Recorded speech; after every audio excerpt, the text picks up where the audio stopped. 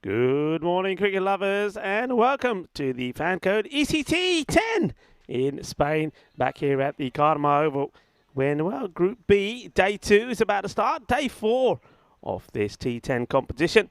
And looking forward to this one. Catalonia, a team, well, they were on a high yesterday. They're up against Malaga once more. Malaga have won the toss and elected to bat. I think that is probably more to do with not allowing Catalonia to go out there and smash the ball all over the place. They were in scintillating form yesterday, weren't they, Catalonia? That's why they sit 3 out of 3 at the top of the table. Just have a look at some of those big names there. I mean, look, the batting there is so strong. Always Ahmed, the wicketkeeper batter. Amagan Khan. Well, Amagan Khan made history yesterday. He's the fastest man in terms of scoring 100s. He scored 100 in just 27 balls. That's the fastest easy and 100 that we've seen scored. So he's going to be in good form along with one or two other players as well. Catalonia favoured to win this one, 101 to 93. That's what the bat versus ball has to say. But Malaga, look, they look like that it will be these two teams that will be playing in the group final later today. I mean, unless Granada do something sensational. So I think this is just all about maybe just preparing themselves for what is to come. Well, the umpires are out there now. And it is Nilkash Patel and Shub Navjot Singh. Now, Shub, he took a bit of a blow to the head yesterday. Well, so he's decided he's not taking any chances.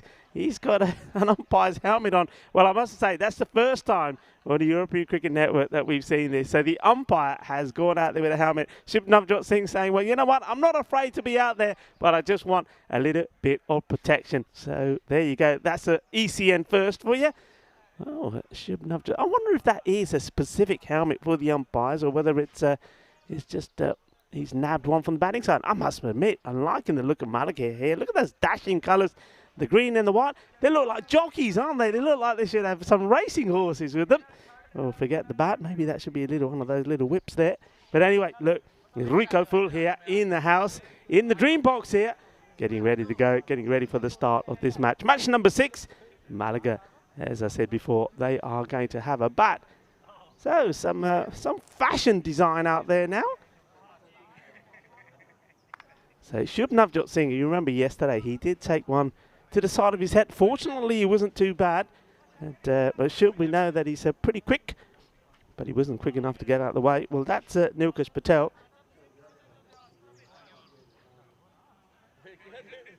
Well, there he is, Shub. He's certainly taking no chances today. Well, that's the first. So there you go. First time the European Cricket Network that we've seen an umpire wearing a helmet. Well, it's all about first, isn't it? It's all about records. I mean, yesterday the records that were broken were sensational. So we're getting ready to go. The openers are out there. And we're just waiting for our partner, Federica Constant, our future time partner, to say, yep, let's get ready to roll. And here we go. Good morning to everybody that's joining us as well. So here goes the first ball. Getting this one to skid in. And it's Shabash Shakut to bowl the first. Hoping to do a little bit of Shaba, no doubt. The first ball, just getting that ball to swing into the left-hander. Nadeem Hussain had a good day yesterday. A nice knock. Scoring 35 not out against Granada in that victory, 15-ball victory, chasing 68 to Malaga 71 for 2. Like I say, they did that with a number of balls to go. And they did the double, didn't they, over Granada. Then batting first, posted 105 for 5. Granada restricted to 76, win by 29 runs. So they've been in good form, and that's a nice-looking shot. Nice one to play inside the power play with all the men inside. Just pitches this one up a little bit, doesn't he, Shabash? And the batter, Hussain, is onto it straight away. Nice shot from the left-hander. Cuatro carreras. Well, there you go. And the old jockey strips. I must admit, I'm liking that. It's I like the go faster stripe there as well. So nice shot. And a very good morning to Shabon, who's on the chat already, one of the moderators. And nice to see several of you there having conversation. And this one will be a single. A bit of a wild throw coming in from the field, and the batters not quite alert to this. Maybe not the quickest running in between the wickets, and that was perhaps a possibility of taking the second. Namaste, salam alaikum, sas sri akal, over one to all the viewers that are watching via FanCode in the sub-Indian continent. Nice to have you all with us as well on this Sunday morning. And what a beautiful Sunday it is. The sun is shining here on the Costa del Sol. Shakat once more. Just drops the bat on this. That's the opener. Waqas Ahmed. So hoping here, Malaga, that they can get this right and left hand combination working.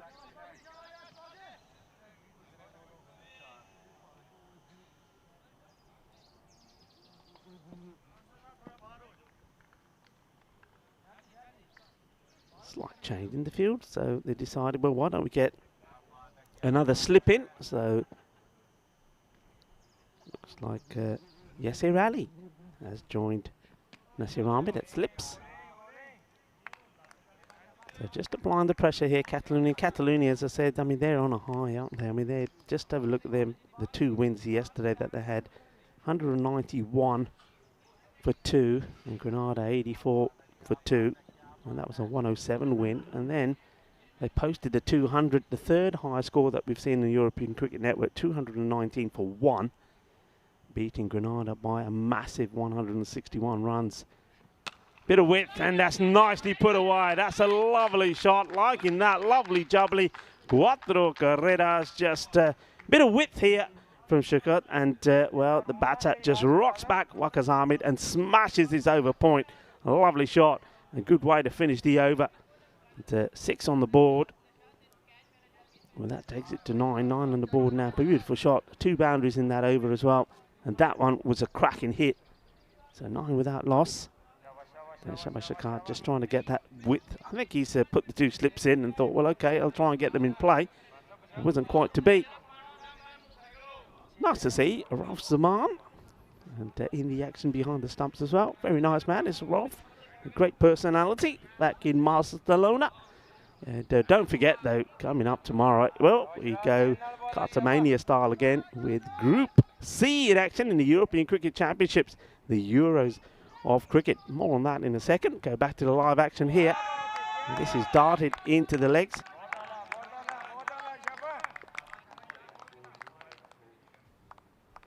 So back to the action. Just saw that delivery there, as we're just having a look at that graphic.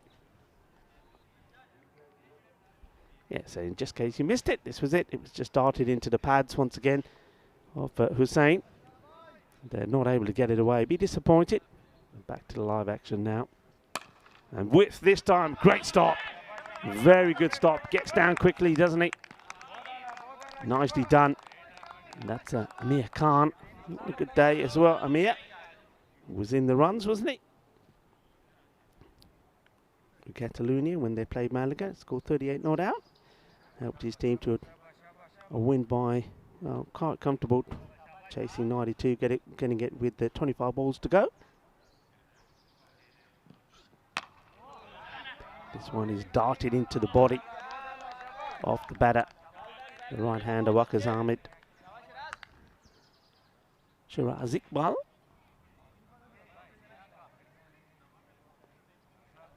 Here's the bowler.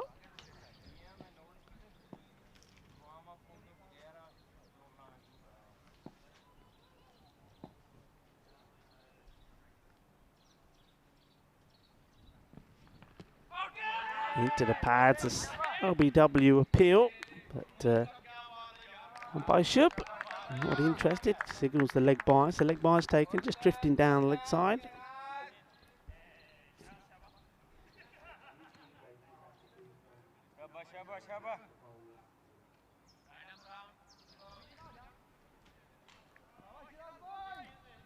So here we go. This was it, the LB. So just drifting down leg side. Good decision. Once again into the pads, and well, Hussain, the same as Ahmed, just having difficulty getting those ones away. of course, they'll know that they need to put a sizable score on. And we already talked about the scores that Catalonia scored, 191 and 219. Also, they chased Malaga's 92 quite easily yesterday, 95 for 5 with 25 balls to go. So that's the 3 victories they've had. So they've been pretty strong with the bat, scoring stat loads of runs. But let's just focus on that historic day yesterday in Catalonia. I mean, playing that last match in the Knights against Granada. I mean, batting first, 219 for 1. It was the 3rd highest team score. I mean, at one point, they were on to go past the 222. But we saw also the fastest 100 in ECN history so far from Armagun Khan. The big Mac, Mohammed Armagun Khan, the 100 came with just 27 deliveries. He ended up 131 or 35. It was quite incredible. Also, 139 partnership with Mohammed Mughal, who was 45 not out of 17. So it was extraordinary hitting. This is down the leg side, will be a wide. 2 overs gone. No, 2. That one won't count as a legal delivery, so the score moves on to 13. 12 came with the first 2. So Shabazz just getting his line wrong slightly here, and he's gone from 2 slips to no slips. Short into the body of the batter, gets a fair bit onto this, and the fielder gets a foot onto it, makes the stop. The batters, well, slight confusion. Good call, good choice. I don't think you want to be taking a risky run there. It would have been risky. Yes, Shabazz Shakat, lovely guy. Does a lot of work with the juniors and women's cricket in Barcelona as well. So I'm sure there's plenty of juniors that are watching and watching Shabazz Shakat here.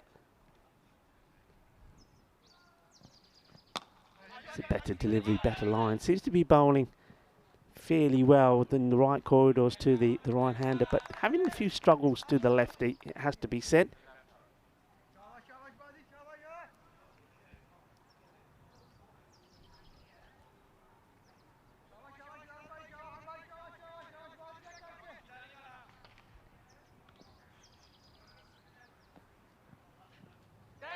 Big swing and a miss from Hussain.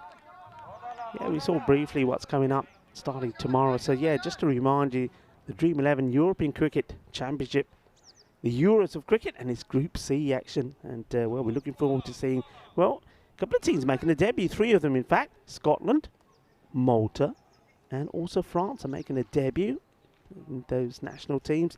And they will face Belgium, that we know all about, and also Luxembourg we've seen before. So that's the 5 teams that we're going to see. This is nicely played and well fielded there on the boundary. So this one not getting past the fielder. And that's Ghulam Sabir. He's doing the fielding. Ghulam, I know him very well as well from Barcelona. We normally call him the curry maestro. Makes a good curry, you know. That's Ghulam. Here in the action. And very useful bowler as well, slow bowler, and he can hit the ball pretty well as well. This once again is right into the body of Ahmed. Ahmed doesn't seem to like the short delivery. Once again, he's quite happy just to just pally this one down rather than play an aggressive shot. So there may be a few more short deliveries from Shakat here to Waqas Ahmed. Yeah, short again, and this time he gets his man. Well, I tell you what, Waqas Ahmed, he's one man that I would not be taking to a discotheque with me, because he will, as you saw there, get into trouble with the bouncer. So as I thought, Shabazz Shakat, he realises that Waqas Ahmed doesn't like the short ball. The ball before was one that he just parried down, and this one, well, there you go. Goes for the hook shot this time, gets the edge. A nice catch taken by Ruf Zaman, and that's the first wicket that goes down, 16 for 1. And it's the short stuff that Waqas Ahmed didn't fancy too much. And, well, as soon as that weakness was identified by Shabazz, he went for the short one again. So first wicket goes down. And Malaga 16 on the board. And it is Waqas Ahmed that has to go. He goes for 5 of the 8 deliveries that he faced. Good catch there taken by Zaman. It's a quality keeper. You wouldn't expect him to drop that. And Shakat gets the breakthrough. So Catalonia restricting and keeping the score down, but also picking up the wicket here in this power play. And we've seen several times wickets falling in the power play. In fact, compared apart from over number 10, it's when we see a lot of wickets go down in this over. All to do with batters thinking, last one in the power play, got to play some big shots. And that is what Waqas Ahmed decided there. The short one wasn't to work. That was also the end of the over. So power play complete, 16 for 1. And it's time to introduce spin. And it's time for, well, this is man, I call him the Mr. Nice Guy of Catalonia. It's Ghulam Sawa to come in with his spin. He'll just float it up there. And the batters will, well, that's a nice attacking shot. Well dealt with in the field there. It's an awkward bounce there for Shawaz Shahud. He does the bowling and now has to do the fielding. Yeah, does this really well here. I mean, he hit pretty well. Watch the bounce. It's a bit of a Tortuga, but he gets his hands on it and then keeps it nice and tidy. Good work, just keeping it to the single. It's a new batter now. And Nasir Dar into the attack.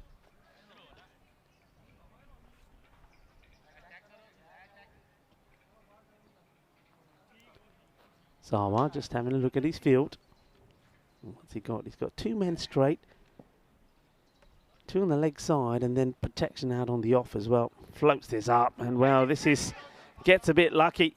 Going for the sweep shot here, and doesn't quite get it right, but gets a bit of bat onto it.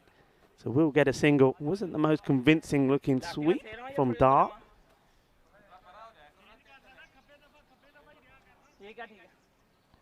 Dar had a good 26 of 11 against Grenada yesterday, helping his team to a 105 to 76 win. Next balls are wide.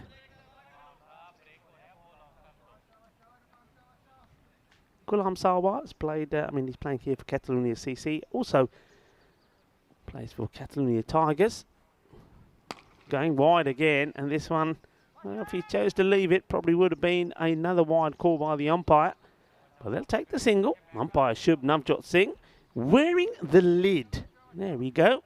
If you're wondering what's going on there, well, Shub, he did take one to the side of his head yesterday. Fortunately, it didn't end up being serious, but he's not taking any chances today. He's hit pretty well. And, oh, well, I think Shabazz does well. This just moves, I think, at the last moment, so he has to throw himself at it, makes a stop. One thing I will say about the helmet, look, I totally understand it. I've done a fair bit of umpiring my time. This one's floating right up, and he's going for the big shot, and it goes all the way over. Balle,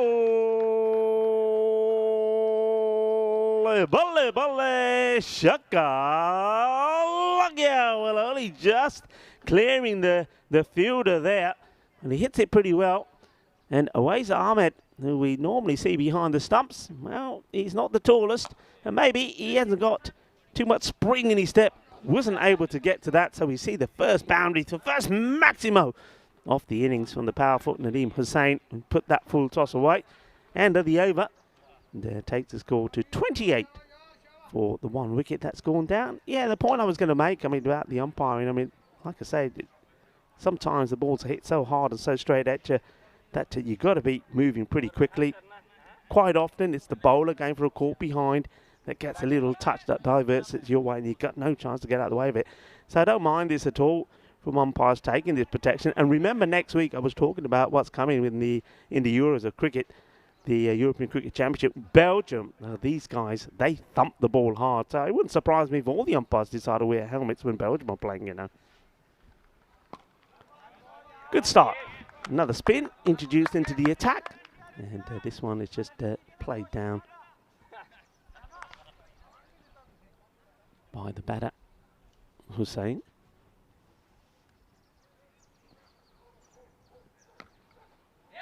Tries to carve this away, but it goes straight to the man who's very close in there at backward point, attacking.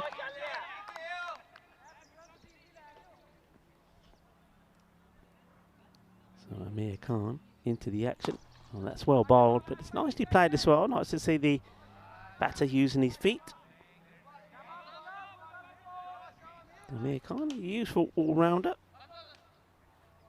Scored a 38 of 14 in that win. 25-ball victory over Malaga, 92-95 yesterday. So he's one man that Malaga will know all about. Goes for the big shot down the ground, and he nails it. Oh, this is a beaut. Sweet out of the middle. Well, that is as sweet as a bowl of rasmalai as it goes all the way. Boom. Shaka Lagya. Getting us on a lovely shot. Look at this. The contact here.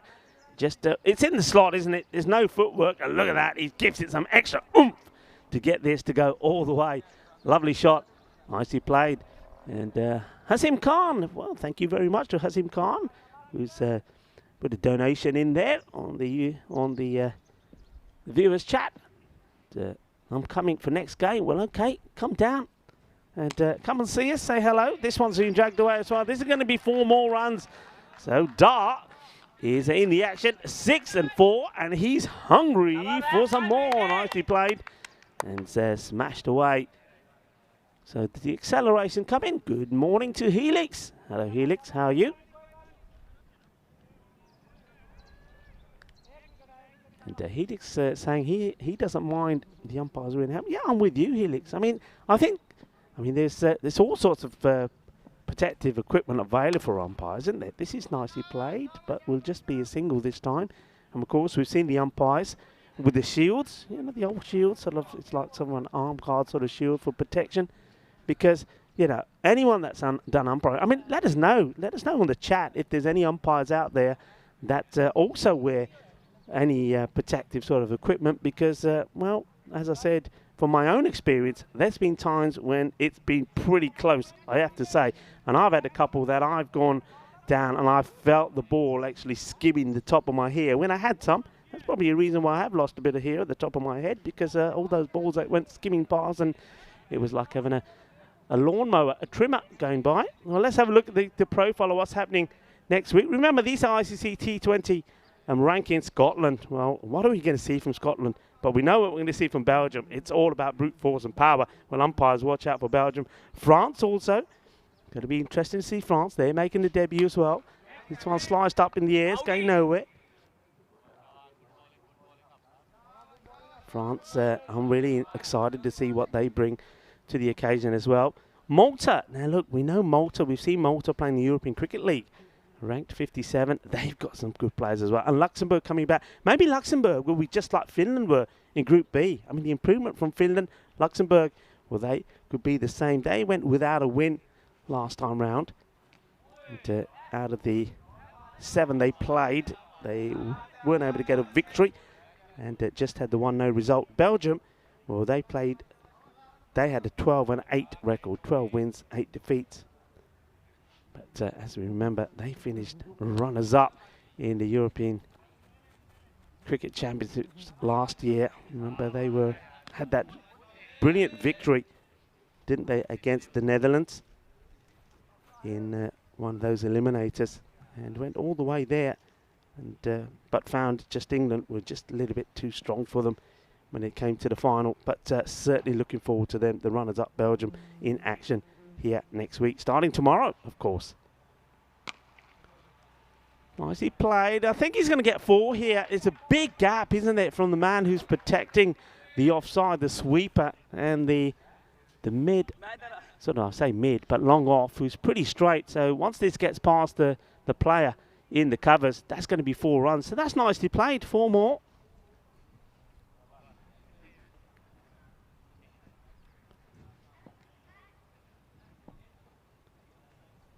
Floats it up and says, well, okay, what are you going to do with this? This time it's just guided down. Catalonia here, you can see, I mean, we saw that the seamers bowled the first 3 overs, and now it's just spin. I think they know, I mean, they're not too worried, I don't think, about what this, well, I'm not going to say not too worried, but I think they're pretty confident that they're going to be able to contain this to around about, well, no more than 100, 110 sort of score.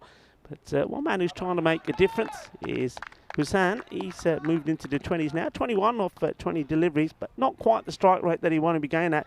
And that's the reason why Catalonia are pretty comfortable with the way things are going, is that the 6 over comes to an end.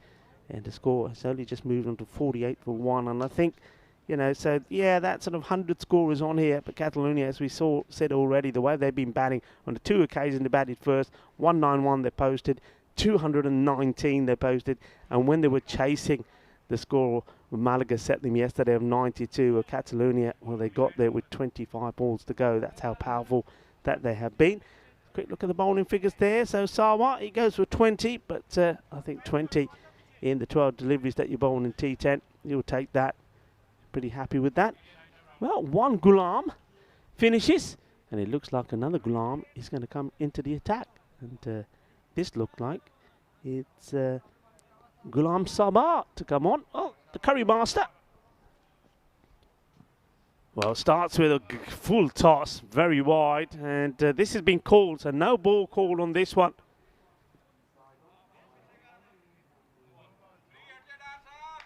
Yeah, just a little bit too high. It's a real loosener.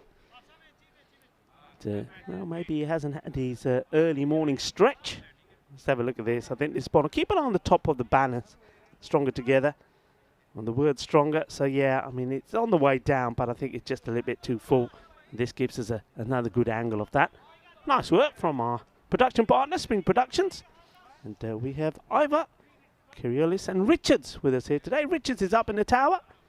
He's catching all the action from that camera there. Good work, guys, as always.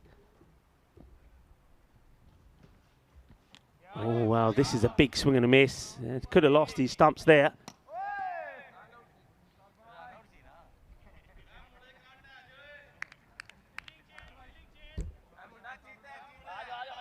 I've had a question there from Sujit Yadav. He's asking from which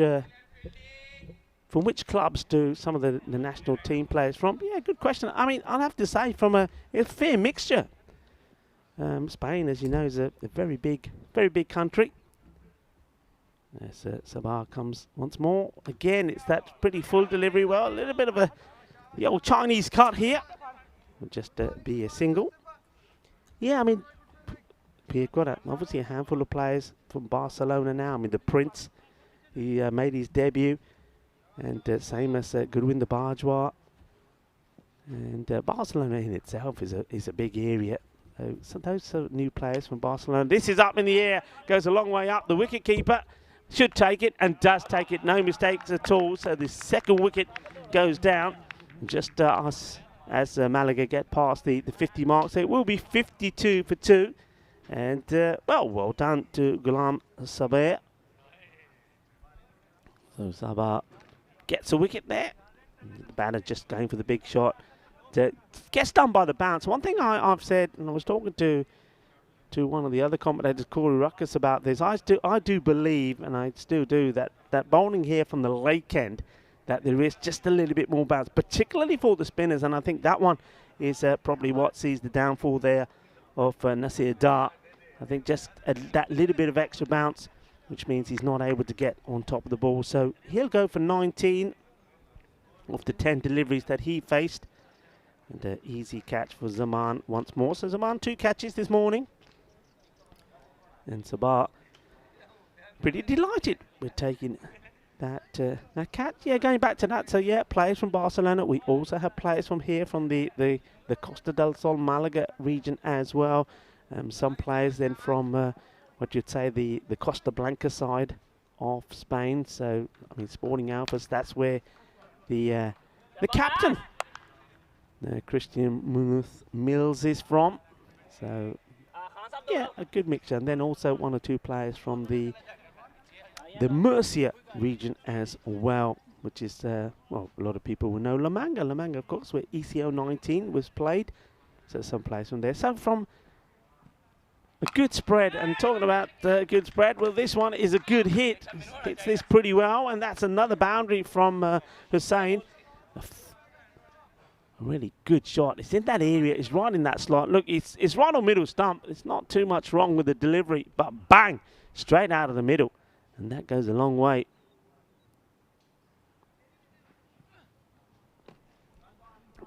This one will go through, so finishes with a dot, but not before the ball goes for a big Maximo. So 59 on the board, 2 wickets here down. There's 18 balls to go, and well, at the moment here you see they're struggling to get to the 90. Last time around they got to 92, losing 6 wickets, and well, they're going to have to go some to get there now. And you've got to say that Nadeem Hussain has really got to play some big shots there. He's joined out there by Mohammed Mohsin. Yeah, quick. And Yadav was asking me about the Scottish side. Look, I have to be honest. I don't want to be guessing, Yadav, but I don't know too much about the squad as yet. But what I'm expecting, as we see this delivery, it's more spin. It's a bit of a miscue, but it will go down for a single. But what I am expecting to see is some younger players, maybe some under 19 players, maybe in that squad, or academy players.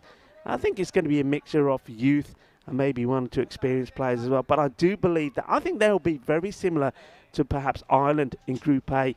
And I think they'll be very sharp in the field. I think they'll probably be tidy with the ball as well. They'll have to get used to the surface. And by that I mean the pitch. I mean, we've seen that a couple of times. The bowlers have just taken a little time, particularly the pace bowlers, just to get used to the artificial, because they probably play a lot on turf pitches. This is a nicely timed shot. The fielder is, well, he's going to rely on the foot fielding method.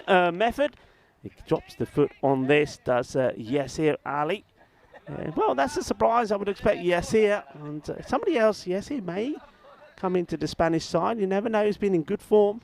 But, yeah, I think a player of his ability. I'm surprised he doesn't go with his hands there. That's a bit of a letdown for me. Yasir has high standards, but backs himself to use the foot, makes a nice stop.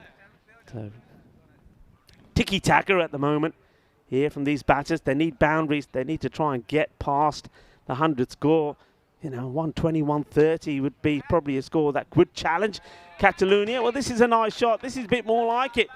Maro underneath ball. Hit it hard, and he does hit it hard. Mohsin clubs this one. Good shot to play. I mean, he's seen that the player's inside the circle.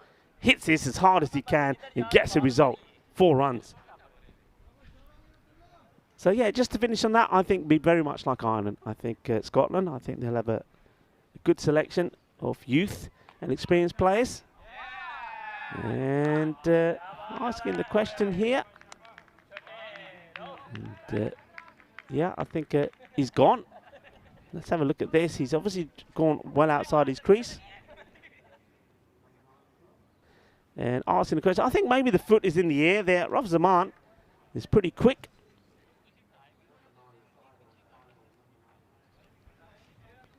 And whips them off here. This would be a better angle of it, so he goes for it. Yeah, foot. Well, very close.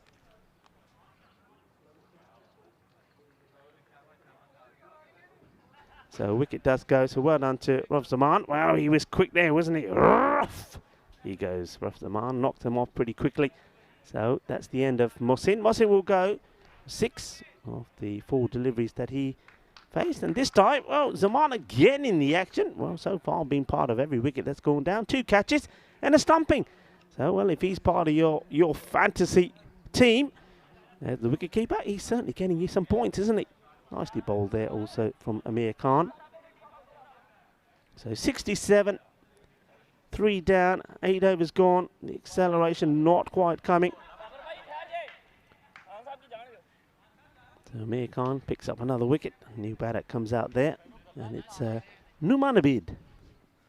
But it's going to be Hussain, who's really got to now play some big shots. Goes for the big one, fielder coming in and takes a very comfortable catch. So 2 wickets in 2 different bowlers, but still they've got the big wicket that they wanted of Nadeem Hussain, the opener, and it's a straightforward catch. Here we see it again.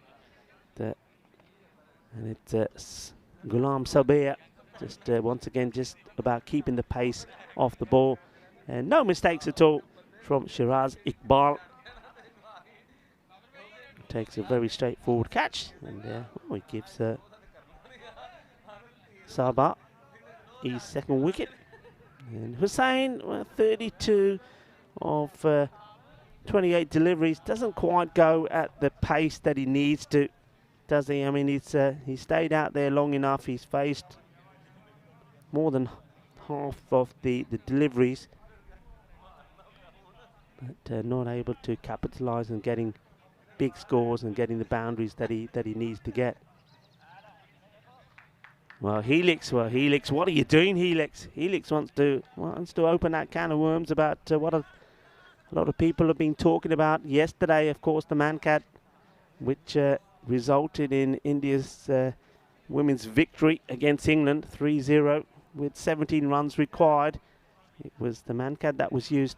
You know my view. I think I made my view pretty clear. I'd be interested to think what our other viewers think about this. So maybe we should just wait to see Asif Tara, the captain, face his first ball. Well, he aggressively steps outside the off. He's looking to pull Sabir. Not a bad technique. I think you know that this ball is going to bounce pretty high. Look, he tries to get into position, but well, he almost chest is onto his stumps, doesn't he? So yeah, we're talking about the Mancat. Well, Helix has brought it up, so Helix, this is all down to you, buddy, in that match. Now, up in the air, probably would have been a wide, but he gets plenty off this. Well, this is a little bit of Captain Caveman. He's given this some welly, and it goes all the way. That's quite a big hit. This is not off the middle of the bat. So Tara, just showing that he's got a bit of power behind him as the man. Look, off the back foot, bang!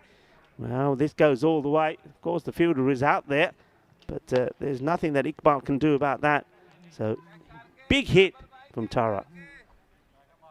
Yes, Tara, he was been in the runs yesterday as well. Batted well, didn't he, in one of their matches. But also picked a couple of wickets as well. Yeah, 34 not out. Well, shouts a catch, but where's this one go? Well, it's gone all the way. Manos arriba, Víctor, porque eso es 6 carreras más. Así me gusta. Maro, shaka time. We're 2 and 2. Well, if you thought the first one was a good one, this one was even better. And field hit dead straight down the ground. Fielder's not able to stop it. That's another one. So what a start this from Tarar, the captain. He wants more. And he's probably going to get another boundary here, is he? No, good work from the fielder. And it's Ghulam Sawa who's patrolling that boundary. Just keeps this to 1. That is the end of the over. So the score moves nicely along. In the 80s here now. My view on the Mancat is as simple as this. I think the laws are the laws, and I think now we know that from the 1st of October they won't, I mean, it will still be called Mancat, but it will just go out, it will be changed to a run out, because that's technically what it is. And I think that batters have to be, well, they need to know. I mean, it's the same as a bowler. If a bowler's bowling and he steps over that line, it's a no ball. And there's no, I will give you a chance. And I think it's the same with a non-striker batter. You know, you've got to stay, or your bat or part of you's got to stay behind that line, behind it, not on it, until the ball is released. Once it's released, you can go. You know that is part of the laws of the game. So if you don't do it, and I think if this hits, you're out. But, well, that's the line we're talking about. You've got to be past that line. So, yeah, so if you come out your crease too early, then, unfortunately, it is out. It's as simple as that.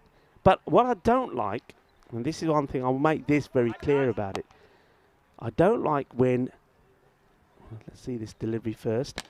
Nicely played, gets it in the gap, and he should get 4 runs for that. He does. There's a big gap there. I mean, Catalonia, they've got a line of players out on the off, but there is gaps between them. And that's a nice shot. Well, what a promising start this is from the captain. I must admit, I am surprised that he's coming so low down in the order. Remember, he put the 90, he helped Malaga get to that 92, 34 not out of 16 deliveries. It was him, actually, and Numan Abid, the 2 men that are out there at the moment, that got majority of those runs. This time he'll go. It's a good delivery. It's a good response from Iqbal. Gets this one right up there in the slot. And, well, Dundee Jagadite. Nicely bowled from Iqbal. Shiraz Iqbal getting this in the right area. He knows that they're going to go for it. And, well, if he makes contact, it probably would have gone a long way. But this is the case of, here we go, wait for it. It's boom, Jack de Fante. So wicket to Iqbal.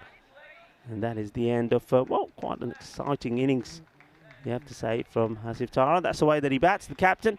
He gets a quick fire 17 before he sees his stumps shattered by Iqbal. So well bowled by Iqbal. Nice bowling there towards the end.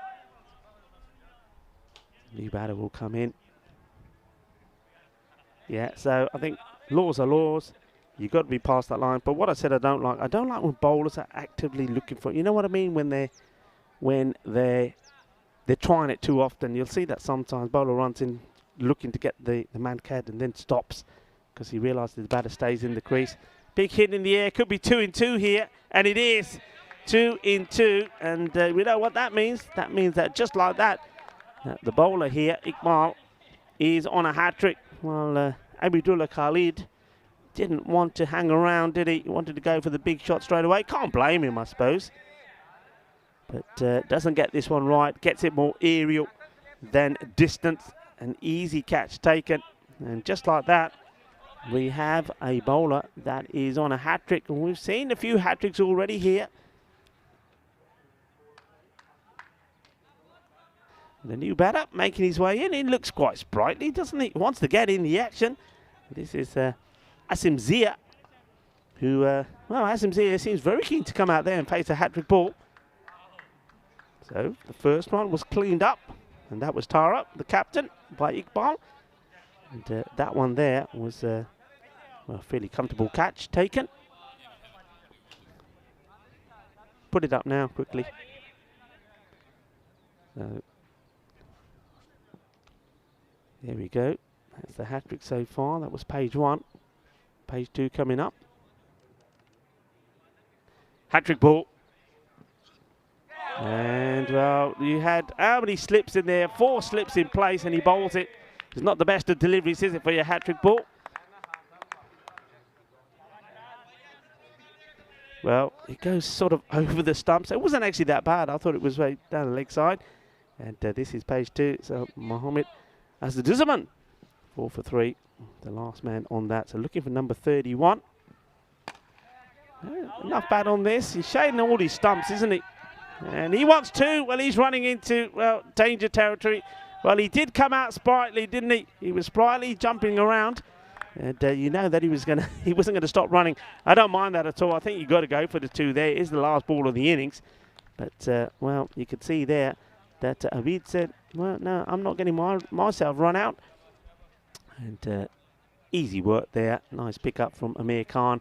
And nicely done by Iqbal as well, who gets himself involved in another wicket. So some more fantasy points for him. But there you go. That is the end of the innings. It will finish with 85 for 7. So it's a score below where they know they need to be against Catalonia. I mean, where do you need to be against Catalonia? That's a good question. I reckon maybe that they're a team at the moment that could quite easily chase 150. You know, the scores that they've been scoring. But it was a good innings from Nadeem Hussain. He certainly played some nice shots. And this one was a cracker, wasn't it, early on from Wakazami. Just rocks back and blasted it past an over point. That was a nice stop there. Hussain. This one was close. It was Awais Ahmed, who just wasn't able to get himself off the ground, really, was he? Look, you can see that.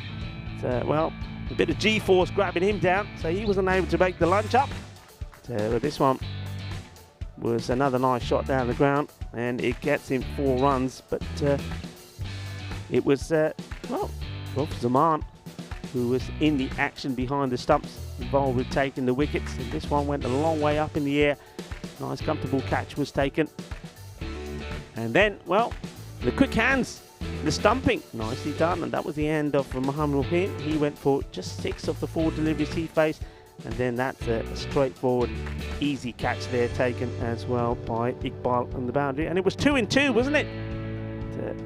Later on, but at that time, when that was the bowling there of Sawar, he did pick up 2 wickets. But this one, though, was another 6. Well, that was 2 in 2 in 6s. And when they needed something to happen, and they went back to Iqbal there towards the end. And that was the end, first of all, of Tara, who made a quick fire 17 of 8.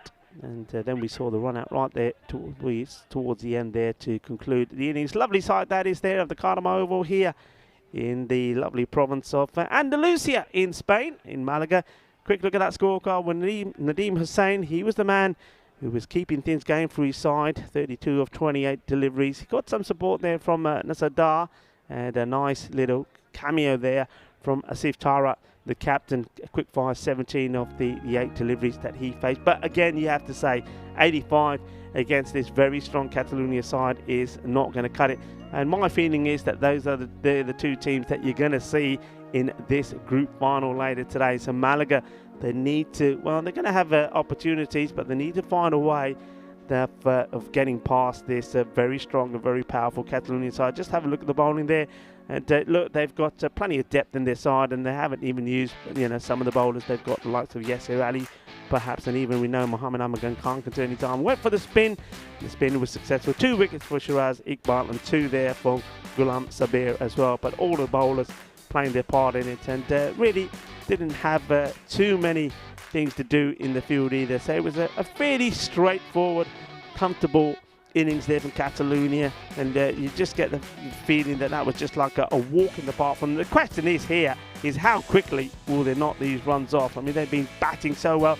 The other thing is, I'm just wondering whether they'll change the batting order slightly. I mean, we know that the likes of Yasser Ali, Awais Ahmed, and also, of course, the Mohammed Amagan Khan, the Big Mac, have been scoring runs. I wonder if they'll take this opportunity to maybe give one or two of the other batters an opportunity. Maybe someone like Rob Zaman, for example. Well, we'll have to wait and see. But mid-match summary here, Malaga 85, 7 wickets down there, 10 overs. I think that's low par. I think they know that against this Catalonia side, 130, 140 is what you really need to be looking at. And then you put some sort of pressure on them. But funny things can happen.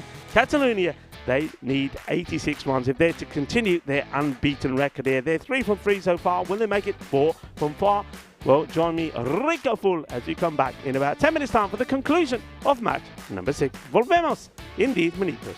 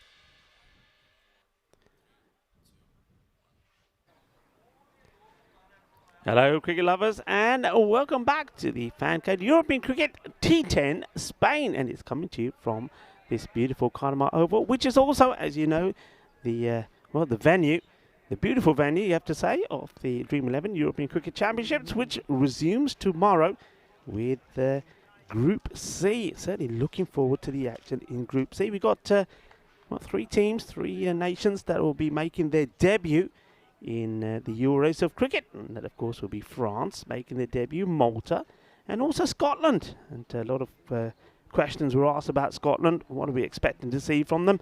Well, I'm pretty sure that we're going to see pretty high standards from them. And there was a few questions, and I was thinking that they probably will be very similar maybe to the team that we saw from Ireland, and who had a mixture of some experienced players and some young players. I mean, Ireland, they did have an average age of 20 in that team, and they played absolutely brilliantly, but unfortunately they lost out to Spain in the Group A final. And remember, so who we got so far that will be coming back for Championship Week starting on the 10th of October. Well, we know that England will be there, the reigning champions, so they'll be there looking to defend their crown.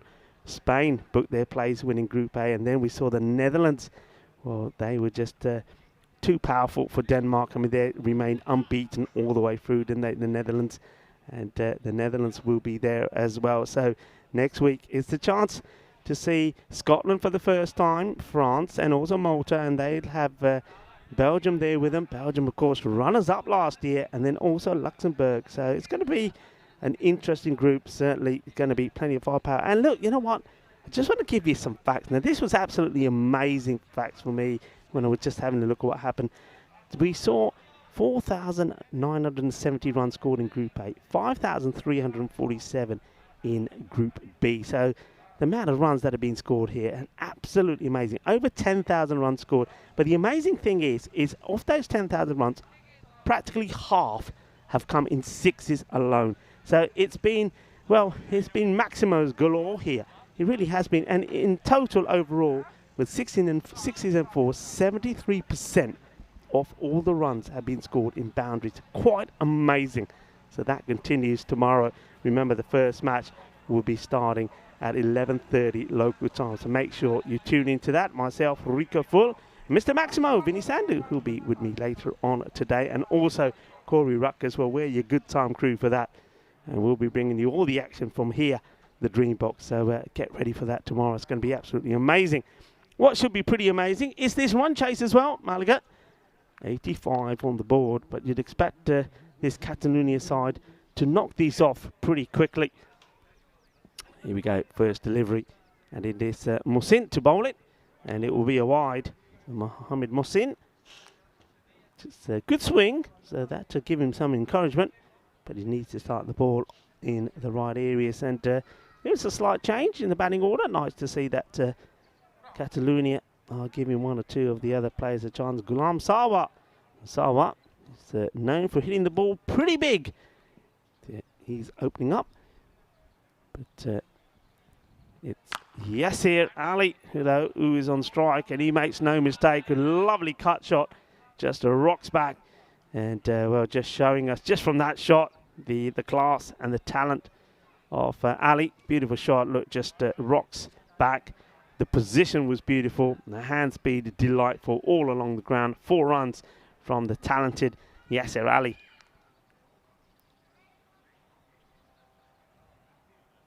He's a man that some people are hoping and expecting maybe to see for Spain in Championship Week. So there may be a few new faces that turn up for Spain, and certainly Yasir Ali is maybe one of them that we may see. Of course, a lot of it depends on availability. One of the things that we forget is that, you know, especially from the likes of, I mean, I know from being here in Spain, but Spain and also some of these other countries, Italy, Sweden, etc. You know, these are not professional players. You know, I know they're playing for the national side, but there's so many things to take into account. This is a wide, and it's missed out by the wicketkeeper, Waqas Ahmed. So goes through his gloves, through his legs. So they'll take 2 there. So 2 wides. Yeah, so trying to get time off from work, etc. can be an issue. So I know that there may be 1 or 2 players that are unable to return back for Spain. So somebody like Yasser Ali and maybe someone else may get the opportunity. Sawa to face his first. And it's going to be another wide. Just having a few issues at the moment, Ahmed, with getting his feet. Yeah, he does well this time. But yeah, that ball is being sprayed around. Marcus Ahmed, the wicket keeper, not having an easy time, as is the bowler. Mohamed Mohsin getting the swing, but can't control it. And he's toying with that line once more. And the umpire, Nilkesh Patel, spreading his wings once more. A very good morning to everybody on the YouTube chat. Nice to have you all with us. Plenty of conversation on there as well, which is what we like. And remember, if you have any questions, whether it's about this beautiful part of Spain or anything else, fire them in there. And if I don't know, well, somebody somewhere will be able to. That's a good thing about the chat. It's great to have all of you on there. You are. I mean, this is all a part of the growth of European cricket, not only on the field of play from the teams and the players, but also what happens on the chat as well. And I know that the subscribers as well, over 315,000 now, which is absolutely fantastic. That's better. Better areas there from Mohsin. And all I say to you all is, well, if you're liking what you see, well, spread the word. Tell your friends, tell your family. Just keep those numbers growing all the time. You know, come on. The next one is, let's try and get to the 320,000 mark. And maybe by the end of the 5 weeks we're here in this beautiful part of Spain. This one's hit well, and it gets through the fielder. He gets a little bit of something on this, but it slowly makes his way to the boundary. Well, he's a little bit unlucky there, I think, the fielder, and that's a Nasir Dart. He has to get down early, and he does. And it's a lovely shot, though, beautifully played. He gets the fingertips onto it, but here we go. Slowly, slowly, slowly, the ball goes over the boundary. And this one will be well stopped. And, well, it's Rashid. This time he's saying there, well, look, this is the way to do it. You've got to get everything down, Dart. Everything. Get everything down it. Make the stop. That's nice. You stopped. The end of the over. It was a long one, wasn't it?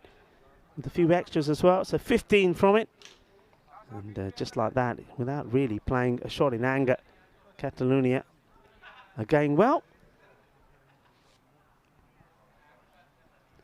93 matches now without a golden ball.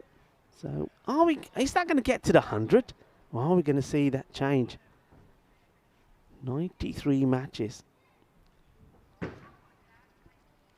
Golden ball, for those of you who don't know, is when the scores are tied. So if the scores are tied, what will happen is that a batter that has not been out already, or batters, will have one ball to face from any bowler, and 2 will be required for victory. If they don't get 2, then the bowling team win. So the bowling team has to stop the batting team getting 2.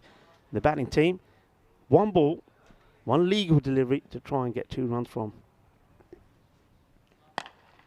Hits this down the ground, and this will stay hit, and well, it goes clean over the ice cube. A nice shot there from Yasser Ali. This was just easy, wasn't it? It was right there for the hit. That takes his time, and just watch this. Watch the shape. He's such a good hitter of the ball. Gets himself in position, and yeah, clean as a whistle. Over it goes. 6 runs. Boom.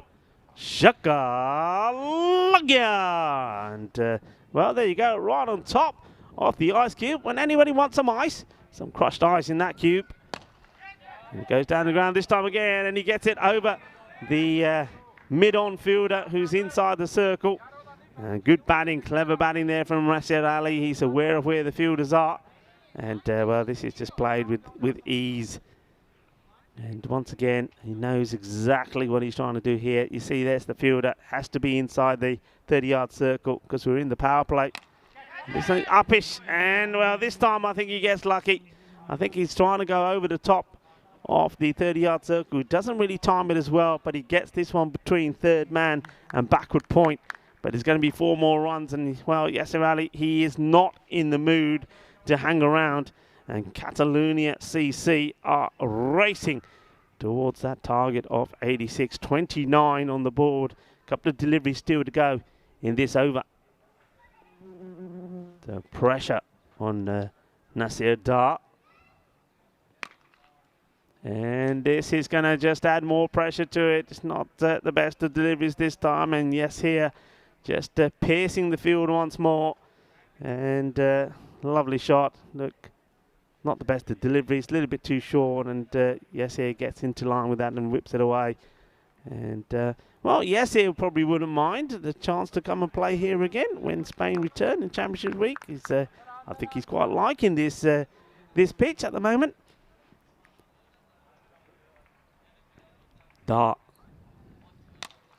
Smashed hard over the top. Well, this is a better shot. He's tried this earlier and got lucky with it, but this time no luck involved with that. That'll be 4 more. And that over from Dart goes magical. 22 from it. And just like that, it's his 37 on the board in the power play. Yeah, I mean, probably looking, in fairness, to go more over the cover area. But still, I think with this field the way it is, and it's still going to be that way for another over, it almost looks like you think they're looking to bring the 50 up in the power play. This is how the table stands at the moment. Catalonia unbeaten right up there. Malaga, they've won 2 matches. Both the matches they won against Granada.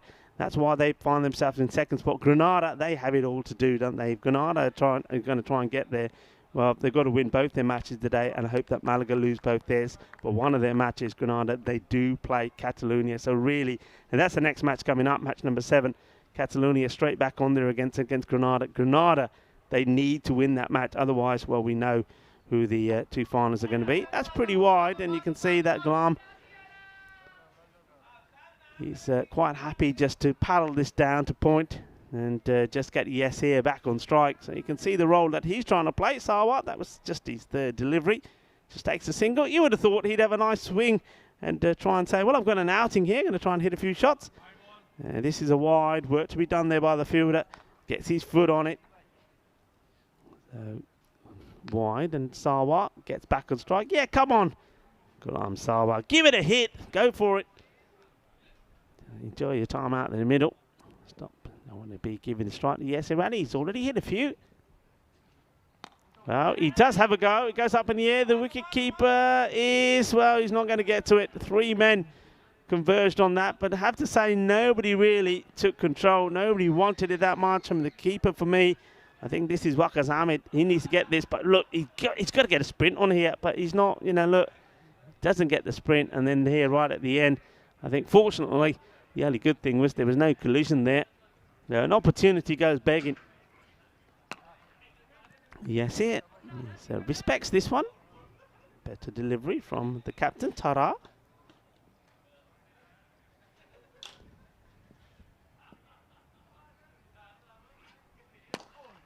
Slower work to be done here by the fielder. Gets down, does well. Nice and tidy. Gets his body behind it, just keeps it to the 1.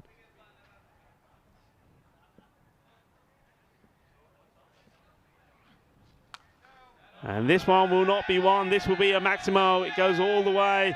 So that's more like it, to the cheers of his teammates as well. And Ghulam Sawat does hit a Maximo. 6 runs. And, well, it's a no ball called as well. So the next one will be a free hit. That was too high. No ball called by the umpires. And, well, that's how you get 7. Let's keep an eye on this and the height. So it's a full beamer. It says bang. Thank you very much. Yeah, the umpire's right on it. Good communication between Shubh Navjot Singh and Nilkesh Patel. So free hit time.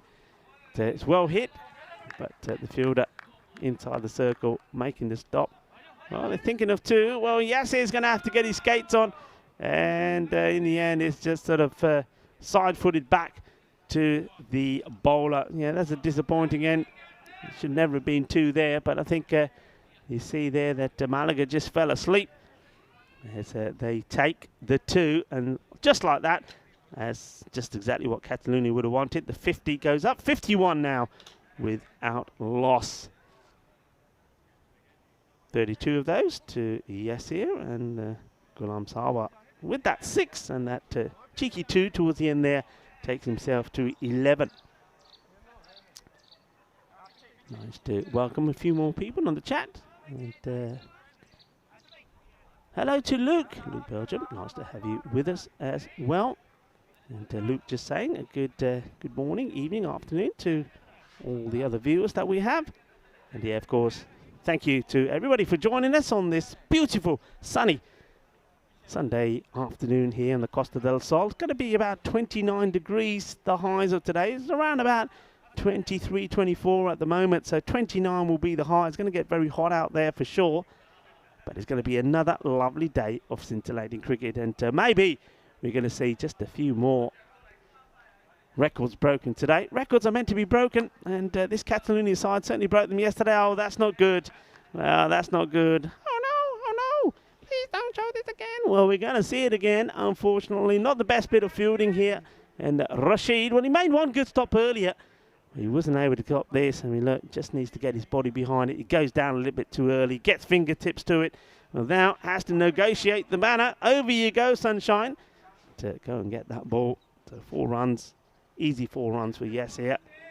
And, Dar won't be very happy with that effort from the fielder. Yes here, attacking, gets into position early, looks to play the same shot. This time, that's more like it. No mistakes from Rashid. Keeps it to 1. Yeah, talk about records. I mean, it's all in that final match last night, wasn't it? Catalonia CC 219 for 1. Almost had the opportunity to break that record of 222, which is the highest score on ECN. But they did get the 3rd highest team score. But it was all about Mohammed Amagan Khan, the Big Mac, who scored a century in 27 deliveries. That's the fastest century that we've seen scored. So congratulations to him. I had a nice chat with him yesterday as this one is gone all the way.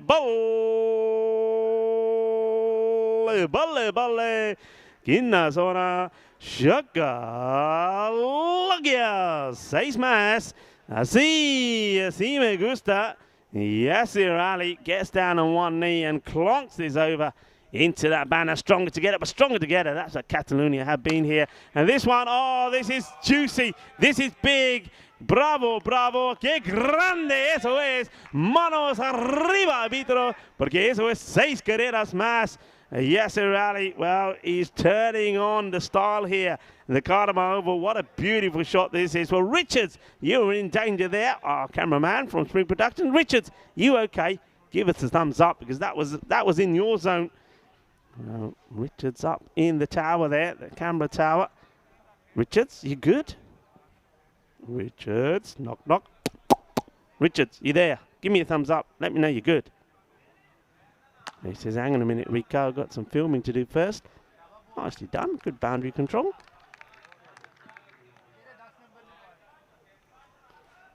I'm getting worried here.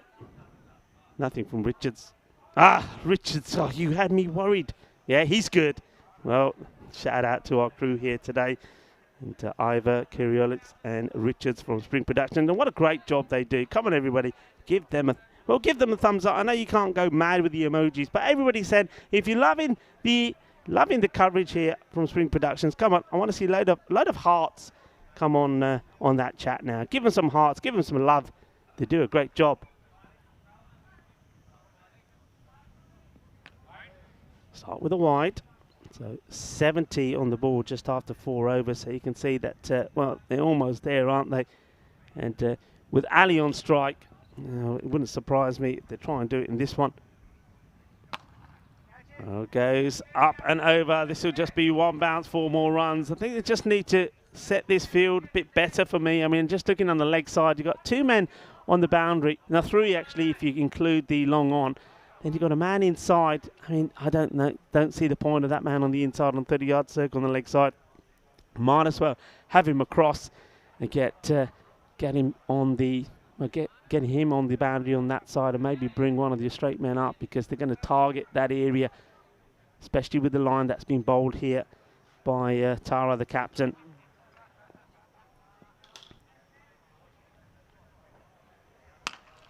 Hit big. And it's in the air. It's catchable, but, well, they messed this up, the 2 fielders. I think they get too close to each other. It was a Mohsin that had the chance. It goes up in the air a long way, so it doesn't quite get the distance on it. But there is an opportunity that goes down. No chance to have a look at that again. The action here is thick and fast. And Sawa, well, I think Sawa's getting a bit of stick from his boys saying, hey, hit it. He's afraid to hit it. He's hit 1-6. But he's just quite happy just keeping this partnership going. And he just plays this one out on the offside. Gives yes here the strike again. Yeah, just looking at this field on the leg side, they've got 1, 2, 3 men inside the circle, and there's no point having them inside the circle because the balls are flying. But this one is flying a long way. That is big. That is a Bizaway supersonic hit. That goes all the way. Oh, what a shot this is. Well, this one is out of the middle. And this is like, you know, when you get a box of jalebis, well, that is sweeter than a box of jalebis. What a big hit this is. Yasser Ali gets himself into position and smashes that away. And, well, as that one goes for 6, a lot of hearts there coming through for our production crew here. Spring Productions, our partners. Yeah, they do some excellent work. And this one will be another boom, shaka, shaka. And just like that, that is the end of this match. I suspected they were going to eye up getting this 16 in this one, and they do it in tremendous fashion once more. Well, we saw Catalonia chase down 92 yesterday with 25 balls to go. Well, they're doing it again here. They just do this in style, and a big hit there. So 31 deliveries to go, and they bring up the victory. And Yasser Ali, well, what a knock from him. And, well, in that over, he's not just smashed the ball and wins the match. He also brings up his 50 as well. He ends up 67 not out. Both achieve batting up near Yasser Ali. Nikiti Shaba Shaba. Sare bolo Shaba Shaba for Yasser Ali. Both badaiyan Yasser Ali. Apni half century puri kali 67 of 22. So good knock from him. And once again, just underlining, well, just why he probably is one player, especially if there are a few availability issues for one or two of the Spanish boys to come back for Championship Week here of the Dream 11 European Cricket Championship. He's one man that certainly's got his name in the hat, and all depends whether it's available or not as we have a look at the action. And, well, there were some lovely shots being played, and that's a very good partnership as well. And Ghulam Sawa, he just seemed a bit shy, didn't he? Hitting the ball himself, Ghulam. But one man who wasn't shy was Yasser. There was a chance late on maybe to remove him when the two fielders just didn't get it right in the middle. We might see that coming up in the highlights. But Yasser was just a classy player. And this one probably doesn't go exactly where he was looking for, but he knows there's nobody out there on the offside who's prepared to play the shot. And that's one thing maybe Malaga didn't do. They didn't patrol that boundary too well on the off. But this was just a feast of hitting from Yasser and getting the runs quick and fast. And what that does mean, folks, is that, well, you've got a little bit of time before we come back for the next match, which will be Catalonia again taking on Granada. And Catalonia have given themselves a bit of time to have a bit of a rest as well. But that match will come up in about just over half an hour time. But this is some of the hitting from Yasser. You can see there the bowler. Take nothing away from Masif Tara. You know what he's trying to do. He's trying to get Yasser out the crease and get the wicketkeeper, Waqas Ahmed, maybe in the action for a stumping. But big smile there from Yasser, and also his opening partner for this match, Ghulam Sawa, as they bring up that victory in a quick pace. They don't even do it. They need less than half the overs to do it with a ball to go inside the fourth. So 31 balls still left out there as that's been chased down. Yasser Ali, 67 from him. And, well, a bit of a supporting role also from Ghulam Sawa. 12 he made of the 8 deliveries he faced. Bowling figures, well, expensive. Nasir Dar, he goes for 40. And Tara as well, 33. So no wickets they weren't able to pick up. Catalonia just showing that they really are a very strong, powerful outfit there from Barcelona coming down here and, well, looking the part, looking the business. As we have a look at that match summary, it's, well, 85 was never going to be enough, was it? And Catalonia at the moment just rampant with their batting. They really are. With the 2 times that they've had to chase, they've chased down the runs down pretty quickly with, well, 25 balls to go and 31 balls to go in this one. And when they batted first, we've seen them post 191 and 219. So there is the updated tables now. So Catalonia 4 from 4. They definitely will be playing in the final later. Malaga, well, they should be there. And the only reason they won't be there, if Granada if they can do something sensational and win both their matches today. But that means winning the next one against Catalonia, which the form the Catalonia side are in looks pretty unlikely. So that one has been ended early, but do remember we still do have 4 more matches to come here today, including later on the group final. Well, Vinny Sandu will also be joining me, but for now it's Rico full. Time for me to just sign off, and maybe time to think about getting a little snack and maybe a cup of coffee. And that, of course, folks, is what you can do. Use the time wisely.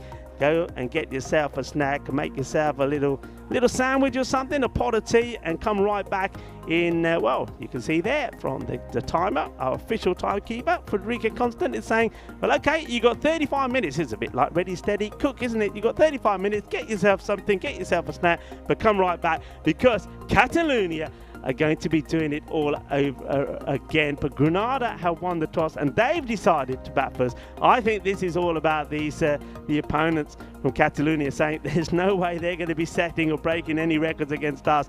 If we bat first, well, we deny them the opportunity to go brutal when they're batting. Anyway, that one is coming up in, like you say now, just under 35 minutes time. Join me, Rico Full, as we come back. You're watching the FanCode European Cricket T10 Spain, and this coming to you from the marvellous and also the breathtaking Karma Oval. See you back in about 30 minutes time.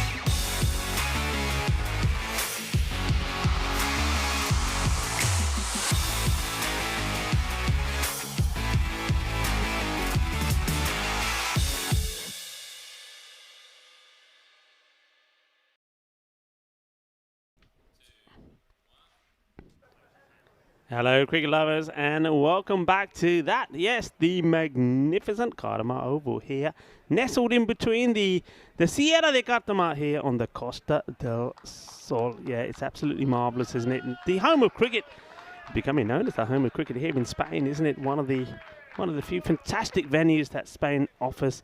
And not only is it the home of the Dream 11 European Cricket Championship, it's also the home of this FanCode European Cricket T10 Spain. And, well, we've got an exciting match coming up here again. It's going to be Catalonia again. They're a team that are flying high at the moment, 4 from 4, and they are just, well, they're looking unstoppable. Who can stop them? Well, Granada are going to have a go. Granada, remember, the only hope that they've got to make it into the group final later today is to win both their matches and try to do it comprehensively.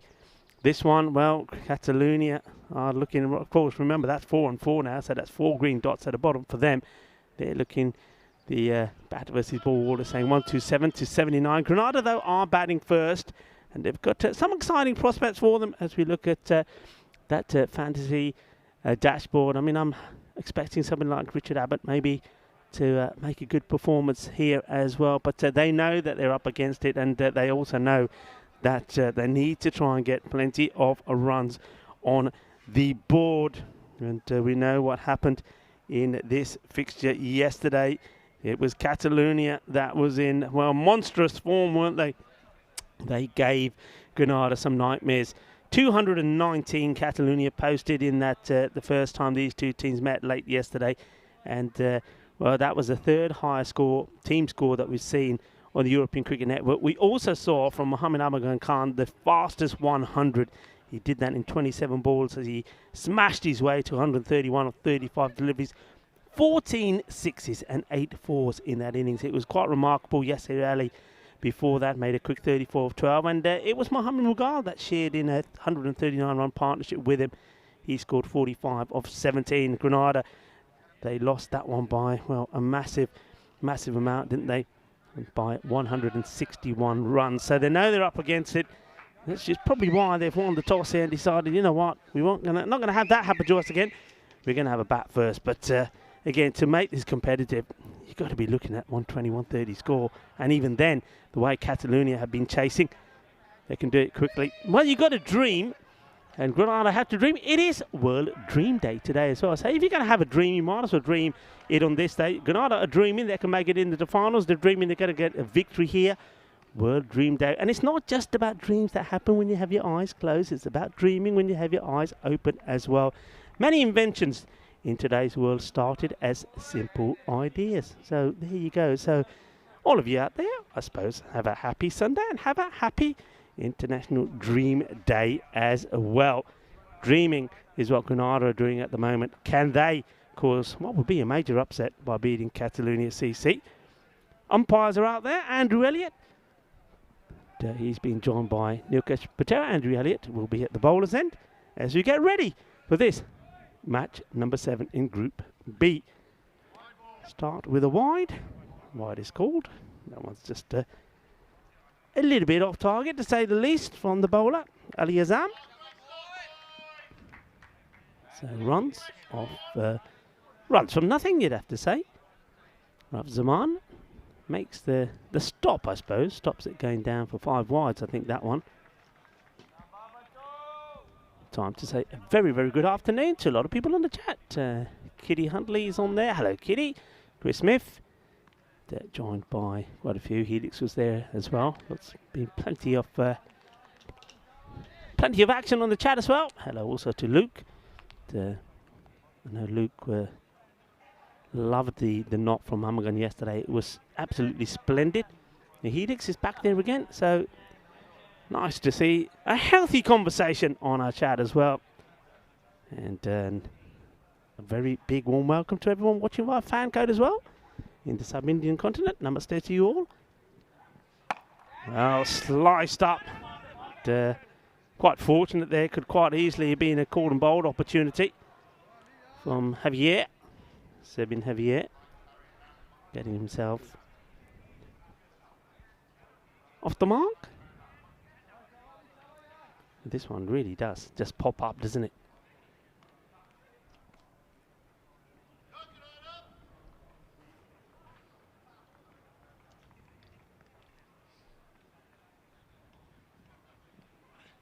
Richard Abbott. That's a nice looking shot. I'm liking that from Richie.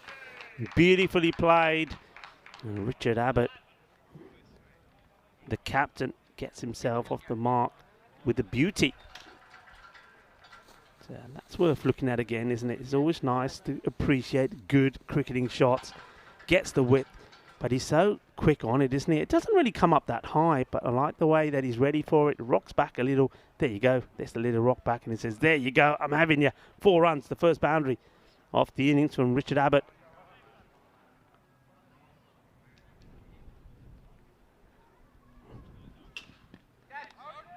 Keeps him outside the off, but this one just a little bit fuller. Doesn't allow him to play the cut shot. Richard Abbott, look, this man, can say about him, I mean, he's instrumental in setting up this Granada Cricket Club. It's a relatively new club. What happened in the last sort of 18 months, 2 years. And the sort of founder of the club worked so hard for it. And now getting an opportunity to play in this ECT 10. Great exposure for Granada, who are in the process of having their own ground. I suppose the word is being built, really. The land has been purchased and worked on. Certainly looking forward to going there and having a look around myself. But I know the players have got netting facilities there as well. All very positive stuff for cricket in Spain. Cricket in Europe, really. It's always good to hear these stories of new clubs being formed and founded and getting their own premises. So just another place for cricketers to play and touring sides to come. And speaking of touring sides, I know that Martley are here touring from the UK. They're playing at the other far side of the ground at the moment, a tour match. Well, it's all about Dream 11 European Cricket Championship as well, which is happening Mondays to Fridays here. England, the reigning champions, well, they're already in Championship week. But Spain, Group A winners, and Netherlands, Group B winners, have joined them. Who will be the winners of Group C? That's starting this week. Well, we know that Belgium are going to be here, and the likes of Luxembourg, who we saw last time round. But this team's making the debut as well. The big fish probably will be Scotland. Everyone is waiting to see what they will bring. And we also have other debutants in terms of France and also Malta. I know quite a few of the Maltese players. If they turn it on, well, they would be interesting as well. So, exciting things to look forward to. But I tell you what's exciting. For me, what's exciting about the Dream 11 European Championship is this one. Again, it's no runs. Yeah, the exciting thing for me, really, is the fact that the number of runs that are being scored off boundaries. You know, we've seen over 10,000 runs scored. 50% of those in sixes. 73% of those in boundaries. I mean, that is mammoth hitting. It is absolutely amazing, and you can tune into that tomorrow starting 11:30 Spanish time when we kick off Group C. And I just get the feeling, I mean, I think the top two, top of my head, my feeling, I think you got to say probably Scotland and Belgium will be up there, but I think Malta will be knocking on the door. We don't know too much about France, but I think it's going to be sort of a pretty similar to maybe Group B. You've got 2 teams that will dominate maybe the top, and the other 3 will be fighting like anything to make it through into the 3rd and 4th places. This will be another wide. So Shiraz Iqbal did this in the first match, and he just strays down the leg side, but when he gets it right, he causes problems. It will be very interesting, very exciting, and I reckon that certainly with Belgium in the frame, that barrage of big sixes will continue as well. Get another wide, so this is very uncharacteristic here from Iqbal. I mean, he's been and bowled out there before, so there's no reason for him to be getting it so wrong. Just wonder if he's trying to put a little bit too much into his bowling here. Nice to see Awais Ahmed. He's just in front of me in the dream box here, doing a bit of fielding. No, used to seeing him behind the stumps, but there's Raf Zaman being given an opportunity here. Well, this is another one. This one is pretty high as well. Well, he's totally lost his shape. And maybe, I don't know why, it's not the first time we've seen him bowling, but he's got a bit of jitters about him. Yeah, look, that was very full. Not a no ball, though, but still, the batter quite happy just to let these keep going by him, Xavier.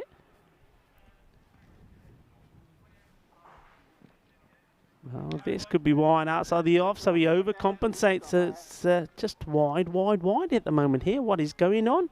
Iqbal, captain at the moment, quite happy just to let him keep going.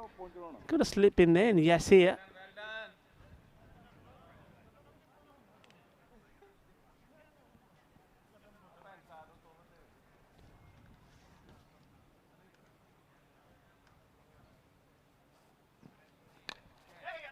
Guided away.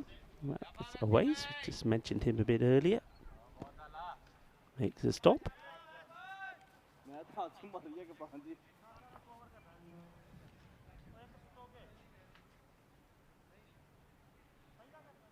Promises to be another fine day here under Costa del Sol. 30 degrees will be the high. So we're starting to get a bit hot and sticky. Short delivery. Bangs this one in. And Richard Abbott gets beaten by the bounce. And you can see that the trap's been set for him, hasn't it? You've got the slip in place, yes, here, Ali. Then you've also got a very sort of short. Well, I think I'm going to say that's a legitimate gully position there that Mohamed Mughal is in. And you've got right in between that slip and Mughal at gully, you've got Awais Ahmed, who's a third man on the boundary, and then you've got a backward point in as well. So they're quite happy to attack Richard on the offside and let him play those cut shots and hoping that he gets it wrong. Put that over. Shiraz Iqbal talking about getting it wrong. He got it wrong a few times, didn't he? A few wides in there, but look, even with those wides, it only goes just for 6 runs, so weren't able to capitalise on a number of extra deliveries being bowled. Catalonia flying high. Look at that net run rate as well. It's quite crazy. Unbeaten in 4 and doing it in style. Grenada, they're the team under pressure here. So they know that only a victory keeps their slim hopes alive of making it into the final later. But they've got to try and do what nobody's been able to do so far, and that's to get this win over this very strong Catalonia CC side. Team from Barcelona, looking forward to going to Barcelona later in the year. That's where we will end this European Cricket Network season in Barcelona. About 5 weeks of action will be coming from there. It's another wide, and next time, well, it's catching, isn't it? This wide fever. Now Ali Azam fires this one down the leg side.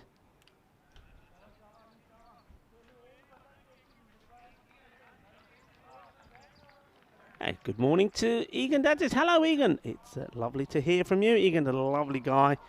And haven't seen it too much of you, Egan. I know you're working hard. And but you do tend to come down. Nice to see you on the group finals day. Well, Abbott not happy about this run at all. But look, it's not his call, really. And maybe Abbott just saying, hey, I didn't hear your call. Have you wanted this? And you see Abbott's just saying, oh, okay, if you want to go, I'll have to go because well, Javier was already there. Yeah, Egan, great to hear from you. And it was great to see, like I said, on both the group final days.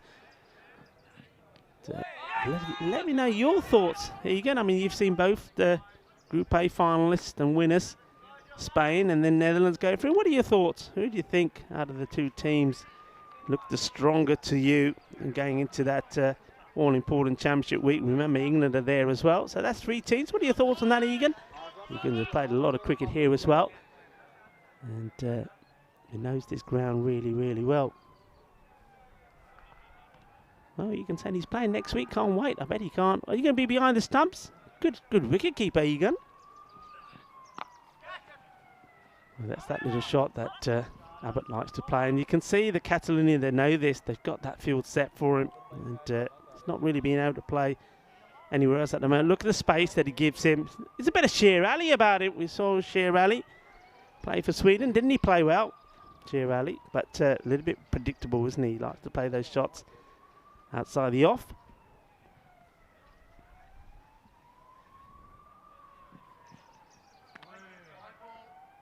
Ooh, bit of a tight call there from Andrew Elliott, who waits and gives it.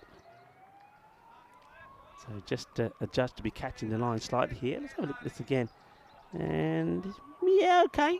I think you could say that it just, look, any part of that ball touches that line, in the opinion of the umpire, then the wide will be called. They've been pretty consistent all the way through here. This one probably will be another wide. Yes, it is. So extras certainly is becoming quite a key feature in this one. It's 8 wides now in the over. We go to 10 runs in extras. So extras is the highest scorer at the moment. Javier, once again, it's that slightly shorter delivery that he isn't able to deal with. He's done this a couple of times. Just slices it high up the top of the bat. Struggling really to get any momentum going.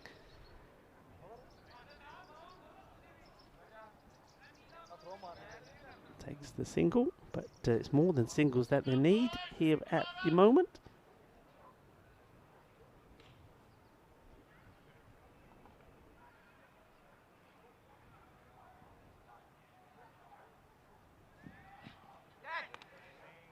And this one is okay, and that will be the end of the over. So 3 overs now completed, 21 on the board. So once again, not able to get a high-scoring power play in. And, I don't think we're going to see Catalonia go too defensive either with the field. I think they will keep plenty of body still inside that 30-yard circle. We haven't seen any big shots at all. I mean, it looks like they are sending a man back onto the leg side boundary.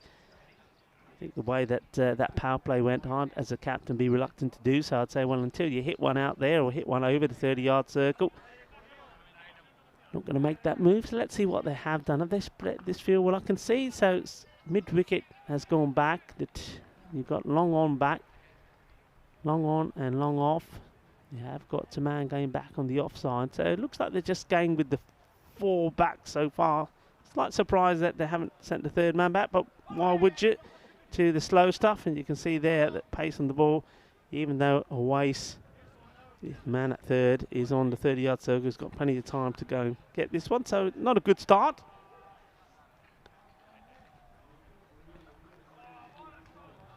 So we have gone for Ghulam Sawa.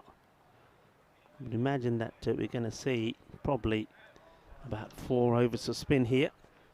Sawa, this one is slightly shorter, and this one does go to the man, well, on the boundary, not hit with any real force. And you have got a fielder in pretty close there, so that's a position that I like. Sort of very close in mid-wicket fielder, just there for the miss hit and to stop the singles. Sawa flights is up and asking the question, and the umpire is, well, what's here? What's the decision here from the umpire? Is this out or, well, no ball? I think this is, well, we'll have to see this out on. He's saying that the wicketkeeper is encroached. So let's have a look. So I think that Andrew Elliott has said that the umpire, the wicketkeeper, wow, he's saying that the wicketkeeper has taken this in front of the stumps. I don't know. It's hard to see maybe from the angle of this camera. I don't know if he does. Maybe get a chance to see it just here. And, ooh, well, if he has, it's very tight. Let's go back to the live action. This is a free hit. It's been hit pretty well. And it stays hit. Bolle,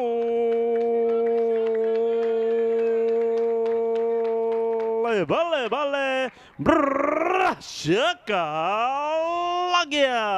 Well, they need a few more of those. And that's a good hit there from Sebin Javier. That is the first maximo of the innings. So just the 1-4 from Abbott, and that's 6. Well, that's what you do. That's how you deal with a free hit. Gets plenty of muscle in that shot. Well, would he be tempted to go again? Well, Sawa certainly gives him the flight, but doesn't really use his feet there. Javier just looking to let the ball come to him and lead into it. He gets a single, so he gives the strike back now here to Richard Abbott, who will be looking to find a few boundaries himself in the 30s now in this 4th over. Yeah, very tight call there from Andrew Elliott. But like I say, the angle of the camera's there, not exactly in the right place. This one should be out, and it will be out. And it's another victim for Ralph Zaman. He's been nice and tidy behind the stumps. Was involved in some, I think, 3 dismissals in the first match, and now in another one here. Smile on the face of Sawa. Does get a wicket. And you see there, just not getting to the pitch off the delivery is Abbott. So thought he would be looking for the big shot. He does, but doesn't get it right. He'll go of 8 of just 11 deliveries. Zaman, the keeper, in the action again, and Sawa just playing about with his length and his flight, picking up another wicket. So the first wicket goes down. 32 it is for 1, with a ball to come in this, the 4th over. New batter strolls out there to join Sebin Javier, who just recently hit 1 big shot in anger, 1 big 6. He'll be hoping to hit a few more. And shout out to the ECN crew that are here working hard behind the scenes. Max Bai, Samir and Manav, doing a great job, guys. Well, this is a cheeky little shot. Does he nutmeg the wicketkeeper here, Zaman? I think he does, if you see this again. So just a bit of a nothing shot, really. Just stays inside his crease, drops the bat on it. And I think we'll see that this one goes through the legs of Ralph Zaman, the wicketkeeper. But that is the end of the over. 33 for 1. 4 overs now completed. So really now have to get motoring.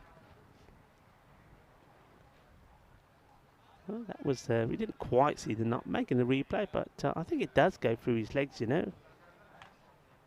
Back to the action here. Nice to see some cricket being played on the far side of the ground as well. Touring sides are always making an appearance here at the Cardamom Oval, playing on the second pitch down the far side, where Mr. Maximo Vinny Sandhu is playing. I'm sure he'll tell us more about his day playing the cricket. But I don't think it's, oh, this is not so good, but one batter's not alert to it. An opportunity to have taken a naughty single. Naughty but nice. Yeah, Maximo is playing, but I don't think he has had the best of days with the bat. Not as good as last week, but he's hoping and that his highlight will come when he's behind the stumps. So remember, he's searching for his 100th stumping. He needed 2 to make the 100. He got 1 last week. So I wonder if he's going to have some good news to share with us. Maximo will be joining us probably for the next match.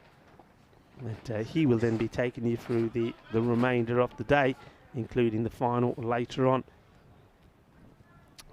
Nice bit of turn here. And it is the Big Mac, the record breaker, Mohammad Armagan Khan, that is doing the bowling here. He too, though, is bowling a few wides at the moment. So there he is. Normally used to bowling a few medium paces, Armagan, but this is a Gandhi ball. It's a Gandhi wide. Well done to Zaman. Well, Army, go back to running in bowl. Come on, medium pace, Armagan, medium pace. You know what you can do. Oh, he doesn't want to break a sweat, does he? He hardly broke a sweat yesterday as well when he made that 131. Remember, we're seeing here a record breaker. Someone who made history yesterday, Mohammad Armagan Khan. The Big Mac, we call him. Well, it was the return of the Mac yesterday, wasn't it?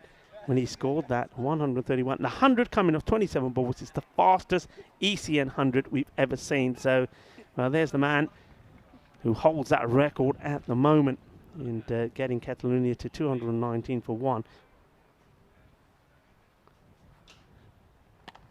Line up a wicket. Wow, he's running into trouble. He's good throw. He's all over the place. Yeah, he's gone. Well, Javier, it's self-destruct from him. He goes for, well, it's 13 is unlucky for some. It's unlucky for him. He'll go 13 off his 15th delivery. It's just running into trouble. And that's that man I said I like to see in short. Hits this straight to him, who makes no mistakes. Have a look at this, and there's no run on here. He wants it, and well, nice and easy. Yes, here he's not going to get beaten by that throw straight into Zaman, and just like that, well, Zaman gets another victim. So he's fantasy points going up, up, up, up, up. Arriba. Más puntos for Raf Zaman behind the stumps, the wicketkeeper. And, well, Javier, well, that's one way to get out of the firing line. Just runs himself out there of the bowling of Hamagan Khan, but it was Ali and Zaman that combined well together to get that wicket out. So new batter will come out to join Philip Townsend.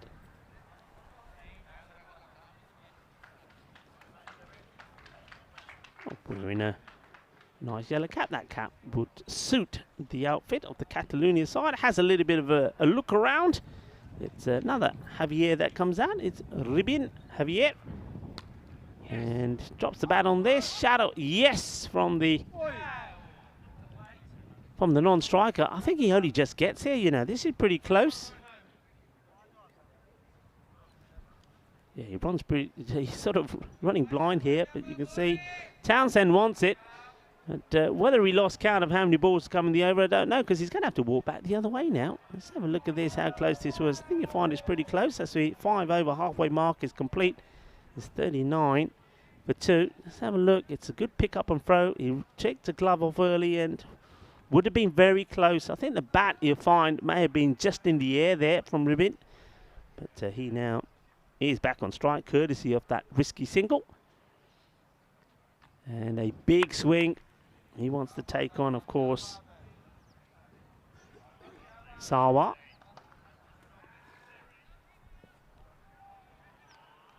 Just keeping it simple and basic. Catalonia CC. Well, this one may get called wide. No, the umpire's quite happy. That's okay. So probably just staying inside the line, but then having a look at where the batter is.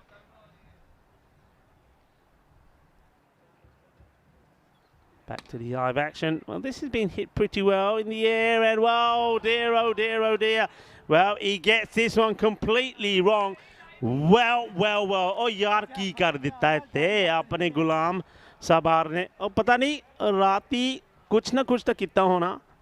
Well, this one I don't know what he's looking. Anka tapaya यार ये anka lala दुनिया pala, because I don't know what he's looking at here, and that's not a good look, is it? That's a little bit of a Now, our survey says for that effort. This one is going to have to get the skates on. Somebody's going to have to get a stop on this. And, well, he gets the big boot down, so that's better. Maybe he does switch glasses. And then a very good throw, direct hit. But I think the batters were in comfortably. So 2 runs. There we go. It's well hit this time. The umpire and the non-striker avoid being hit. There we go. It says that's better. That's Ghulam Saleh just dropping the foot on it. Sawa. Well, he floats this one up, and it's up in the air. Doesn't go and get the middle of the bat. Fielder coming across, and he runs past it. Where's this one going? Well, the batters, they take 2. It just puts a hand out there, doesn't it, Shiraz Iqbal? And I think at least Sabir, you have to say, got a bit of a slide in. Iqbal just doesn't hardly bend his back. Let's just go past it. They'll take 2.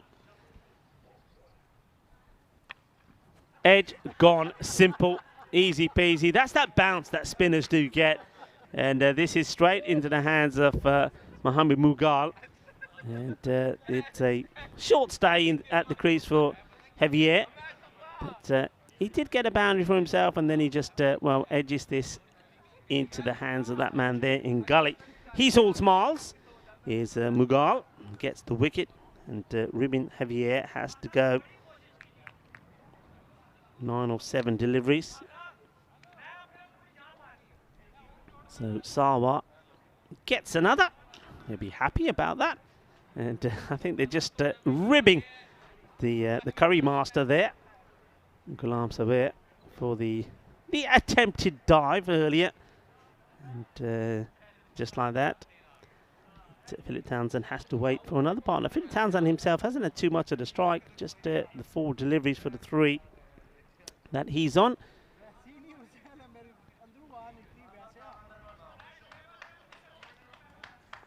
(47 for 2) inside There's the 6th over, just a ball to go in it from Sawa. He's got 1 for 19, so it was 2 for 19 actually with that one. And, in fact, that was the end of the over, so it's 47 for 3 at the end of the over. That wicket coming right at the last ball.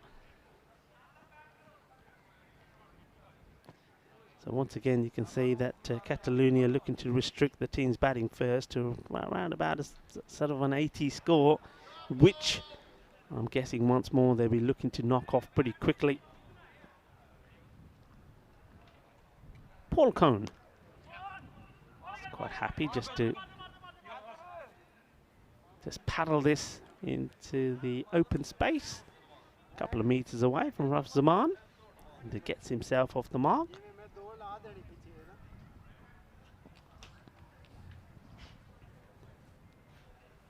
The Big Mac. So nicely played. Take the single. Looking for a wicket himself, no doubt.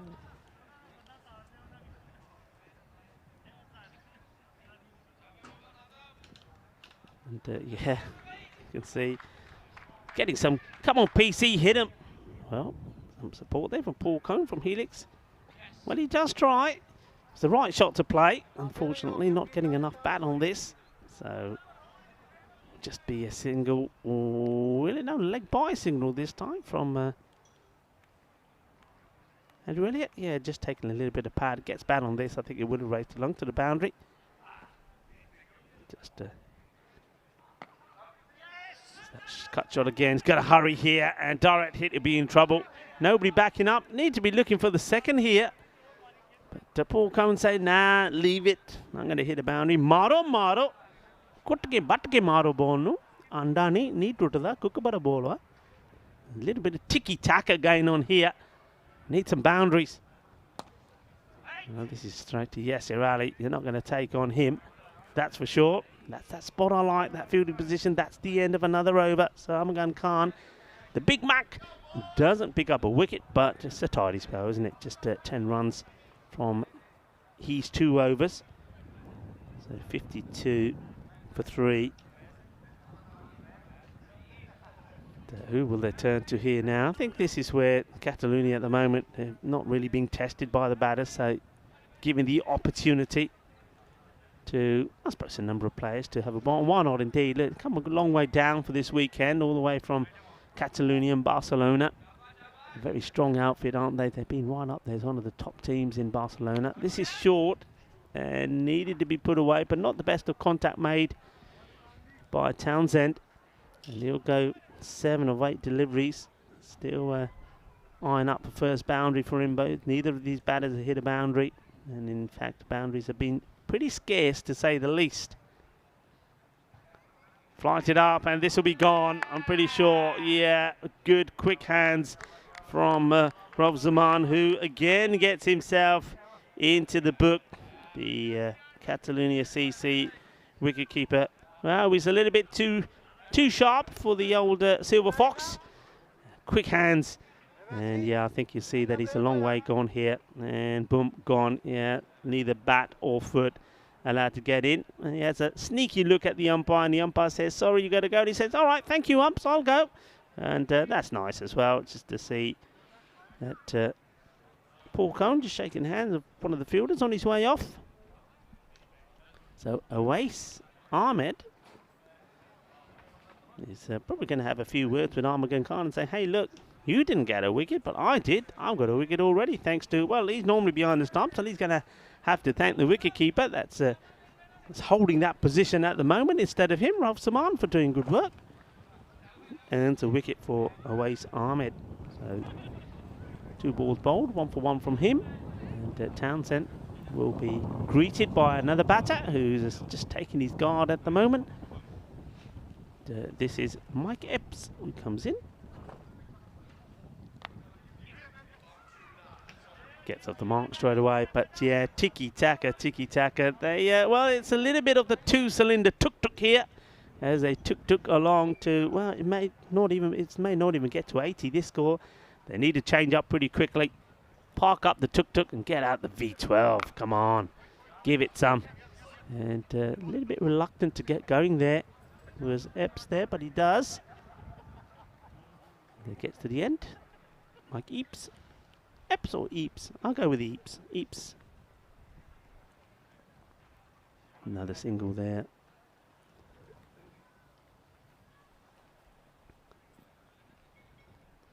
Where's Ahmed? Darts this one in, and Eeps. Little tickle to the man on the 45, Ghulam Sawa. Will do the fielding. Yeah, so this innings has fallen well flat. And the thing is, they haven't lost too many wickets, so I'd like to see a bit more intent. And it does, a bit more, but it's just almost. Oh, well, what about this? Well, come on, take the 2. They don't take a 2. Well, this would have been a classic 2. Well, the fielder, he was very reluctant to get down, wasn't he? And then he boots it.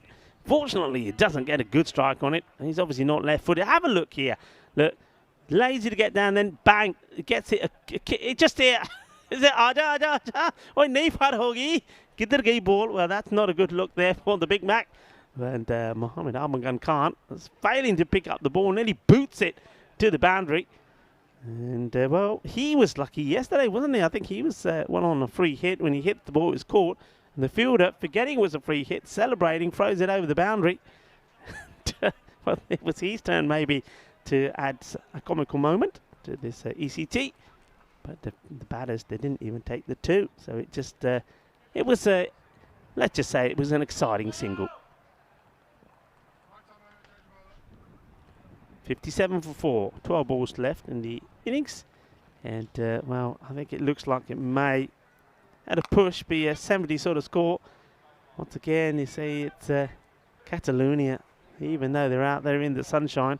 I don't think they're sweating too much at the moment. I don't think we've seen them go out of second gear. They haven't been forced to, have they? It's pretty similar to the first game, just a stroll in the park for them. Yep, this will be easy, and that's another wicket that goes down. It's a very, very simple catch, a corner bowled from Mohammed Mughal. In fact, no, pardon me, that's Amir Khan who's doing the bowling here. Well, they don't come any easier than this. And left-handed Epps will have to go. It's a short stay for him, and he's gone for one of just his 3rd delivery. Caught and bowled by Khan.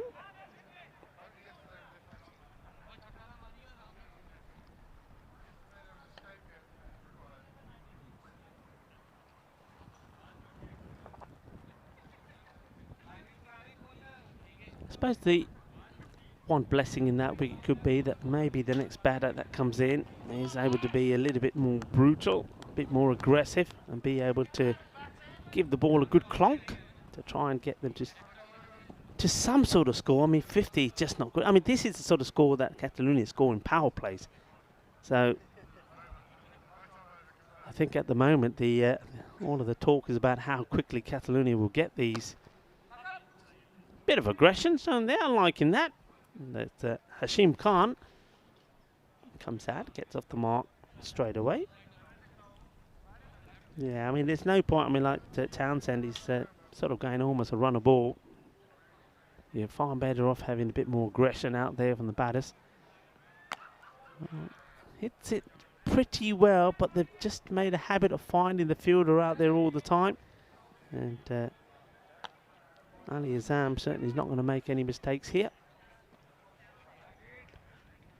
Amir Khan.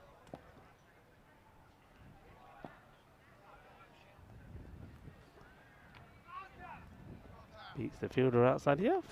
Rafa Zaman, a cheeky little appeal. How's that? Not out. Here's the reply from the umpire, Andrew Elliott. And this will be very much the same. This one was interesting, I think, because of the bounce. It just took Rafa Zaman a bit of time to get the ball in his glove, so he wasn't able to go for the stumping chance. I think the foot was definitely in the air there, but that's the end of the over. So 9 overs down, 60 on the board, 5 wickets down. I think that's, for me, that's perhaps the disappointing thing here with Grenada. They haven't lost too many wickets, So I would have liked to see just a little bit more intent from them to try and accelerate that score. But it looks like they'll do well to get even into the 70s here. It will be Ahmed to bowl.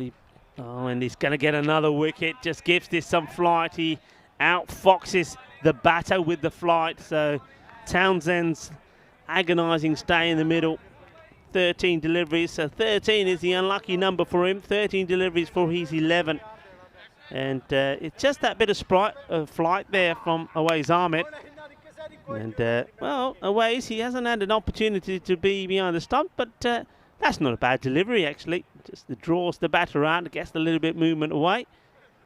And another one bites the dust.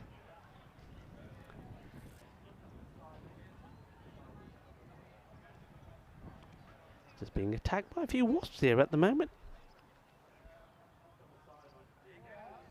Let's see this. So he misses it.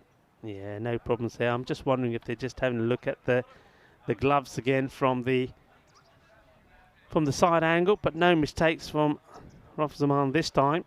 Takes it behind. That's the danger, isn't it? Sometimes you can, when the ball's so slow, you can encroach.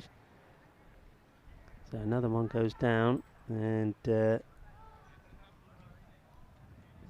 more work from Zaman. So Zaman is certainly keeping the other wicket keeper in the side. Awais Ahmed pretty happy, because Ahmed, thanks to good work from his counterpart behind the stumps, Rav Zaman gets the second wicket. So he's got 2 for 4 at the moment. Then he's eyeing up a few more, I'm sure. 60 for 6. Oh, that's a Gundy ball. And he's got to thank the wicketkeeper again, Zaman, for making a good stop. Otherwise, that could have been 5. Could have, just like that, doubled the score of his over so far. But a good take, good stop. Just trying to bowl this one a little bit quicker to the new batter, to O'Brien. Well, he tries the same again, and there's an even better stop here. Well, this is a bit like that Chetrel game, isn't it, where he's trying to beat the thing down the other end. But he gets there, he's up for it. Well, Awais Ahmed, well, he's trying to loosen up his right shoulder. Well, Rav Zaman is trying to loosen up his left. Well, this one is flicked up in the air. He's going to get another wicket, isn't he? Yeah, he is. It's an easy catch from Yasir. So Yasir takes the catch, and O'Brien, unfortunately, well, that's going to go down as a golden duck, isn't it? Because technically that's the first delivery. So O'Brien, unfortunately for him, he's going to go, and he goes for a yeah, one of those. And, well, he said the first one he gave me I can hit. It was a good one, and he just skies it up in the air. And you're not going to see any mistakes there from Yasir. Takes the catch. And Awais Ahmed, well, forget about getting the gloves again. They might just use him as a spinner all the time. Gets another wicket as he gets the wicket. O'Brien goes for the first baller, having seen 2 fired down the leg side.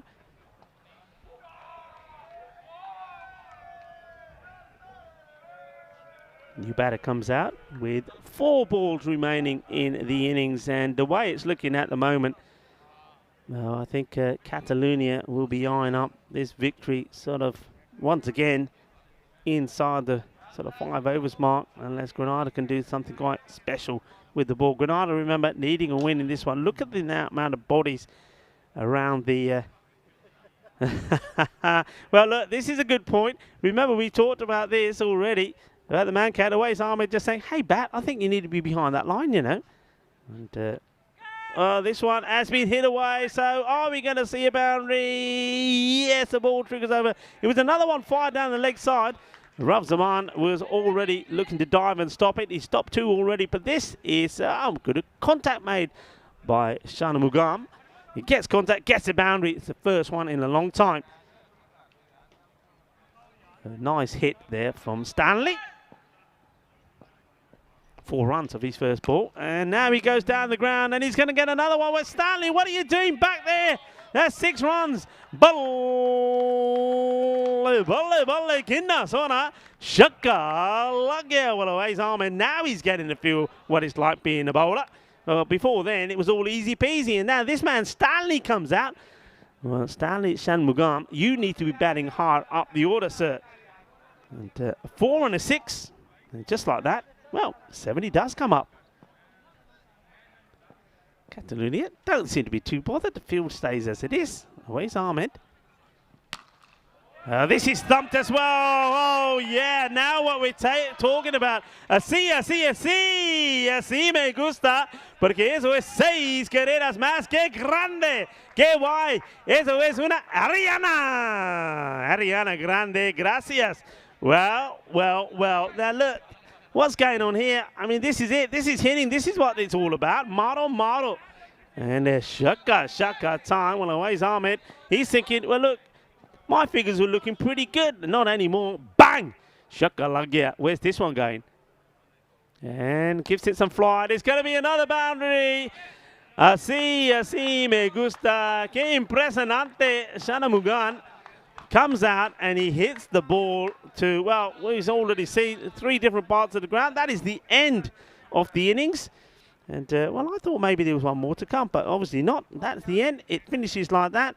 And just like that, they do, well, it didn't look like they were going to get anywhere near the 80s, did they? But they get to, well, I think that's 87. Well, hang on a minute. Yeah, they are. I thought maybe they were going to call them back for another ball, but they're not. 87 it is. And, well done to Stanley. Stanley Shanmugam comes out there and he smashes the ball to all parts of the ground. And away's Ahmed, well, just like that. Well, these figures were looking pretty good, weren't they? I think 3 for around about 8 runs, and then boom. It ends up being a magical over. Well, sometimes some things don't seem to amaze me as we have a look at the highlights once more. It was all about Catalonia CC, and only until that last over did they get any momentum. In fact, I mean, having a look at the scores here, that was a simple work there for Ozaman. I think the last over, as well as over number 4 from Ghulam Sawa, were the only ones that went to double figures. Ghulam Sawa's 4th went for 11, and that last one from Aways, well, I get a feeling it goes magical as we just see here. I mean, this was a crazy run out, really, wasn't it? I mean, it wasn't on. Yasir Ali just fires the ball back to Zaman, and 7 Javier, he had to go quite cheaply. Well, he was replaced by Ribin Xavier, who, well, we saw that moment of dynamic fielding, not from Ghulam Sawa, but he then just put a nice easy catch into the hands of the man at Gully, Mughal. Cole came out and he was to be stumped as well. And it was Awais Ahmed who was outboxing the batters. Well, he was until, well, first of all, this was unfortunate, wasn't it, for O'Brien. He gets 2 down the leg side, quick ones, and then when he does get a legal delivery, it's caught. He went for a first baller. And then we saw this. This man came in, Stanley Shanmugam, and he thought, you know what, I'm going to have some fun. And he did have some fun because he hit Awais Ahmed's last over for 22 runs. So Awais Ahmed learning that it's not that easy to be a bowler, but sometimes the batters do go after you, and the last over goes magical.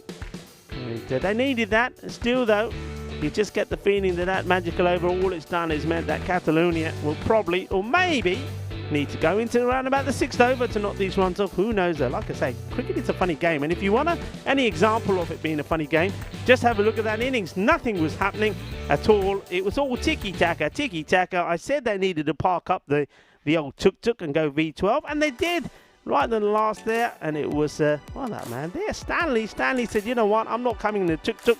He came out in the old Corvette, and he went boom, gave us some excitement at the end, and Grenada finished on 82 for losing 7 wickets.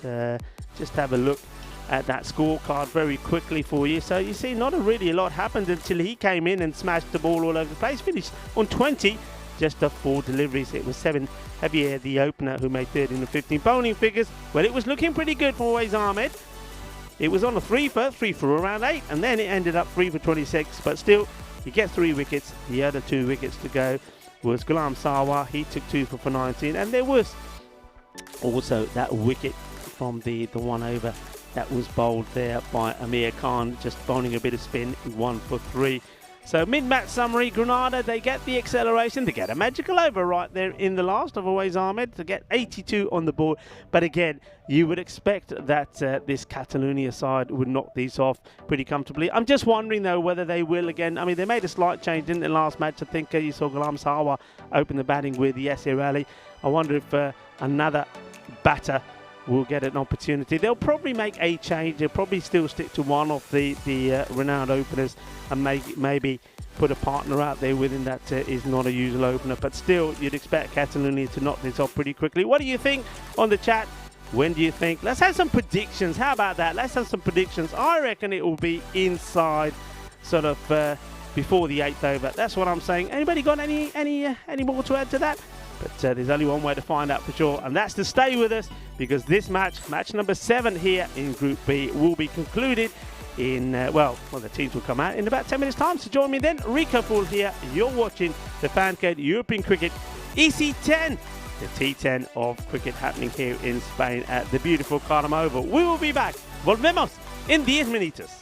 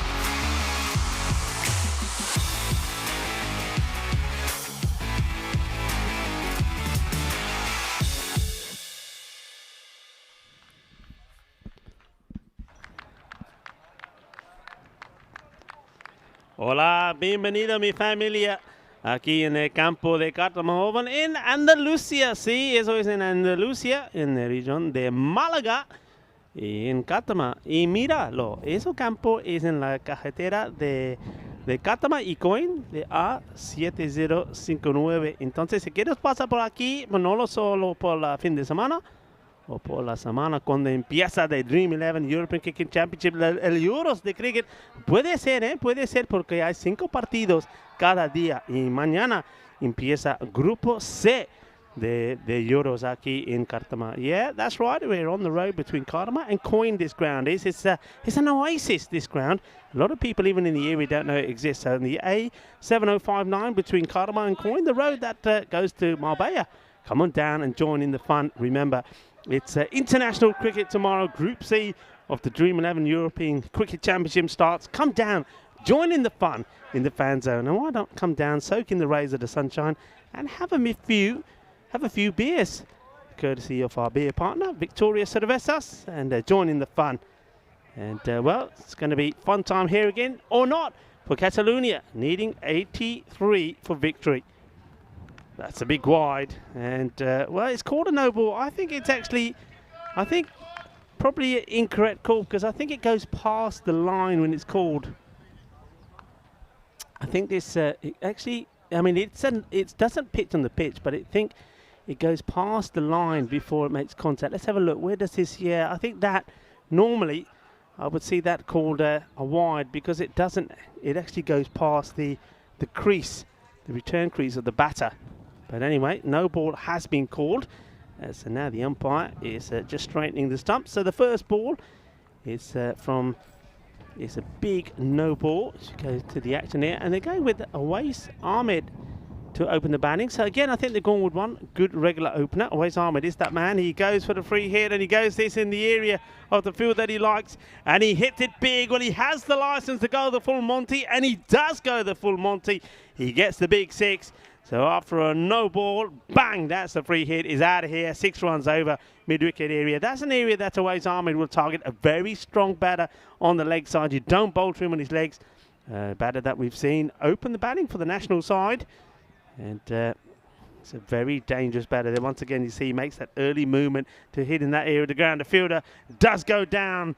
Both Chiever Kitty field in it. Up and out, Richard Abanupa Joka Lagia 6 and 4, and Awais Ahmed. He is hungry for more. So well, there's no tuk out there at the moment. These Catalonia boys, well, they like the V12. They like the power, and they're showing the power. This is hit down the ground. No is the call. But, it is Ali Azam that is joining Awais Ahmed out there in the middle. Sebin Javier doing the bowling. Pretty full. Good delivery. I like that. I mean, you know that Ahmed is trying to give himself room. You see, every time the ball's been bowled, he's got that little shuffle going outside the off stump. He's trying to whip the ball to the leg side. I'll be just getting that Yorker length in. If you get the pad here, just have a look. There'll be that initial movement. Get the full length delivery in. Hit the pad. You're in with a shout. Javier. There he goes. You see what I mean? But not there. It's got to be full on. Got to basically try to get the ball into his pads. That's where you're looking to maybe just change your pace slightly. Maybe the slower ball, but it's got to be straight. So Ahmed, after hitting a couple of boundaries, takes a single there, and he'll give a delivery to his partner to have a ball to face, Ali Azam. Plays a nice shot, and the fielder once again gets down, gets dirty, but he's not able to stop it. This is a nice shot all along the ground to get his foot to the pitch, and it's 4 runs. Otra vez, buen probar por la fielder, pero eso es 4 carreras más. And O'Brien, he gets beaten by that one. Good effort though, but not able to get a stop on there. And just like that, once again, it's another decent start. 16 off the first. 3 boundaries off that over from Javier. Richard Abbott coming in to have a bowl. And we can see that count of matches without a golden ball just going up. So he is getting up to that 100 mark. we're pretty sure that here, in the Cardamom Oval, we are going to see a golden ball, whether it comes in this weekend FanCode ECT, or whether it's going to be coming in the Dream 11 European Cricket Championships, which, well, Group C resumes tomorrow, but we will see one. We've never had one in the European Cricket Championship, you know. A nice start from Abbott. Awais quite happy just to defend this one. I'm pretty sure now he's seen what's coming his way. He's going to be looking to hit the other one on the leg side. Once again, though, I think Abbott will be encouraged to see where he's standing there, Ways. Look where he shuffles across from. So takes the guard right outside leg, shuffles right across. Still be looking to get this ball darting in. Well, that's a feisty delivery. No ball is called. So quite correctly, well, Awais Ahmed not wearing a helmet. And well, helmets are being worn by everybody now, including the umpires. But this one, look, goes over his head, goes past the wicketkeeper, Shanmugam. So that's 1 no ball. And unfortunately, Shanmugam, that's going to be 4 byes that go down to you. So that's 5. And off no ball. That is 5. And now this is the free hit. So Awais Ahmed, he'll be looking to go big again here. Already hit 1 no ball for a free, or 1 free hit for a Maximo. Up in the air. Watch the bounce, he does. So doesn't quite get the power in this one. Gives himself room, goes aerial, remember. Being caught wouldn't have mattered. Just gets a single. So gets out of jail a little bit, Abbott. So basically that one ball just goes for 6th. Well, bowled again. That's the line you want to be bowling. Good length. And after hitting his first ball for a boundary, Ali Azam just takes a single here and gives a strike back to Ahmed. Well, Ahmed, watch out because Abbott is after you. And he says, well, if I can't get you out, I'll try and knock you out. And that was a nasty no ball. And this one's on the leg side, but he gets a bit of bat on this. It wasn't a good delivery. It's a one that should have been put away. And you would imagine somebody like Awais Ahmed would have, but ends up being a dot ball. It's quite incredible, really. Look, that one is always going to be a wide. Well, that's why sometimes it's better just to leave them alone. Unless you put it to the boundary, just leave those be. Drops the bat on this, wants to get a single. No single there. So Abbott, despite having a few issues with his line, it's not a bad over, is it? I mean, okay, you've got to add the 4 byes to it, which is always, I think, a little naughty, I think. I mean, I don't like that rule, do I? With when it's a height no ball and it's the wicketkeeper gets penalised for it. It should go down to the bowler, really. Wants to stay on strike as he just fires this back to the man who's doing the fielding at the long on boundary. So, end of the over. And well, I think that is about Richard Abbott saying, hey, next time, buddy, I'll get you. No, not at all. That's Abbott saying, look, I'm sorry, it slips out my hand. And so despite all of the action in that over, it only just goes for 4. So Abbott will be quite happy with that. 24 without loss. So that's, well, compared to the way Catalonia normally go, they're well below the normal hitting range. Well, Ahmed, this is probably going to frustrate 1 or 2 of the Catalonia batters. They're thinking, hey, hang on a minute, he's not out there to do this. What's going on here? There's a lot of dot balls happening. This one won't be a dot. This is a better shot. Uses his feet and hits this clean over the top. Nice hit, straight down the ground. Boom! Shakalagia! That's better. That's what you're out there to do. But can you imagine that? Can you imagine the captain deciding, Armagun Khan here, hey, Awais Ahmed, you're batting too slow. I'm going to pull you off. I'm retiring you out. He won't like that, will he, the Spanish international player? But hits that pretty well. Townsend will want to have a reply back here.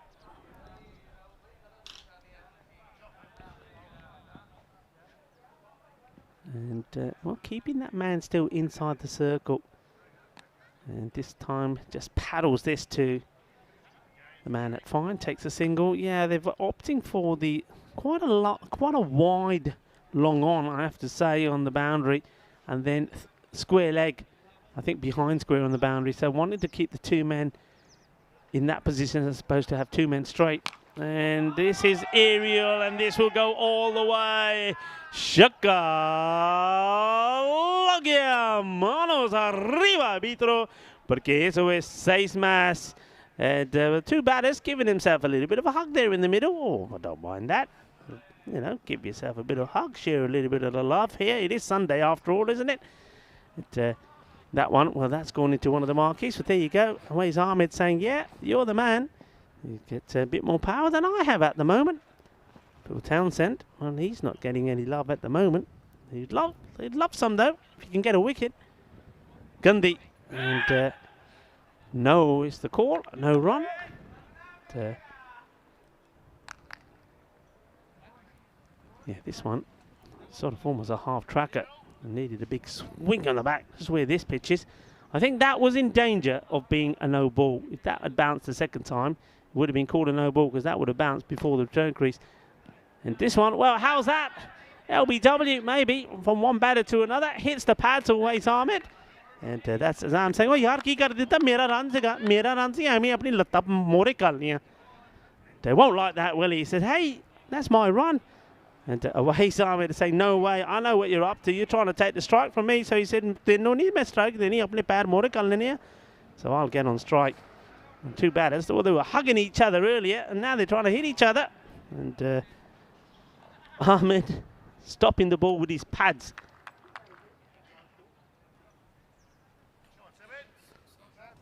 So end of the over. 37 it is. No loss. I mean, for most teams, that would be a good power play, but Catalonia, they're normally hitting the 50 mark at this point.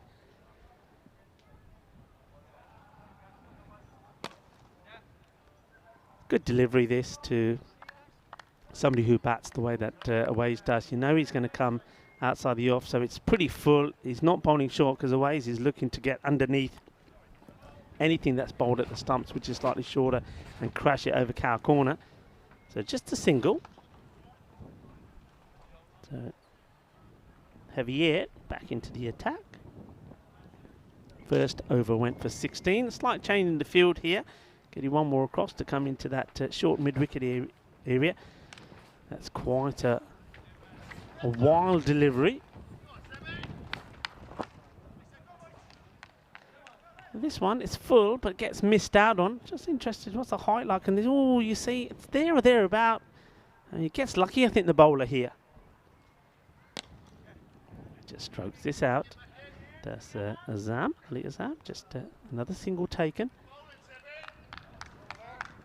Yeah, they're quite happy with this. Granada, well bowled. Sebi is the cry out there, giving the bowler plenty of support. Ahmed, though, I think he's itchy to go big. And, oh, he's gone. LBW appeal.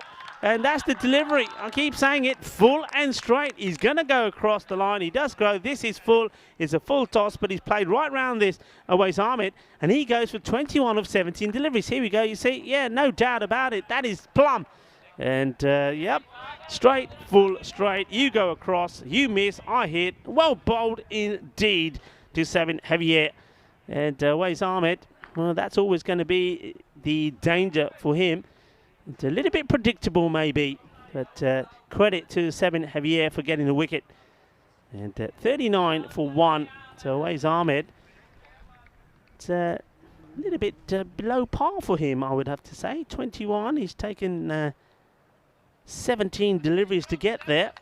And let's put it into context. Another 10 balls faced would have been 100 for Amagan Khan. So, yeah, I mean, he gets his opportunity. He's a very good, dangerous batter, no doubt about it, but just hasn't been in his...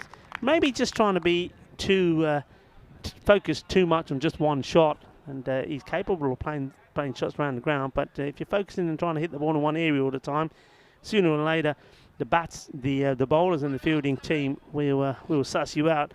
So 1 4 and 2 6s in that 21 of 17, and well bowled to Heavy Air. The batter comes out, gets beaten, and giving Ghulam Sabir a go. What I can tell you about Ghulam Sabir is I've seen him in Barcelona, play some quite sensational knocks, actually. He's a man that doesn't like to hang around, can hit the ball pretty hard and pretty big. And that's why he's been sent out there, given his opportunity. Well, he has a go. And, yeah, you see that? I mean, interesting. Just look at how far outside his crease he is. I just wonder here if Stanley, the wicketkeeper, would fancy just going up. And see, he's definitely that. If the keeper's up, he's gone. There's something for the keeper, Shanmugam, to have a think about. 39 on the board. What a good over that was. Just 2 runs from that over from Sebin Javier. Picked up the wicket as well. 1 for 18. Very well bowled, sir. Well done. They're keeping these Catalonia Giants pretty quiet at the moment, aren't they, in comparison? But still, I mean, in context of the match. This one hits straight down the ground. Luckily for the batter, it doesn't really get a lot on this. Otherwise, there's 2 men out there waiting for this shot. Yeah, I mean, in comparison to the match, I mean, they're only needing around about 7, just under 7.5 per over. So they're right on cue. Yasmin Khan saying hello to everyone. Hello to you, Yasmin.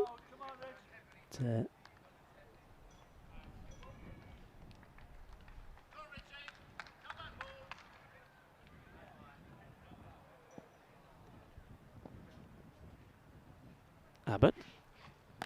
Well, this is up in the air. It's an opportunity. It should be taken. And oh dear, it goes down. And the fielder will now have to go back and get it. Well, that's O'Brien. Well, weird. I mean, this is just hands, or does this catch him a little bit here on the head? Well, let's see this. I mean, it's a complete miscue. I think this might catch him on the head, you know. Let's have a look. Oh, right on the brim of the cap. Well, that's nasty. Well, thank God the cap is there. That's right on the cap. Well, and this one is hit straight down the ground. Well, O'Brien, I'm glad you got that cap on, buddy, because that certainly saved you. The brim of the cap. It doesn't get hands to it at all. It goes clunk straight on the head. Could have gone for 4, I suppose. Good ball, nice, good length. This is from Abbott. He'd be disappointed he hasn't picked up a wicket. Certainly deserved it. It was Xavier that was dropped.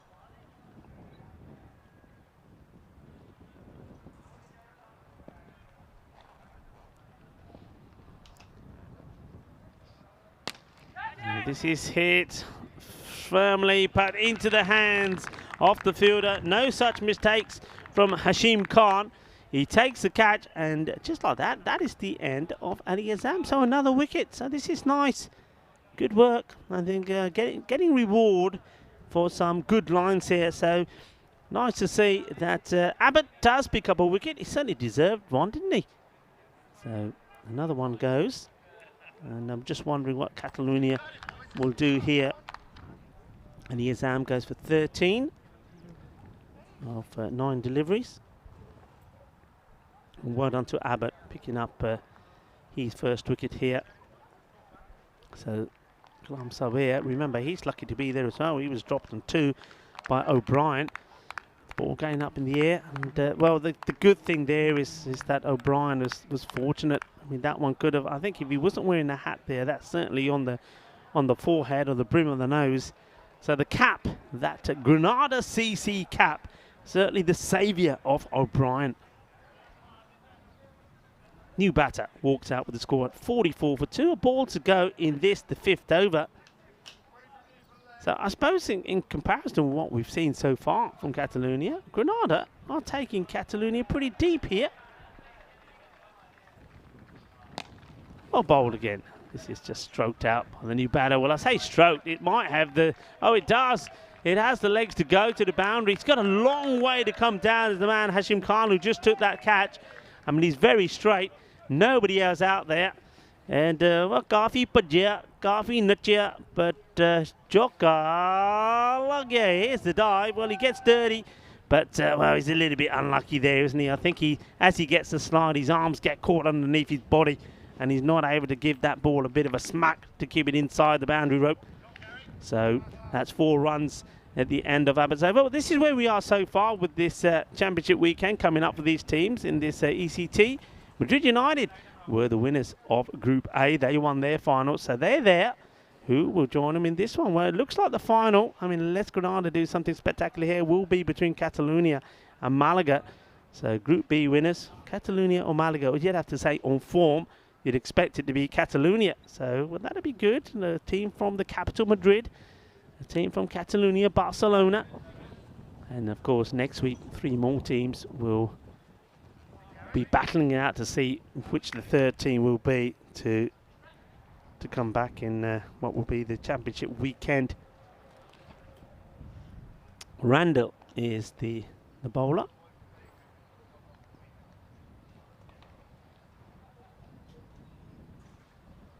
And this one has been missed. Rolf Zaman, the wicketkeeper, has been given the opportunity to come out there. This is one that he's missed out on, Zaman. Probably finding that the ball's not quite coming on to the bat. Played a nice shot for his first boundary, and this one, well, it's a bit of a full toss. You would have expected him to put this one away, maybe go on the aerial route to hit it over the close fielders. Interesting field Granada got here, so just have a quick look at it. They've got one man sort of behind square on the boundary, mid-wicket is back. A very, very wide long on, really is wide. Long off, much straighter. But no protection on the offside. And this is gone in the area of those fielders and just clears him. Well, he's quite wide, and he's wide just for that shot.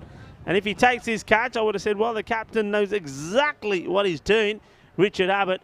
But he just gets enough off this, does Sawar. Well, there he is, the curry master. Well, he's maybe had some curry, and maybe he's had a couple of prontas as well. Well, that's a little bit of pronta power for you. And, what does he like, Munli or Alu prontas? Who knows? Big hit. And this time he tries to cut this away, but to the fielder, no run. So the bowler changes his line. Ghulam here is trying to place this rather than hit it. I think it probably, on reflection, might have been better off giving this a fair thump. Looking to go over the uppercut route, but doesn't. Dot ball. And this one may be called wide. Yes, it has been. Going pretty wide is Randall and trying to angle this ball sort of across the right-hander. It's a good idea, but just goes a little bit too wide here. But that's the areas he's trying to keep the ball to.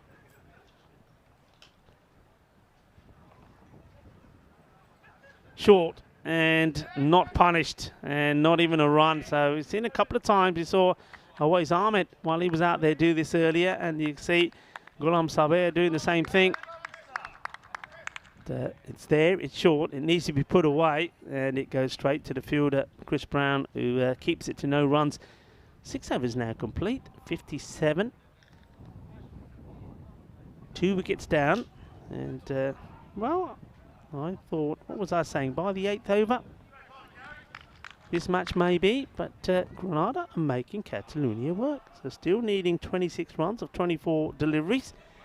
It's just over runnable. But you just get the feeling that one big over will seal this match. Well, swing and a miss. And once again, it's Zaman. It's not really. Yeah, look, that's very close to hitting the stumps. It's a bit of a nothing shot from Zaman. Playing far too early. And this one is hit down the ground, and it's going to be 4 runs.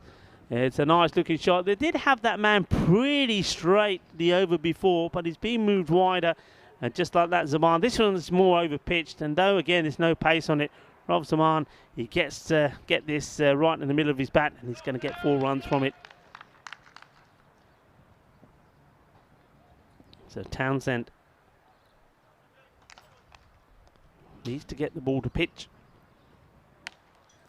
This is short and wide outside the off, and it's a nice shot from Zaman. He waits for it this time, doesn't go swinging aimlessly, and hits it over the top of the 2 fielders in the 30-yard circle. Nobody out there on the offside. So apart from the third man who's back on the boundary, any hit And anything short, really, outside off, that's the shot that needs to be played. You play the ball on merit, play outside the off. So Zaman back-to-back boundaries here now, 6 and 4. He's certainly hungry for more. And this time, well, he takes one hand off, so he goes up in the air. Is a chance, but he gets lucky.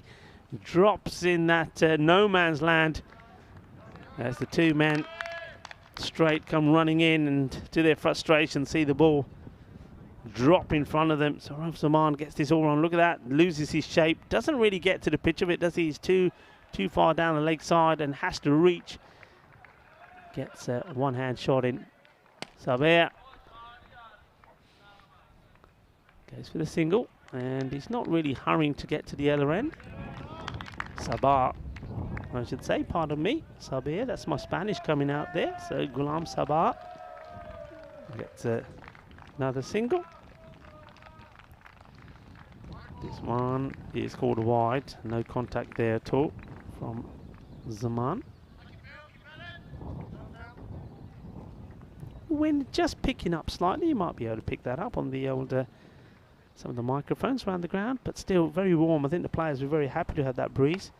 Long hop should be punished, and it has been punished. That's been put away. It was a Gandhi ball halfway down, and just a big swing from Rauf Zaman. It's another boundary. Boom, boom, blastic, boom, shaka lagya, seis mas, and Zaman just like that, he moves into the 20s. Just 8 deliveries. That's the end of another over. The two batters have a look at the scorecard here now. So we're in the 70s now. 74 the score moves on to. So we are into the 8th. Well, this is the over I was calling it on. Let's see what happens. Next up, of course, Malaga versus Granada. So Granada, they've got back-to-back matches. And they take on Malaga. Malaga, remember, they played Catalonia earlier today in match number 6. Batting first, 85 for 7 in Catalonia, thanks to Yasir Ali's 67 not out, knocked those off with 31 balls to go. So Malaga looking to bounce back. They have got 2 victories to the name, both of them against Granada. Can they do it again? Those victories, 68 Granada made, and Malaga 71 for 2, did it with 15 balls to go. And then second time round, they posted 105 for 5 and restricted Granada to 76, winning the second match against their opponents by 29 runs. Short and hit firmly, but to the fielder. So Sabah gets a single, gives the strike back to Zaman. Hashim Khan is the bowler. This one will be called a wide. Just trying to bang the ball in short. You need to go for the ball to be fuller.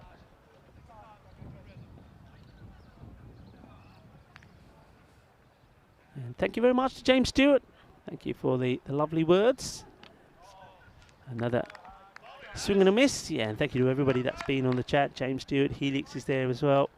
And James, I think it's time for him to sign off, and Helix, and the same as what Helix saying with James. Look forward to hearing from you tomorrow. Thank you for the support, and thank you for doing a great job, and thank you to all the moderators that do a fantastic job. And of course, we like everybody's input. We like you to be talking cricket and things related to do with cricket, and we like you to encourage each other and support each other. But of course, we like you to keep it clean and focus as well, and their moderators, they all do a fantastic job in ensuring that happens. So I take my hat off to you guys, and your dedication and your support to European cricket is fantastic. So thank you to all the moderators, and of course a big thank you to everybody that's joined myself, Rico Full here, and well, soon to be joined by Mr. Maximo, Vinny Sandu. Thank you for all the support and helping us get through the day. That's what you do. And arm is just at the moment. That's going to be out. You know, this is going to be out. It's a very strange run here. I mean, Ghulam Sabah just drops the ball out and says, yeah, let's take the single.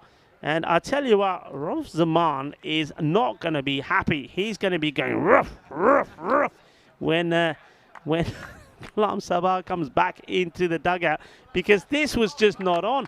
And you see this here. It's an easy little run out. Look, he's trying hard. He's made him work, and there you go, direct hit, and he's gone. It's really nicely done. So a wicket first up. Not going to be a happy man of Zaman, and well, if I'm Ghulam Sabir, I'm just going to stay out there. Stay out there, Sabir, stay out there, because well, I know you're the curry maestro. Well, he, as in Rolf Zaman, is going to make chutney out of you when you come back, because you just run him out. You just run him out. So another wicket goes down. These are good positive highlights for Grenada. Catalonia at the end of the 7th. They're struggling a little bit here, aren't they? At the end of the 7th, it was 74 for 2, as we know. And this is good. 78 for 3 now. 2 balls to go in this one. And this is being hit pretty firmly. And, oh, great effort from the fielder. That's such a good effort from Richard Abbott. I'm nice to see him throwing himself at this to try and take the catch. And, well, Ghulam, मैं तेनों की क्या मैं कहना out ना हो जे तू out हो गया ना जब वापस जाना रफ ज़मान ने तेरी चटनी बना देनी stay where you are, because otherwise well, Raf Zaman is waiting for you. It nearly ends up going back, but he gets a single. He gets lucky. Short Gandhi will be a wide, but how many? The ball is rolling under Eva from the fielder, but he can't get there. And that is going to be, well, that's 5, and I think that's going to be the end of the match. 5 wides there, and it's done. And, well, I'm not going to say that I got a crystal ball or anything, but I did tell you, I reckon by the in the 8th over, and maybe I'm pretty lucky there, because it's a bad ball, a Gandhi ball, a 5 from Hashim Khan that ends this.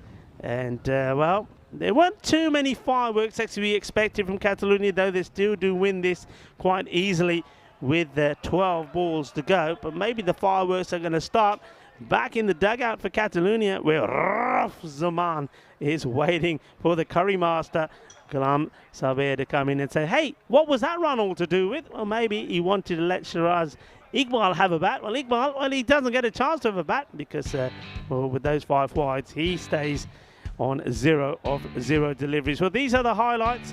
And Awais Ahmed, well, wasn't really clicking, was he? He did get a few boundaries, didn't he, on his way to 21, 2 6s and 1 4. But it wasn't really the blistering sort of hitting that we've seen from Catalonia.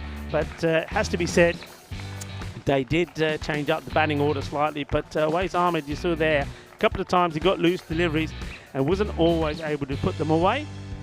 Had a nice little partnership with Ali Azam before he was LBW there to Javier. Well done to Sevin Javier, getting the ball in the right places. This one, could have been nasty. It was right on the tot of O'Brien, but nice to see O'Brien saved by the Grenada cap there.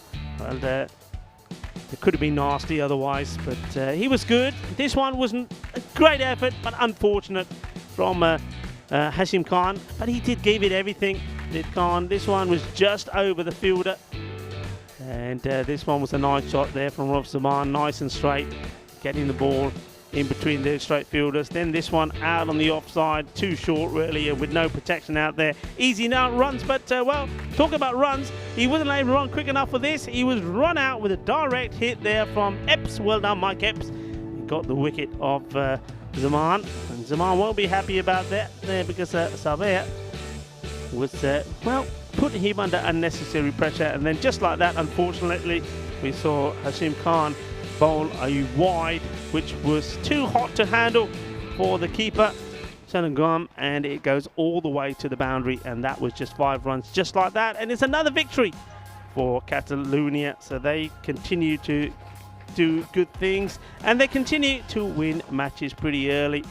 And we can see now that the next match coming up is going to be Malaga versus Grenada. Well, one thing that Grenada have got, I suppose, is they've got a bit of a break here, because that one's been finished pretty early as well. So about a half an hour break will come before the start of that match. It just gives them time to regroup. But look, I will say this, I think it's a much better performance from them in the field. I like what they did, and I think if they bowl the same way and field the same way, they could give Malaga a bit of a battle there.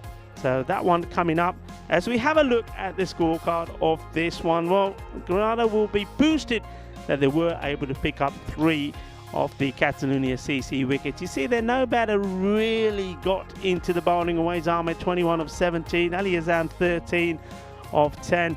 Gunsabe was the not-out batter. Rav Zaman, he played some nice shots before he was run out, and he was the joint top scorer at 21 of just 10 deliveries. But, well, that run out by, well, good work by, you've got to say, I mean, though the opportunity was there, you still had to take him.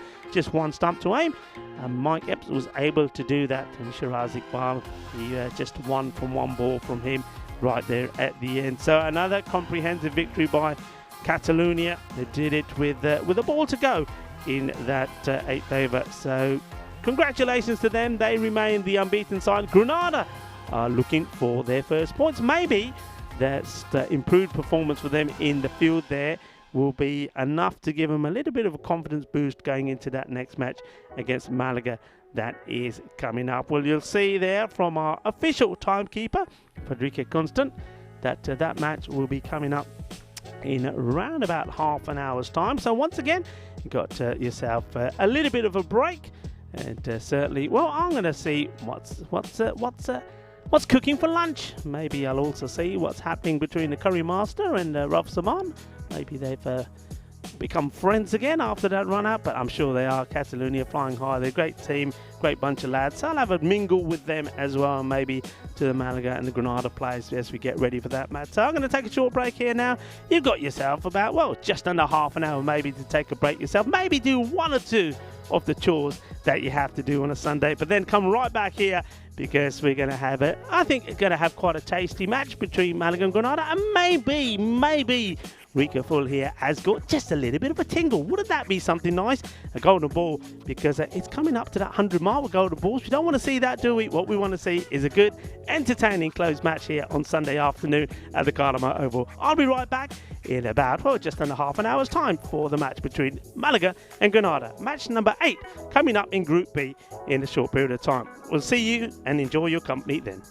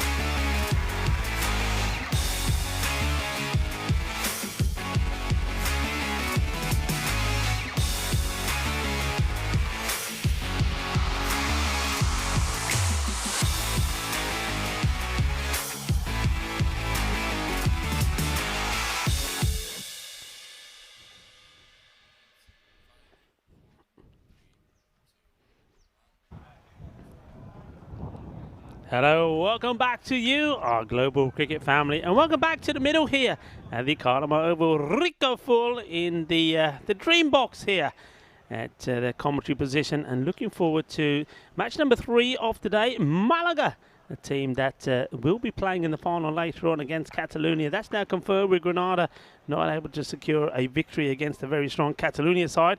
But Granada, they have everything to play for here, I think. I think there's an opportunity here to sniff a victory. Will be their first in the group. And, well, they'll be encouraged by their performance against Catalonia, particularly in the field, where I think they bowled well. So this will be an interesting match. And Malaga, though, have done the double over them already. They chased down the 68 with 15 balls to go, and then batting first, they put 105 on the board and restricted Granada to 76, all out, winning by 29 runs. So Granada looking to get a little bit of revenge against their local rivals here in Andalusia. There's the two teams there, and the bat versus ball wall is expecting Malaga to be 113 to 89 run winners. And Malaga, they did win the toss. And their captain, Asif Tara, who's had a pretty decent tournament here, expecting his team to go out there and bat well, get runs on the board. I think he's going to be pretty key himself. Nice to know a lot of people are joining us around the world. Great to see the YouTube chat firing away as always. And thanks to James Stewart and Helix. And also, good evening to you. Was that nice to have you join us as well, the European cricket community on the chat. And remember, you can get involved on the YouTube chat. Remember to subscribe, remember to like, remember to be clean, and well, more importantly than anything else, have some fun and enjoy the cricket that is coming your way. So the batters coming out there, this is almost like seeing I don't know, the only thing missing out there when I look at those outfits are the horses. It's a bit like Chelmsford, isn't it, when you have the old horses, or I don't know. There's certainly a bit of a jockey feel about those guys, I must admit. But I do like it. I'm liking the colours. It's very unique. It's very original. Yeah, so, well, welcome to the Cardiff Oval, where we're at the races here today. And I tell you who want to be in the races is Malaga. They want to be racing along and getting plenty of runs on the board. Rico Full here. And thank you for joining me for this. Well, it's the weekend edition, isn't it, of the cricket, of European cricket. This is the FanCode European Cricket ECT in Spain, and coming to you from the marvellous and fantastic province of Andalusia. Here's the first ball, and well, it's a bit of a nothing shot, just hangs the bat out there. It ends up lobbing the keeper, so Stanley Sanmugam sees this go past him and runs straight away off the bat.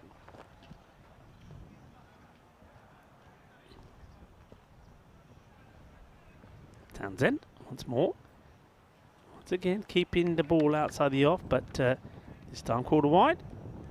Shub Patel, I didn't recognise Shub Patel. Oh, what am I talking about? Shub Navjot Singh, I should say. Thinking of somebody else there. Shub Navjot Singh. Well, that's why I didn't recognise him, not wearing a helmet. Deciding he doesn't need a helmet at this one. It was nice to see him try it on. I think that's his. It's all about comfort, isn't it? And Shub Navjot Singh, remember, did get hit on the side of the forehead yesterday, which was quite worrying, but fortunately nothing serious. Well, this one is serious. This is big. It goes all the way. Boom! Shaka! The man that we're talking about has to put his hands up in the air like he just don't care. Shub Navjot Singh, the umpire, the man in black out there, giving the signal for 6. Shaka! Manos arriba from the umpire. And he's joined out there at square leg by Andrew Elliott. There's our match officials being brilliantly led by Suleiman Saeed, the Italian stallion, doing the job as the tournament referee in this one. So that's a nice hit, firmly struck. And 6 runs, so Abdullah Khalid is up and running. The opening batter out there with him is Asim Zia. And wind just picking up here slightly, but I think I said earlier this would be well appreciated by the fielders out there, because it's still around about 29-30 degrees. This one, Townsend beats Khalid outside the off, learning pretty quickly, I think, that to one place not to bowl it is that the legs are short, try to keep it outside the off, and that's what Townsend goes back to.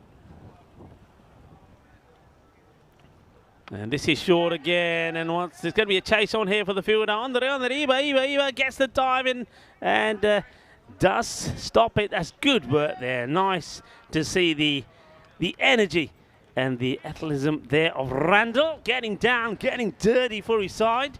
It doesn't quite get hold of it, does he? But Randall still has to make the stop. And electing to go with the hand on the board, liking this. Gets a bit of fingers onto it, slows it down and recovers. Nicely done.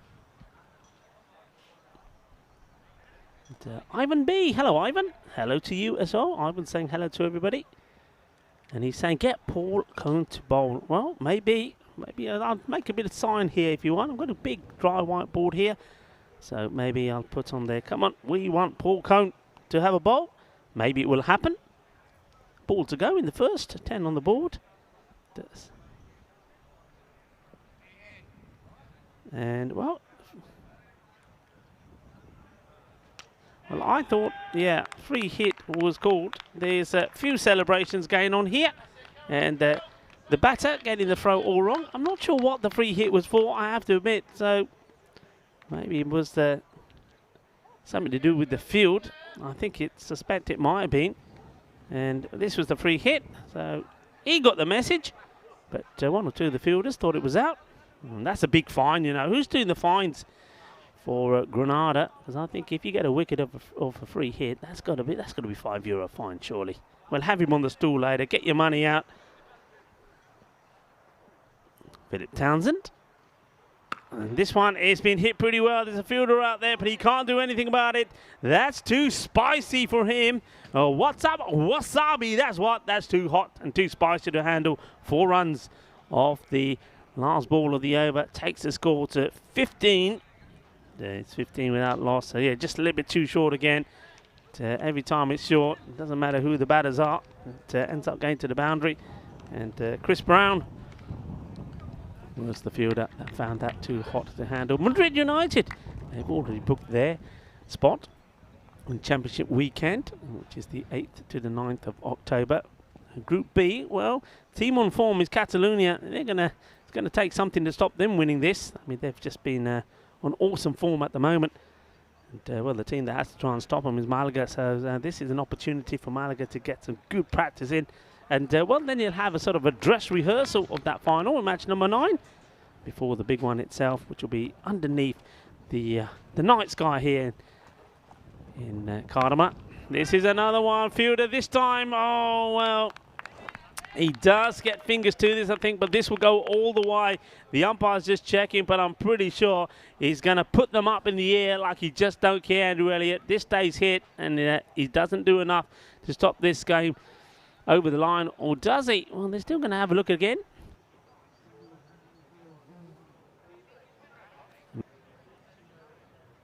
Does it go all the way?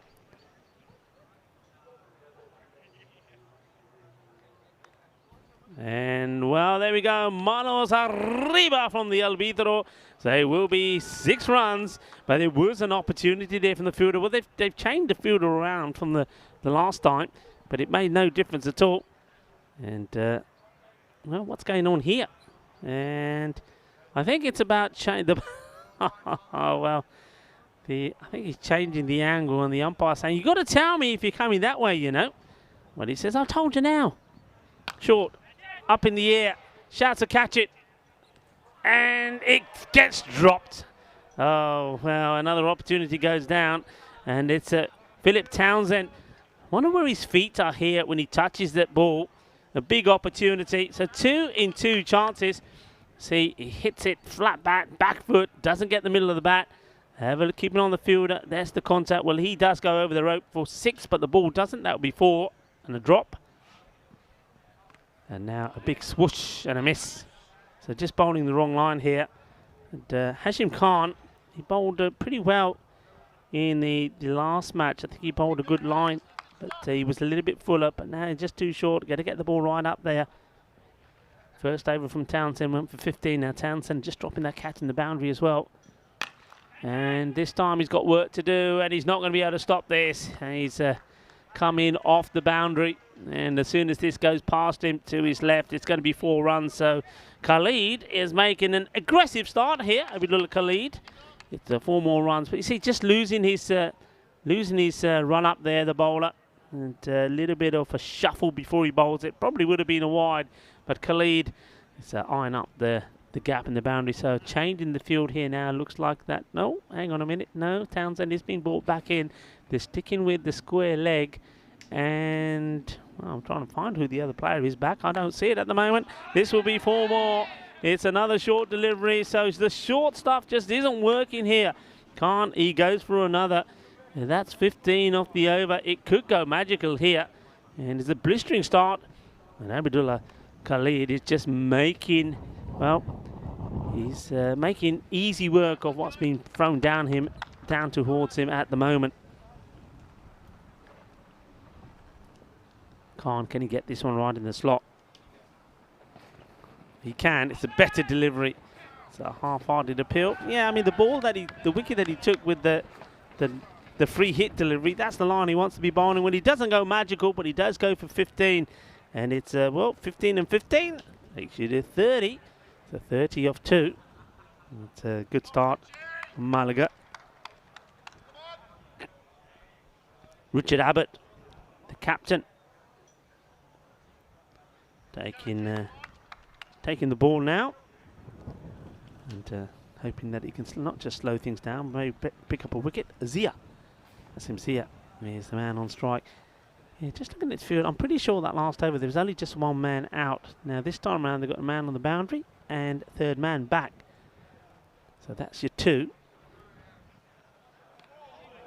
Good areas, good start from Abbott. I think that's where you really want to be to the batters of this sort of calibre, if you like. They're looking to attack the short ball, looking to go across the line, looking to hit over mid-wicket, 3rd man all the time. So you've got to try and keep that ball short of a length outside the off peg.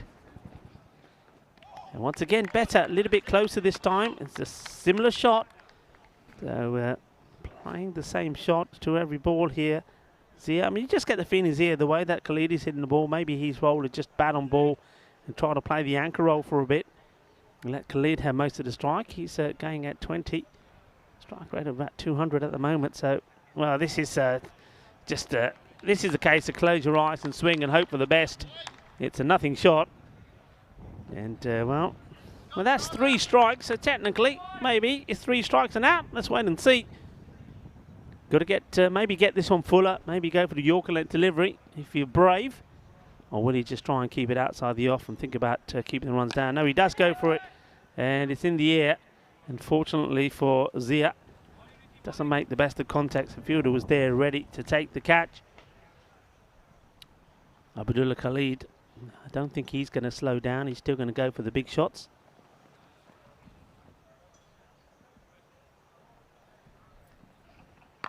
And, well, he gets a bit on this. He'll get definitely 1.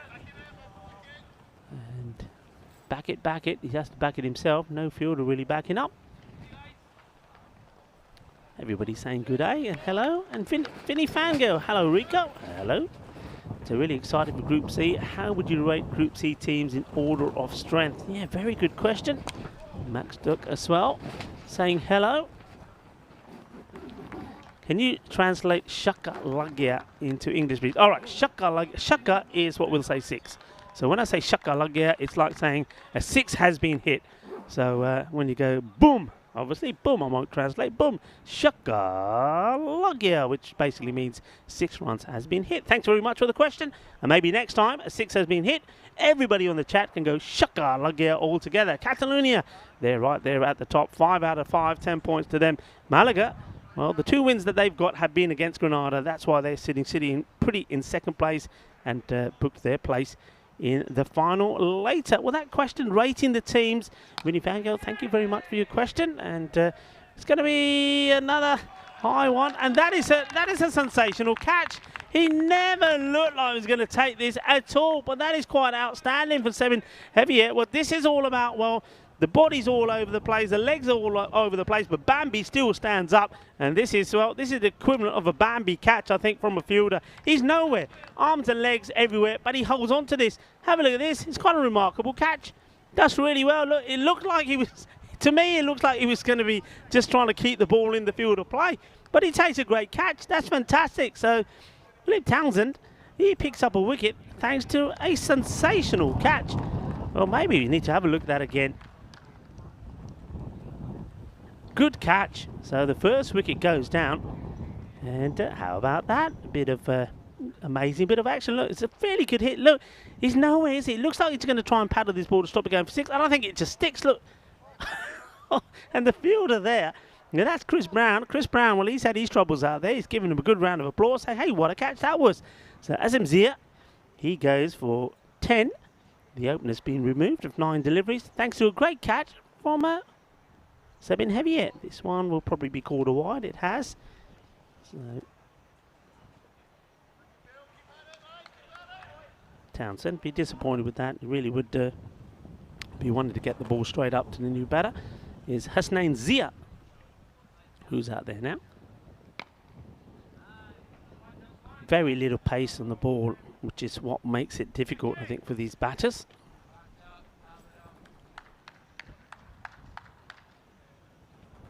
The Townsend, success for him. Hoping to get a few more. Yeah, a bit more on that question about the ECC. European Cricket Championship, which resumes tomorrow, of course, with Group C. This is well hit. Fielder will elect to let it bounce a couple of times. Yeah, I mean, we can tell you what the groups are going to be. Of course, everybody's looking forward to seeing Scotland. The first time that they're making an appearance. They're making a debut. As are France and Malta. And gone. And the play's all over this. It's that slower delivery again from Townsend. And the bounce is one, sort of a half tracker really. I think a batter just plays far too early. Hits the top off leg stick. It's another wicket. So it's Hasnain. See this again. Look where this pitch is. I mean, just a big old swing from Hasnain Zia. Gets it completely wrong. So he's bowled out by, again, Townsend. So we'll get to that question. It's just that the action doesn't stop here at the moment, does it? As Zia goes for a 1 off the 2 balls that he faces. So another batter has to depart. And 36 now. 2 wickets down. That's a good delivery. It's right up there. He had to get bat onto that, didn't he? If he misses it, he would have been bowled. If it hits the pad, and I think even I would have gone up for LBW there. Just bowling a good line. This is what it is sometimes. It's the pace off and bowling a good line. He's basically saying to the batters, well, look, if you want it, fine, go for it. Well, this one is too high. Well, what's this going to be called? Will this be out? No, no ball. It's quite amazing. I think that's the right shout. I think it's a good shot. A lot of people will say, no, it can't be a no ball because it's hit the stumps. Well, where does it pass the batter? And well, there you go. Yeah, I think that's right. Look, if it's inside his crease, remember, it is waist height or above. So, though it looks like, hey, it can't be. I know that's always the argument. Hey, umpire, going to be a no ball when the ball hits the stumps.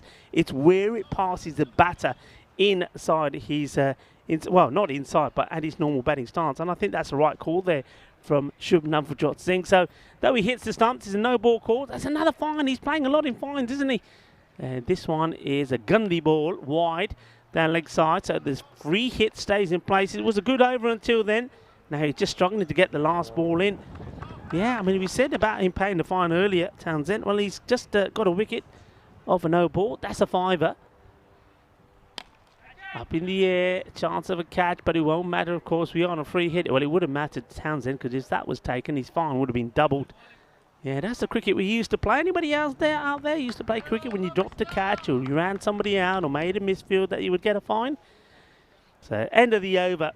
Here, let us know on the chat. 30, yeah, that takes it to 40, I think, with that single. 40 for 2. Yeah, I mean, look, teams I'm looking forward to seeing. Belgium are going to be strong. We know the way they play. I think this format, the T10 format, suits them. They're a team that, well, there's only one thing on their mind when they bat. That's hit 6s. So there's going to be plenty of 6s. Scotland, be interesting. I suspect they're going to be very much like Ireland. I think they're going to be pretty dynamic and pretty good in the field. They'll take some great catches. They'll bowl well. But will they be able to adapt to the type of batting that we need to see here? You've got to be explosive. Just remember, we've seen over 10,000 runs scored in 2 weeks in Group A and B. 50% of those have been in sixes. Quite amazing. 73% of them in boundaries. That's the sort of cricket that's being played here. And Scotland will need to adapt to that pretty quickly. Luxembourg, are they going to be like Finland? We saw them last time. They weren't able to win a match.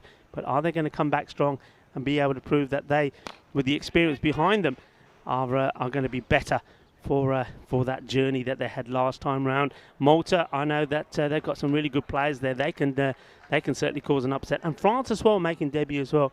We've seen France in the European Cricket League and some of their players, and we know they got some big hitters as well. It's going to be very interesting, but I think I'm just going by cricketing pedigree. I just think that maybe Scotland will be slight favourites, and maybe their bowling and fielding may be able to contain some of those Belgian big hitters. But Scotland and Belgium are going to be the ones to watch for me, with maybe Malta, the team that could cause one or two surprises along the way. So that's what I'm thinking. Malta, of course. Hello to everybody in Malta that's tuning in. The likes of Indica Pereira, Johnny G. Hello, Johnny G. Also Lee Tuck, and expecting to see them as well. And don't forget, the European Cricket Network. We do go to Malta as part of the European Cricket Series. Once this European Cricket Championship is over, we got a week in Croatia, then 2 weeks in Malta. So we're looking forward to not just seeing them here, but to seeing them in Malta as well. It should be a single. They could be in trouble if this hits. Well, he would have been gone for all money. Hesitation, but they get lucky. It's the case of Aja, ni main nahi aa raha, Aja, chal main aa janda. And then it could have been all sorts of trouble. It's a case of chal, mere sati, mere hati, and there wasn't too much coordination, and gets lucky. This one's going to be another wide. Well, a lot of people on the chat wanted Paul Cone to be having a bowl. Well, Paul is on bowling now. Let's see if you're right. Let's see if he's going to get these wickets for you. So, well, here he is. Well, he's been called the Cone Master. Well, come on, the Cone Master. Well, it's in the air. He could get a wicket here. Shaba, he does. Well, there you go. Look, I tell you what. I told you, the people on the chat, they know their cricket. They know who needs to come on here.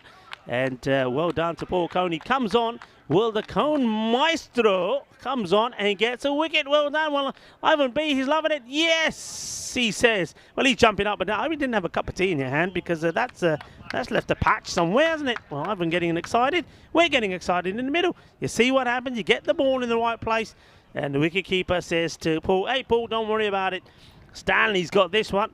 Well done. And another wicket goes down. So after what was a pretty brisk start, and Abdullah Khalid is the one who's been doing the damage, but he's seen wickets at the other end keep falling. That's Ali Hassan that goes. Hassan, he goes for 2 after 3 deliveries. So once again, it's Stanley. Shanmugam gets the wicket. I wonder if we're going to see him up the order, actually. We remember in that game against Catalonia, nothing was happening, and Stanley Shanmugam comes in and scored 22 of that over from Awais Ahmed, which helped them to get to a reasonable score. But of course, it was Catalonia who knocked off the runs. 83 they required. He got there with 13 balls to go. But want to see him up the order. And this one's up in the air. There is a fielder out there, and it's straight down his throat. And there we go. The Cone Master has another one, and old is gold. Oh yeah, thank you very much. Mr. Evergreen takes another. Paul Cone, the Cone Maestro, take a bow, gets another wicket. And even B, well, I'll tell you what, if he spilled his cup of tea last time, well, he's probably, I don't know what he's doing now. He's probably on the floor. He can't contain himself. Well, Ivan, you were right. Well, he's the man. He knows what he's doing. This is brilliant. You know, it certainly is. 46 for 4. Another one bites the dust. And it is Numan Abid. He'll go for a... Yeah, it's one of those. Well, there is a nice lake from the end that we're bowling from here. It's the lake end. Well, that's where Numan Abid will need to go, because he's got a duck as he goes. And not only has he got a duck, well, that's a golden duck, because that will go down as a first baller. So, drama here in the middle. The Cone Maestro gets the ball, and he's got them shivering at the knees. He has. Another one goes. Well done to Paul Cone, the wily silver fox. doing the business. And now Rashid has to face him. In the air, and well, it's aerial, but there's no man in short cover, so he goes through the gap and goes for 4 runs. It was uppish, nothing convincing about it, but it's 2 for 10 at the moment. It was 2 for 6, and that makes it 2 for 10. Still, it's a sensational over.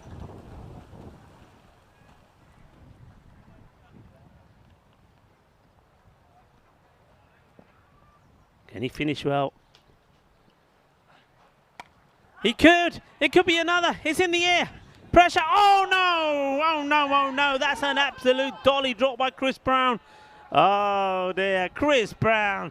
What are you doing? Well, I tell you what, Chris Brown has probably had some aloo parantas from somebody. I told you, Chris, if you're going to eat those parantas, enjoy them. But always remember to wash your hands afterwards because they're made with a lot of butter. And this is Butterfingers. Down it goes. Oh, no. He tries to do it crocodile style as well. Chris Brown, what do you like? And the going master, he should have had another one. And yeah, what's a Butterfingers? Took the word straight out of my mouth. मैं तो सारे no कह रहे होंदा ना परोंठे रज के खाया करो मैं तो कह रहा खाया करो घी ला के बटर ला के जिद्दां भी खाने ना खाओ पर बात ना अपने हाथ साफ कर लिया करो तो घी दे नाल बटर दे नाल कैच नहीं फर हुंदा.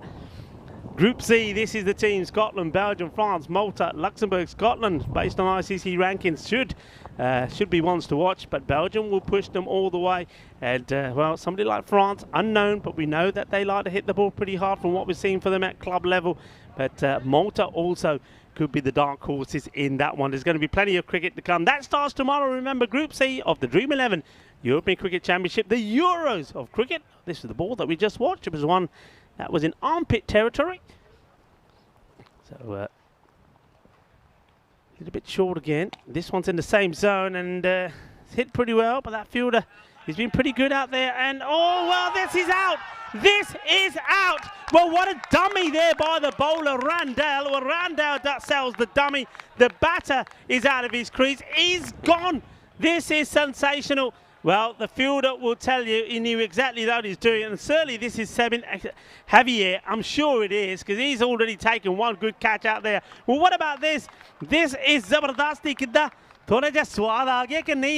Well, look at the dummy here, first of all, from the bowler. Quite sensational. It really is. Have a look at this. Well, Randall, he should have stopped it, doesn't, and the ball goes and hits the stumps, and the batter cannot believe it. How about that? Well, Rashid, he has to go. My, oh my. This is a funny game, and Rashid gets run out for 5 in the most bizarre fashion ever. Well, have a look at this. We can cue some music to this. Well, that's him getting out, but look, let's have a look at it properly. Here's the shot. He's running. He's running. He's not running, actually. He's not running, and he thinks, oh, yeah, the bowler's going to take this. The bowler here, look at him. Looks to take the ball around, now, misses it. Oh, we've seen it all. I'm loving it. And Rando was thinking, I love it when a plan comes together. But this is sensational. This is great. Well, I tell you what, this is edge of the seat stuff. And I always say, how about this? The dot ball. You never see anything like that. And it was Sebin Javier that does it again. What a game he's having. Amazing stuff. Mohsin is the new batter. Well, Khalid probably can't believe what's going on here. Well, he allows this to go for a wide, doesn't? I mean, if that's me, I'm trying to thump this for a big 6. I mean, all right, he'll get the wide bowl again. 51 for 5 here. Quite a turnaround. And you've got Khalid who just can't get on to strike. Is at the other end. He's wondering what's going on. The opening batter, 24 of 16. Short. This one has to go. Well, it's smashed in the area of Sebin Javier. And, well, this time it's too spicy and too hot for him to handle. It gets a fair chunk of this. And this one does go all the way. Big hit. Bang. And that's more like it. There he goes. And he does get plenty of that, doesn't he? And it is actually Khalid that does get onto strike because of that bizarre run out, of course. And he needs to stay on strike because that big 6 takes him to 30 now. Yeah, I mean, this is where I think Mohsin, who's at the other end, has got to try and give him as much strike as possible.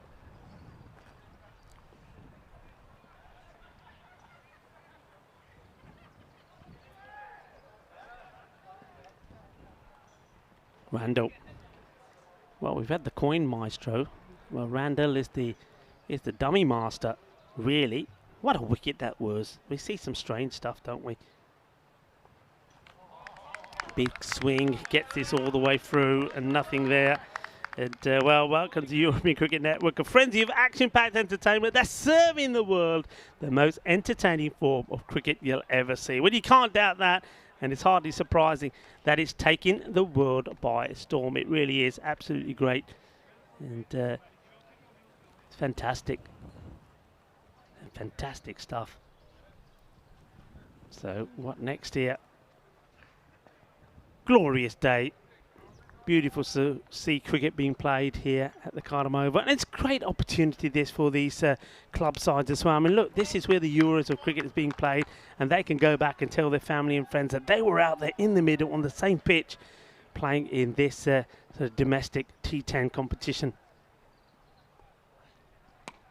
It's a good delivery right on middle stump, and risky shot to play, but it is Paul Cone, the coin maestro, gets the ball in the right spot. Start off with, well, what a start he had. His first over was fantastic. 2 wickets for 11 runs.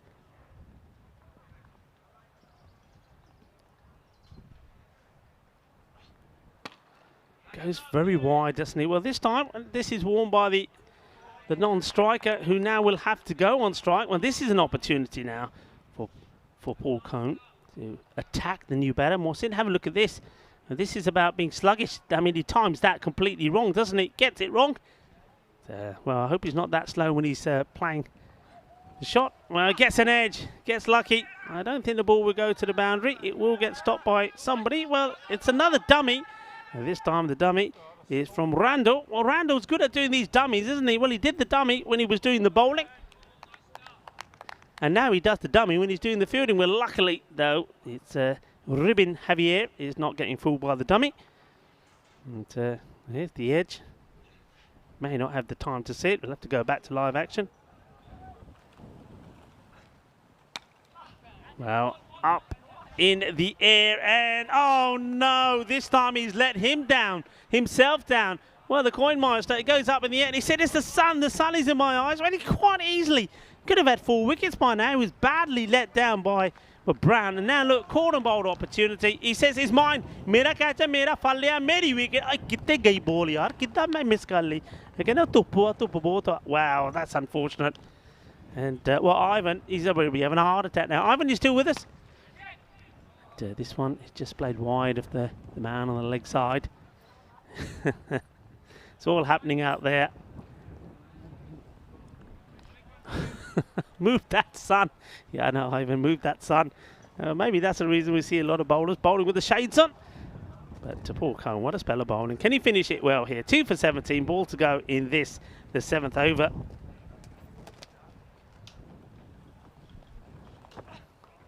Short, a one-hand hit, and, well, it goes through one fielder, but picked up by the good effort there. Goes for the catching chance, does the captain, Richard Abbott. Gets past him, but good backing up, though, from the other fielder. He knew that the captain was going to go for it. And well bowled, take a bow to Paul Cone. Excellent bowling from him. He goes for 18, but he does pick up 2 wickets. And because of him, Malaga sort of struggling a little here. 65 for 5. 18 deliveries to come. So we'll be looking to try and get to the 100 mark here, you know. I'm sure they will. Well, this is where we are. Remember, we got this FanCode European Cricket EC10 happening during the weekends. And during the week, we got the Dream 11 European Cricket Championship. That one's a wide. But then we continue our journey across Europe. We will go to Croatia for 1 week. Looking forward to that. Be my first time there. Then, as I mentioned already, we have 2 weeks in Malta. And finishing the season, if you like, our ECN season back in Spain, in Barcelona, where we're going to have 5 weeks of dramatic, entertaining action. Can't wait. Oh, well, this one doesn't miss by much. Sebin. Well, Sebin is the man at the moment, isn't he? Can't do no wrong. Took an unbelievable catch. Unbelievable run out. Aided by a dummy from Randall. And now he's doing the bowling here.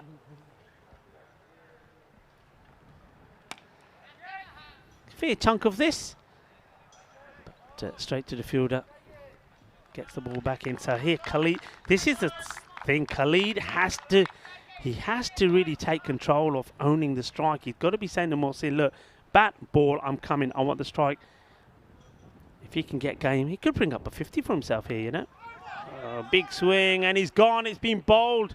So well done to Seven Heavier. Well, he's putting in a good challenge here for maybe a player of the match performance so far. He's doing everything, isn't he? He's a one-man band. This one, does it just completely missed by the batter, or is there a bit of edge on this? Either way, it's a good delivery. Eyes it up. I think he has to go for the shot. No, I think it just nips the bail. Just takes it, gives it a little bit of bat on it. Gets the inside edge, and then the ball, the kookaburra, just gives that bail a little kiss on the way through. Mwah! It says, and that's another one that goes down. So it's another wicket.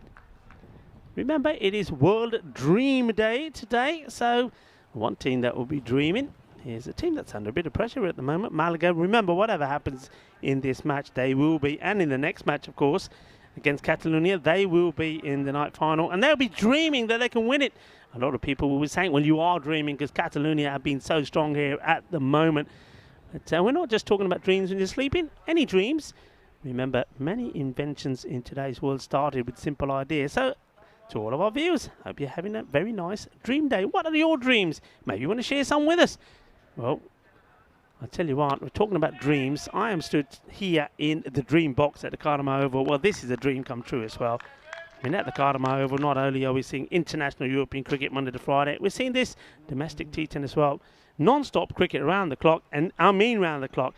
We start during the day, and then the sun shines at the Costa del Sol, and we finish underneath the floodlights in the night sky of Karma. It does not get any better than this, and the action from the Karma Oval has been absolutely scintillating. It's really been great.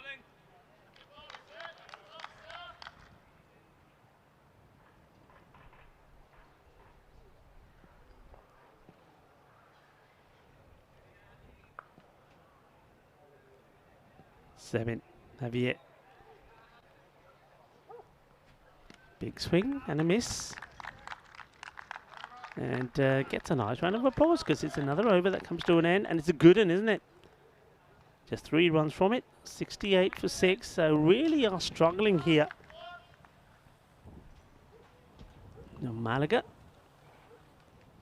So with Khalid gone as well, I mean, batted very well, but I think he just wasn't able to get enough of the strike, and when he did get it, he was trying to force the issue. He went for 32.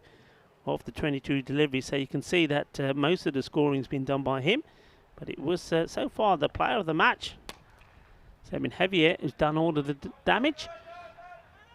Richard Abbott comes back into the attack.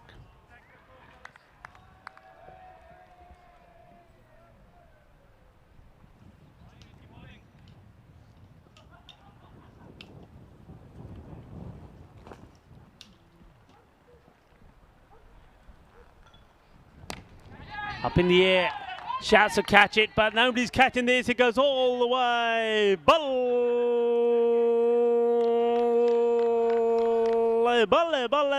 Brrr, what a hit. And, well, they need a few more of this, don't they? That's an absolutely muscle shot. Monster hit right down the ground. Nicely done. And 6 runs, that's what they need here. Need some big hits. Any more to come? And gets a dot ball in. It's a good reply from Abbott. So get that slight acceleration in with the big hit, but need more. We need a few back-to-back hits. So Mohsin smashes a big one. Dargan hit the ball pretty well as well. And this one is pulled a no ball, and you can see that's the height. That's a nasty one, isn't it?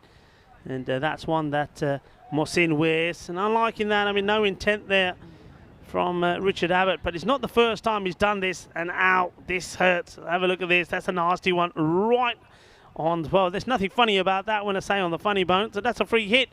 Well, Shub Navjot Singh, he knows all about that. Well, we saw him wearing a helmet earlier, the umpire, and he decided he doesn't need one now. Well, the batter maybe could have done with one. Free hit is up in the air. and the fielder will not stop this one. It goes all the way. Shaba, shaba, shukka, lagya. And that's the way to deal with the free hits. And Mohsin said, okay, you may hit me, but I'm going to hit you out of the ground. And he does. Gives his everything. It's not a bad delivery, but when you got a free hit, you got the license to go the full Monty. He does. The fielder just gets it wrong, doesn't he? If he stays on the rope. And well, he's saying, hang on, it's not 6. But the umpire's saying, no, it is. I'm giving it 6. And this one, when the umpire's going to go, izquierda derecha, porque eso es 4 carreras más. Well, he's wearing green, and he says, don't make me mad. You make me mad, and I'll go green. Well, he has gone green, as Mohsin. Well, after being hit, he's hit a 6 and a 4. He's angry now. And, you know, they're saying, don't make me angry. And, well, he's angry. And that acceleration that they needed is starting to come here. Abbott just losing his line slightly here. And loses this one as well. That's clever from Mohsin as well. He just steps inside this one. Said, I'm not being hit again by you. So another one. So yeah, a Hulk smash. Liking that one. Was that? Yeah, I do. Look, hey, Tariq, I do read them sometimes. But look, it's all happening fast and quick. And you know, I'm trying to keep my eyes everywhere. And you see there's a nod there. I'm telling you, see, every time I try reading the chat, something happens. So I do apologise. I'm not as quick as your namesake, Tariq Sandu, but I do try. But that's another one that goes. But that's why I have people like Wazza on there, and I have Ivan as well, Helix. That's what they do, the moderators. They save my bacon or my blushes. But another one goes. But he won't be too disappointed, Mohsin. I mean, there was a little bit of a tussle, wasn't it? A bit of a wrestling match between him and the bowler there, Richard Abbott. Abbott, he hit him, then he got hit himself by a few boundaries, and then he comes back and gets him out. Sharp catch there, taken by Shanu Magam. Stanley takes the catch, and Mohsin, he goes for 20 of 13, so he gets the acceleration in. And lucky 13 again, though, isn't it? Or was that 14? I think that was the 14th delivery that he actually got before he goes. So well done to Abbott. He does get his man in the end, one way or another. Tried to knock him out, but that didn't work. So he thought, okay, the umpire's not allowing any of that stuff, so I'll just get him out in the end. So nice catch taken behind the stumps. So another wicket goes. Dar, though, is still there. We know that he can give the ball a fair crack. New batter comes in.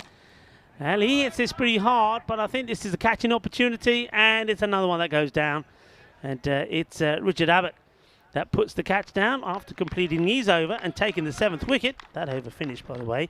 The score went 85 for 7, so we're into the last, and the first ball should have been a wicket, but the catch goes down. So a life for Asif Tara, the captain. He comes in lower down as well, so giving the players a bit of a chance. This one will go all the way, and it stays hit. Manos arriba, árbitro, porque eso es 6 carreras. Qué grande, qué guay. Eso es una Ariana. Yeah, Ariana Grande, 6 carreras. And big hit.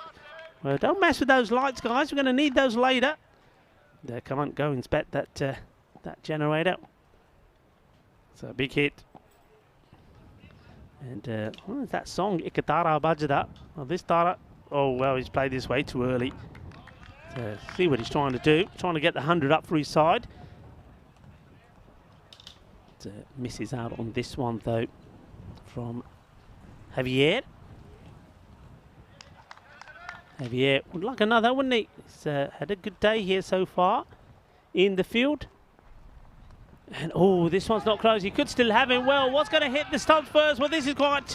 This is what we sort of had here today. Well, the wicket keeper Stanley Shanmugam. Well, he has a shy at the stumps, but I didn't know what was going to get there first, the glove or the ball. In the end, the glove fell short, and the ball went all the way and knocked him over. And this is going to be a stumping, you know, because he's not going for a run. Have a look at this. Misses it out. Then he doesn't make any attempt to get back, and that's got to be the slowest run out as well. Look, he's a long way out, but look, do we see the glove here? No, the glove just out of shot, but the ball you do. Well done, well bowled to Sebin Javier. And here we go, you're gone. He just didn't try to get back, did he? Just gave up the ghost already. So after hitting a big 6, and the captain, Asif Tara, it's basically 6 and out for him of the 3rd ball that he faces. So well done to Javier. So he certainly is putting a claim here at the moment for a player of the match performance, isn't he? And And Stanley. Now that would have been something. Can you imagine if the glove went and hit the stumps before the ball did?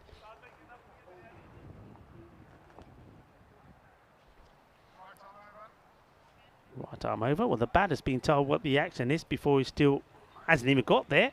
Well, remember, there is a time. I mean, I don't know if we have that time ticking on the old clock at the moment. I can't see from where we are. He's got 90 seconds to get there and take guard. If he doesn't, appeal, because he'd be out. Anyway, he obviously gets there enough time. Doesn't need to take a guard. Has a big swing. Misses out. So with the ball to go, it looks like the 100 isn't going to come up. But they are in the 90s.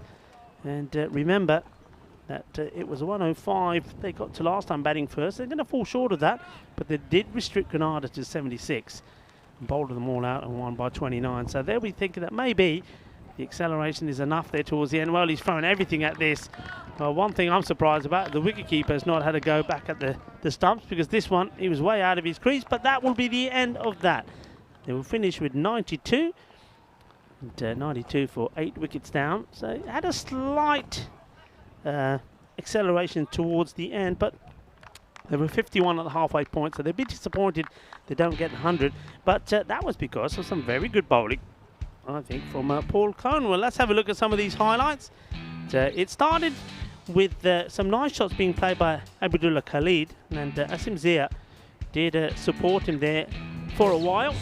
And this one was short and blasted away, but there was a couple of those that, well, should have been taken, and some that went amiss. That one was one of them. That was that time round for 7 Javier. Too spicy to handle, but he does eventually get right. Well, this was too spicy to handle as well, because well, that was like a bomb that hit him as he went over. So as I said, there were chances there that weren't taken, but there were some that were. That was a great one from Sebin, and this one wasn't the best of shots, and it was Townsend that got a wicket. There's a big swing, a wild swing, but that was Hasim Zia that had to depart. And then here we go, this was the show of Paul Cohn. Well, the Cohn maestro came on and he was taking wickets, and he should have had more than what he got, because this was one, well, this one that got away. This is hitting in the up and the gap, but there was one that, well, Chris Brown, I mean, look at this. Chris won't want to watch this again. Well, that's old Butterfingers there, and of course nobody drops them by chance. But how about this? This was the dummy from Randall. Randall does the dummy. The batter, Rashid, thinks, yeah, he's going to take it out there. I'm safe. Doesn't really run. And gets himself a run out. That was quite amazing, and it was Javier that was to do it. Here's another wicket. So they did occasionally get the right length. I mean, we often hear a lot of coaches say, well, the good ball is the one that hits the top of the stumps. This was a bit of luck, and that was actually the free hit that Cook put away after he got hit, actually. Mohsin, he did take a nasty one. And how about this? We'll talk about one of the slower stumpings you'll see, but that was the one with the glove. It was a battle between the glove and the ball. Eventually the glove fell short, but the ball got there, and that was the end of the captain, Tara. He had to go. Tara. So better luck next time. And we are 95 matches without a golden ball. Maybe this will be the one that breaks that. Are we going to get to 100? Or are we going to get a golden ball in this one? Well, let's have a quick look at the scorecard. It is the 92 that's been put on the board. So they do fall short of getting the 100. I think the 100 would have been the target here for Malaga. And at the halfway point, they were on course to do it. But then we saw some good bowling there from Cohn. I think he bowled really well. Sabin Javier also bowled well as well. But there was that one expensive over the 9th from Richard Abbott, which just gave them the acceleration to try and maybe get to that 100. But then a tidy over there towards the end. Once again for Sabin Javier. I think he had a very good game. Runs there from Khalid, but he just didn't get as much of the strike. And very important hitting there towards the end from Mohammed Mohsin. After he got hit, he went into action, turned into the Hulk, and clubbed a few balls over the fence. 3 bowlers picked up 2 wickets. For the Townsend, I think, bowled well. 2 for 22. And we saw 2 for 10 for 7 Javier. Don't forget that catch and that run out as well. So he certainly at the moment is well, he's standing on a player of the match performance, unless somebody does something spectacular from Granada with the bat. And we also saw 2 for 18 there from, well, again, another nice tidy spell from Paul Cohn. I'm liking what he did, and he certainly did set the chat alight as well. 92 is the score, and what I would say normally scores around about the 85 to the 95 is it's golden ball territory, you know. So it could happen. We're just having a look at the batting scorecard there one more time, just for you to get a grip of it. 3 batters that really made most of the contributions there. So at the mid-match summary, Malaga 92 for 8, and Granada, well, they need to bat better than what they have so far in this tournament to see if they can get to the score. They would love to get a victory under their belt, and this is the last opportunity they got to try and do that. Let's see how they get on. Can they get to the 93 that they require to give themselves a nice boost and a nice way to end their Sunday afternoon? Well, if they are going to do it, well, you're going to have to stay in touch. You're going to have to stay in front of your screens, whatever device you're looking at. Remember, you can check out all of the information by going onto our website, europeancricket.com. Not only does it have the information about this EC10, but also about the Dream 11 European Cricket Championship Group C that starts tomorrow. Rico Full here in the house. We'll be joined by Vinny Sandhu at some point during the conclusion of this match. But join us back in around about 10 minutes' time. Hasta pronto.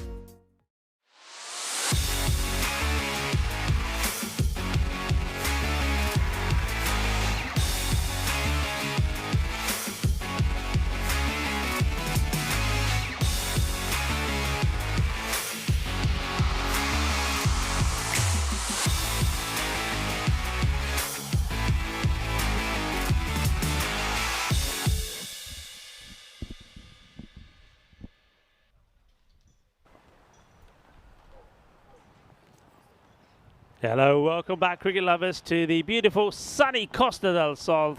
30 degrees is the temperature, slight breeze, and it's cricket action as useful from this delightful ground, nestled in between the Sierra de Cardama here in Malaga. Absolutely beautiful. And see the umpires are out there, Shub Navjot Singh and Andrew Elliott. And the batters make their way out. So Granada needing 93 to register their first victory in the group, but as you already know, they won't play a part in the final later today. That will be Malaga. So I think Malaga, we saw them, they mix up their batting order slightly. I wonder if they'll do the same here with their bowling a bit to try and give one or two of their players another chance to get an opportunity to perform, because I think they're going to need to be in as much good form, and all of their players, as possible as they take on Catalonia. And well, it's sort of going to be the dress rehearsal of the final next, and then the big final coming up under the night sky here of the Costa del Sol in Malaga. Breeze being welcomed here at the moment by the players. You can see it just blowing from left to right on your screen. Richard Abbott opening up.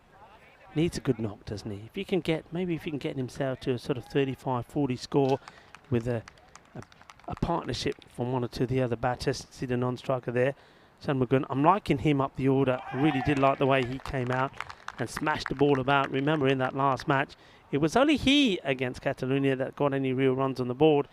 I mean, they put 82 on the board, but 22 of those came in that last over from Awais Ahmed, who took 3 wickets as well. So he did well. That's what they need him to do here, Shanmugam.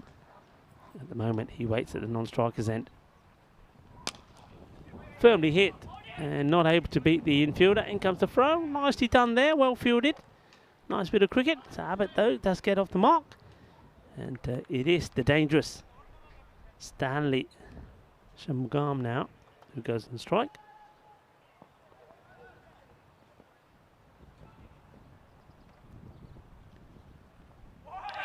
Oh, he gets beaten by beauty. Well, what a seed this is. Lovely delivery from Numan Abid.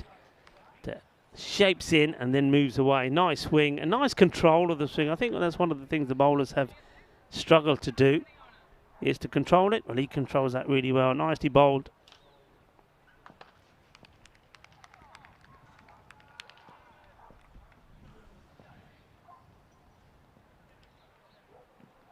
Oh, that's an absolute beauty. Absolute beauty. Well, he does him hook, line and sinker. Chakde phatte style. Dande tor dite. Nicely bowled. That's really good bowling from Abid. I think he beat Stanley all ends up the ball before. This time he just pitches it up slightly further. And well, the batter, Shanmugam, had no answer to this. The ball moving away, hitting the off stick, and he's left stranded in no man's land. So the man who, well, did the damage in the first match, scored runs quickly, elevated up the order, but all he's going to do is get himself a 2-ball. And that's T10 cricket for you folks. That you just, you can't go on what's happened in the past, because things can change so quickly. Great bit of bowling though by Abid. Absolute beauty, and if you can get that one straight up to the new batter, there's going to be more problems, I can tell you that. And it's going to be Seven Javier who comes in. This man's had a very good good match so far. He's bowled well, he's fielded well, taken a catch, got a run out, got wickets. Now he's looking for runs, and well, that's a magical start. How about that? Boom! Shaka! Logia! Manos arriba, arbitro, porque eso es 6 carreras. 6 runs. And you know what 6 runs is in Spanish? We call it Maximo. And speaking of Maximos, guess who's in the dream box alongside me? The one, the only, Mr. Maximo, Vinny Sandu. Thanks very much, Rico. Buenos dias, everyone. Hope you're well. Buenos tardes, actually, as we are halfway through the day now. It's nice to be here with you, Rico, and Group B really taking shape here in this FanCode ECT10. Here's a bid. Good comeback, wasn't it? So end of the first over, 7 for 1, and Granada, well, like you said, it is their last game. We know that, but still an opportunity for them to win a cricket match here, and at least they've done half the job. I think more or less 92 is catchable, but they're going to have to bat really well. 95 is how many matches we've gone without a golden ball. That means tomorrow, if we haven't had any golden balls yet, we're going to hit the 3 figures for the first time in a while, Rico. Yeah, it's going to be first time in a while, but I don't know about you. I said to the folks before the start of this one, it's like tingle, mate. Time to go. You're talking about winning matches. Okay. And, how did you get on? I heard you had a bit of a match this morning. I played for Costa del Sol against some of the touring, a touring side today. It was Llandarcy from Wales who were here today. So big shout out to those guys. We had a pretty competitive match. It was a 30 over match. I think it was about 280 to 200, something like that. So we did just edge them out, but there was some good cricket. Anyway, this looks like Tara. He's going to come on, start with the dot. And also, right now on the other ground, it's the Llandarcy versus Martley. So 2 touring teams playing each other. It's great, isn't it? I mean, that's the captain, just targeting the offside is Tara. Let's see if Tara. It's been a good all-rounder for his side. So my legs are feeling it after 30 overs of keeping today. Got to say, on, 30. Don't be a wuss. 30's not that much, but you got a bit of dirt on you. You've been diving around. On top of the schedule. Well, I tell you what, you saw Cone get 2 wickets, right, in the first half of this game. Did indeed. Oldest player to get a wicket on ECN, 72 years old. Yeah. And the oldest player we've ever had is 74, Alfonso Jairea in Italy, though he didn't bat or bowl. I see this go away. It's been a long chase, but might take on the 2 here on the throw. Hesitation, but they will get there. But I've got to say, Mikey from Costa del Sol, he took a wicket today. He's 76 years old. Take a bow, Mikey. So here's my opening bowlers. One was 76 and one was 15. It's a bit of a contrast, averages out to about my age, bit of a contrast. Bit of a contrast indeed. But look, isn't it great that, a place like this and in Spain, and this is what should be happening in Spanish cricket, that all of these touring teams are coming out, enjoying the time, playing some good cricket. And what a place to come to. A place like here in Cardamom, where you know that some of the best cricket in Europe is being played at the moment. Yeah, for sure. Chance in the air. It should be easy. It should be straightforward, and it is. No mistakes there from Waqas Ahmed. So they do get the wicket, and it is Sabin Heavier that is going to have to depart. And, he came out, he played a tremendous shot to get his innings going, but this one, you see, just doesn't get himself in a good position. He needed to move his body just outside the off stump there and get a good swing at it. Gets the top edge. No mistakes from the keeper. That's the wicket. Got a bit big on him, didn't it, really? So, induced a top edge. And so, Tara does the trick. Just setting this chase into a little bit of disarray now. After 10 balls, it's 10 for 2. Yeah, just 8 runs off the 4 balls that have been faced there. And Tara, well, he's been pretty good. As an all-rounder. We've seen when he's up the order, he can give the ball a good whack. And he's been quite handy with the ball as well. So he's certainly continuing his good form. And you can see him there now just getting in the players where he wants them to be, ready for the next ball. It's a new batter that comes in. It will be Philip Townsend. Here's PT. Well, playing for Costa del Sol today, but a lot of those guys will be playing in this series next week that I was playing with today. And so, yeah, looking forward to week 3 as well, weekend 3. Townsend edges to slip. And so, does it make you want to kind of dust off the old bowling shoulder, Rico? Always. It's just, I'm quite envious of you, and I'm thinking maybe I should have done the same thing. I should have put my name down for a game. You're in great shape at the moment. You've got to tell me what your regime is. It's just healthy eating, and well, you know me, when I'm in this dream box or any commentary position, I just don't sit down, just keep walking around. So it seems to do the work, I suppose, And when I'm back in Spain, taking the dog for a nice long walk. Well, this one is an interesting action for me. I mean, what do you reckon on that? It's a bit slingy, isn't it? Tara's action's weird, but when you slow it down, you can see that kind of he holds that arm position all the way through the action. Anyway, I think this will be the end of the over. So 2 overs down, Granada 11 for 2, chasing 93 for victory here in match 8. Probably gives us a chance to look at the table as well. This will tell the story. It's a bit of a tale of the haves and the have-nots in this 3-person or 3-team series here in Group B. Catalonia CC running away with the group, but they'll still have to qualify via the final, which will be match 10, last match tonight. You can see that Granada There's no way that they can catch up to Malaga now. They're playing for pride. They'd love to get a win this series. This is a wide. They should get an extra off. They will. So this is an opportunity for Granada to try and build something. This is Norman Abid, who is going to bowl over number 3. Yeah, He's got to find a way to hit the boundaries more often. That's the thing. Yeah, they do. I No mean, this Ross one today, no Kitian today. Hurts them a little bit, Granada, but still. It's nicely played. That's a lovely shot. And does this go into the ice cube? I think it does it? I think it's the post, actually. Does it hit But the what it post? is a cracking cover drive from Abbott. Beautiful stroke. That's exactly what they need. Again, there's nothing sloggy about this shot at all, is it? No, this is just, look, getting his foot to the pitch. And over it goes, and yeah, hits the post. Hits the post. Just Happens. misses out on an ice cream there, you know. We've seen a few crossbar challenges lately, haven't we, as well? They've hit the top of the fence. Well, this could be buzzers. Oh, There'll be well. at least one, I think. Yeah, they take the one extra. And, fortunately, there was 2 fielders keeping their eye on that one. It was backed up. Otherwise, yeah, this could have been interesting. Hey, listen, you see there was more ManCad talk yesterday? Oh, yeah. That all blew up when I was on last night, actually. Yeah. So, I mean, we know what our views are on it. We'll but, talk a little bit about it. yeah, we could talk a bit about I it. saw some social media comments about it, which is probably worth clarifying.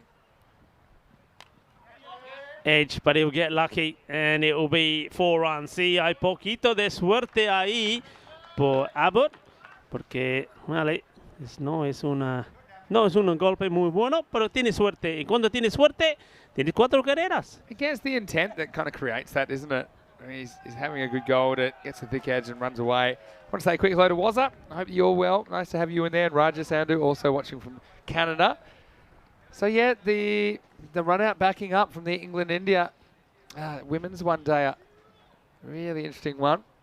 Wait for this ball. Nice shot. Oh, well, hang on a minute. Opportunity maybe. Well, slight hesitation. He didn't know which end to go for. I think if he made up his mind quickly. Yeah, go on. I'll say it again. I know that it's polarizing, but I think the bowler, you can't pretend to bowl and then do it. So the bowler never actually starts swinging the arm over. So the fact that non-striker goes way out of her crease there, that's on the non-striker there. I just think it's lazy non-striking. Yeah. And I've said this before, I think it's going to get worse before it gets better with ManCads.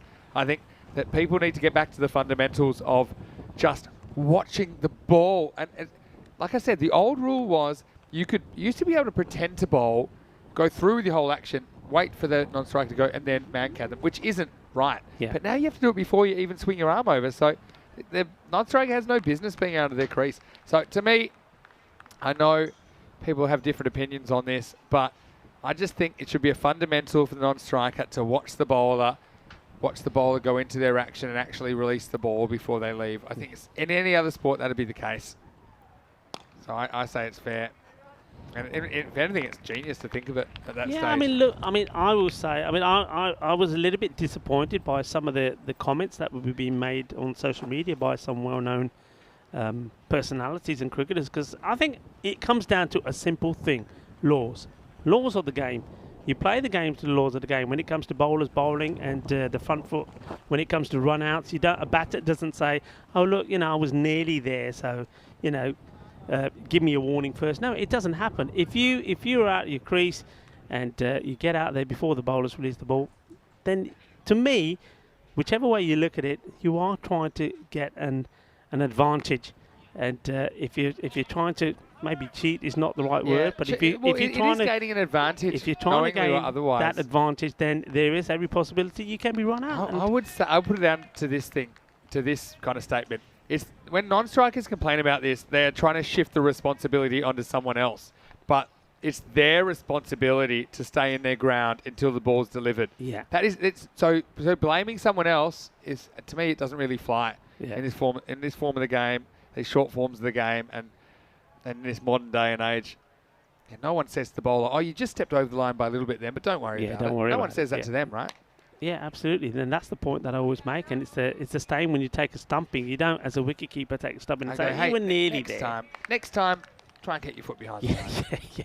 I just think that I've experienced this as well. When you're non-striker, think sometimes you switch off a bit because you think, okay, I don't have to face the ball, so you kind of mentally tune out a bit. But you are very much a part of the game as the non-striker. So you still have to concentrate. This is flighted up a long way, and I think you've got to try and, I mean, he's tried to place this, but you've got to try and hit these and hit them hard. Townsend just guiding this, and it goes just straight to the fielder. Tara, well, he's playing about with his flight here. He's certainly giving it some here, isn't he? This one's a slightly flatter one. Do they push hard? They take the first, they turn, do they? They think about it, but decide against it. The throw taken on the chest by the keeper, Wakazami. He's done well behind the stumps there. We saw him take a nice one-handed take down the leg side, which would have been a wide. So he's quite an agile keeper. Trying to sneak up to the rate here. They want to be around 36 after 4. I don't think it'll be quite that many.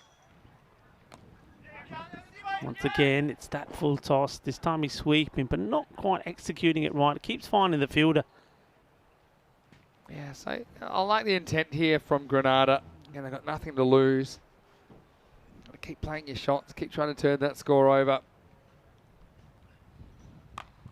In the air, but safe. One bounce. Oh, well, hang on a minute. How many bounces?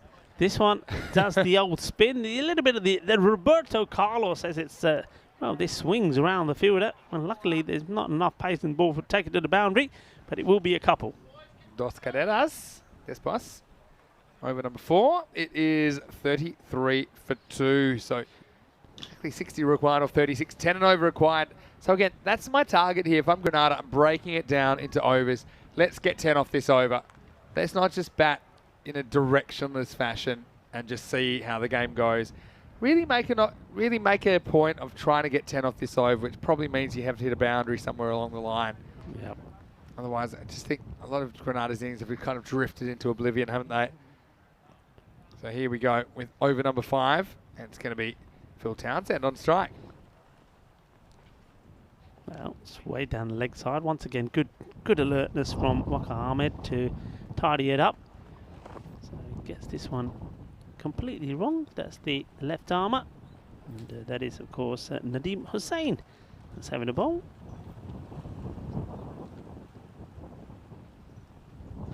Well, this is more of the same.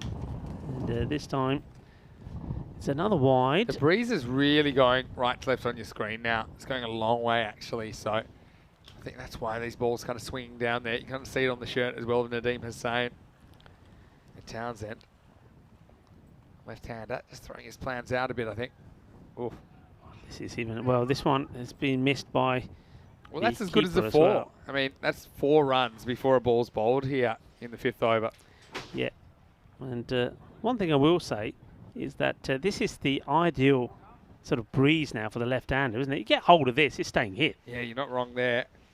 First, you have to reach them. I don't think Townsend can really reach these balls at the moment. Well, this would be better for Hussain, because at least he's bowling to the right-hander, so those deliveries he's bowled. Well, if you, yeah, there we go. Asking the question, I think this is just drifting down the leg side, once again, because of that breeze. So gets a dot ball in, so you can see far more confident is Hussain bowling to the right hand. And back to the live action. This has been hit pretty well, but again to the fielder. So we've seen probably on 4 occasions now, the ball being struck pretty sweetly by both the batters, but always to a fielder. Yeah, Abbott taking a bit of responsibility here, I think, in the innings as well. 20 or 14, that's decent. Got to try and get up to around about that 45 after this over. That's the hit we're talking about, and that's what Townsend has to do. These balls are short, down on the leg side. He's got to get bat onto them, and he does. Gets a boundary, gets applause from his teammates, and acknowledged by Townsend. They know that this is important, that he gets bat onto the ball to these. Yeah, again, you see, it's a little bit too short. Good shot. I mean, he doesn't try and bludgeon it. He just tries to play a good cricket shot, places it. So, yeah, nice work by Townsend. Picked up the length really quickly there. This one should go as well, and well, it just drops short of the fielder. But I like the intent. He's playing the shots here now. Just doesn't get this quite right. He just actually needed to get a bit that more of a swivel, right? Yeah, he has to hit it later because dead square, there's nobody home. But he hits it a bit early. That's why it goes to deep mid wicket. Makes the save. firmly struck down the ground, but the fielder inside the circle makes a stop there at mid-on. But I mean, now they're around about the rate here, aren't they? I mean, around about, well, what is that, 46 off 5 is kind of where they want to be. They're around about that rate. See if they can keep it going, Granada. Oh, well, this is another one way down the leg side. And that's good. Good calling there from Abbott. He senses that even though the keeper's got a glove on this, it does well to get a glove on it, that there's an opportunity to take 2, turn it that 1 wide into 2, and they do. Pretty good keeping. Pretty bad bowling, really, from Hussain. But anyway, trying to close out this 5th over. It's worth 13 at the moment. This is nicely picked up. I think it's going to be wide of the fielder. It is. So that's a nice shot. 4 more runs. Cuatro carreras más. And well, you're saying where they want to be. Well, Vinny, with that shot, that brings up the 50. They're right where they want to be. Yeah, really good partnership, this. And we worried about them early, didn't we? 2 for 10 they were, or 10 for 2, I suppose you say here. But now this partnership worth 40 and climbing. Yeah. And so a nice shot again.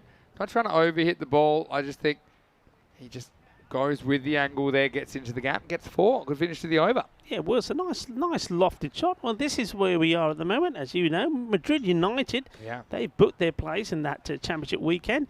And Group B, well, look, you can't see anybody really touching Catalonia. It's a bit like the Netherlands during the week in the ECC. They went undefeated. You think that they're a shoo-in. But then in the final, anything can happen. Yeah. And we are going to see Malaga in the final against Catalonia CC. So, yeah, let's just see what happens here. But Madrid United, they are the first team through. There'll be another team qualified today. And then next Sunday, there'll also be Group C finalists. And they've Costa del Sol as well as Gracia and Madrid Cricket Club next week in Group C. Nasir Dar coming in to bowl. Starts with a dot ball. Nasir is a very experienced, knowledgeable cricketer. Just making a little change to his field. Well, yesterday he got run out when he was standing still. That was probably the blooper yesterday. That wasn't the only one. Anyway, apart from that, I think he's been pretty good this weekend. Well bowled. This is going to be risky. A good throw and he's in trouble, and it wasn't a good throw. I think an underarm throw to the bowler would have been sufficient here. And just gets it a little bit wrong here, the fielder. Just needed to pick up underarm into the hands of the bowler, and it would have been a wicket. You just see this. It's a difficult throw to handle. He's expecting it being underarm, but it actually gets thrown in, and Yorker lent to him, wasn't able to stop it. So a chance goes begging there, and that's an important let-off, really, for Granada.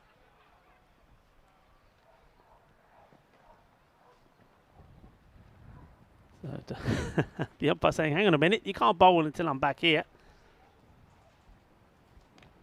Oh, well bowled. Very close to catching a bit of the edge. Bit quicker. Showing us again it's his experience there. Just whips that one through, skips it through. This is down the leg side. Disappointment after getting a good dot ball in. He fires it down the legs, and disappointment, I think, for the batter as well. I think he's missed out on too many of these. As Townsend, anything on the leg side. I mean, left-handers normally, in general, pretty strong in that area.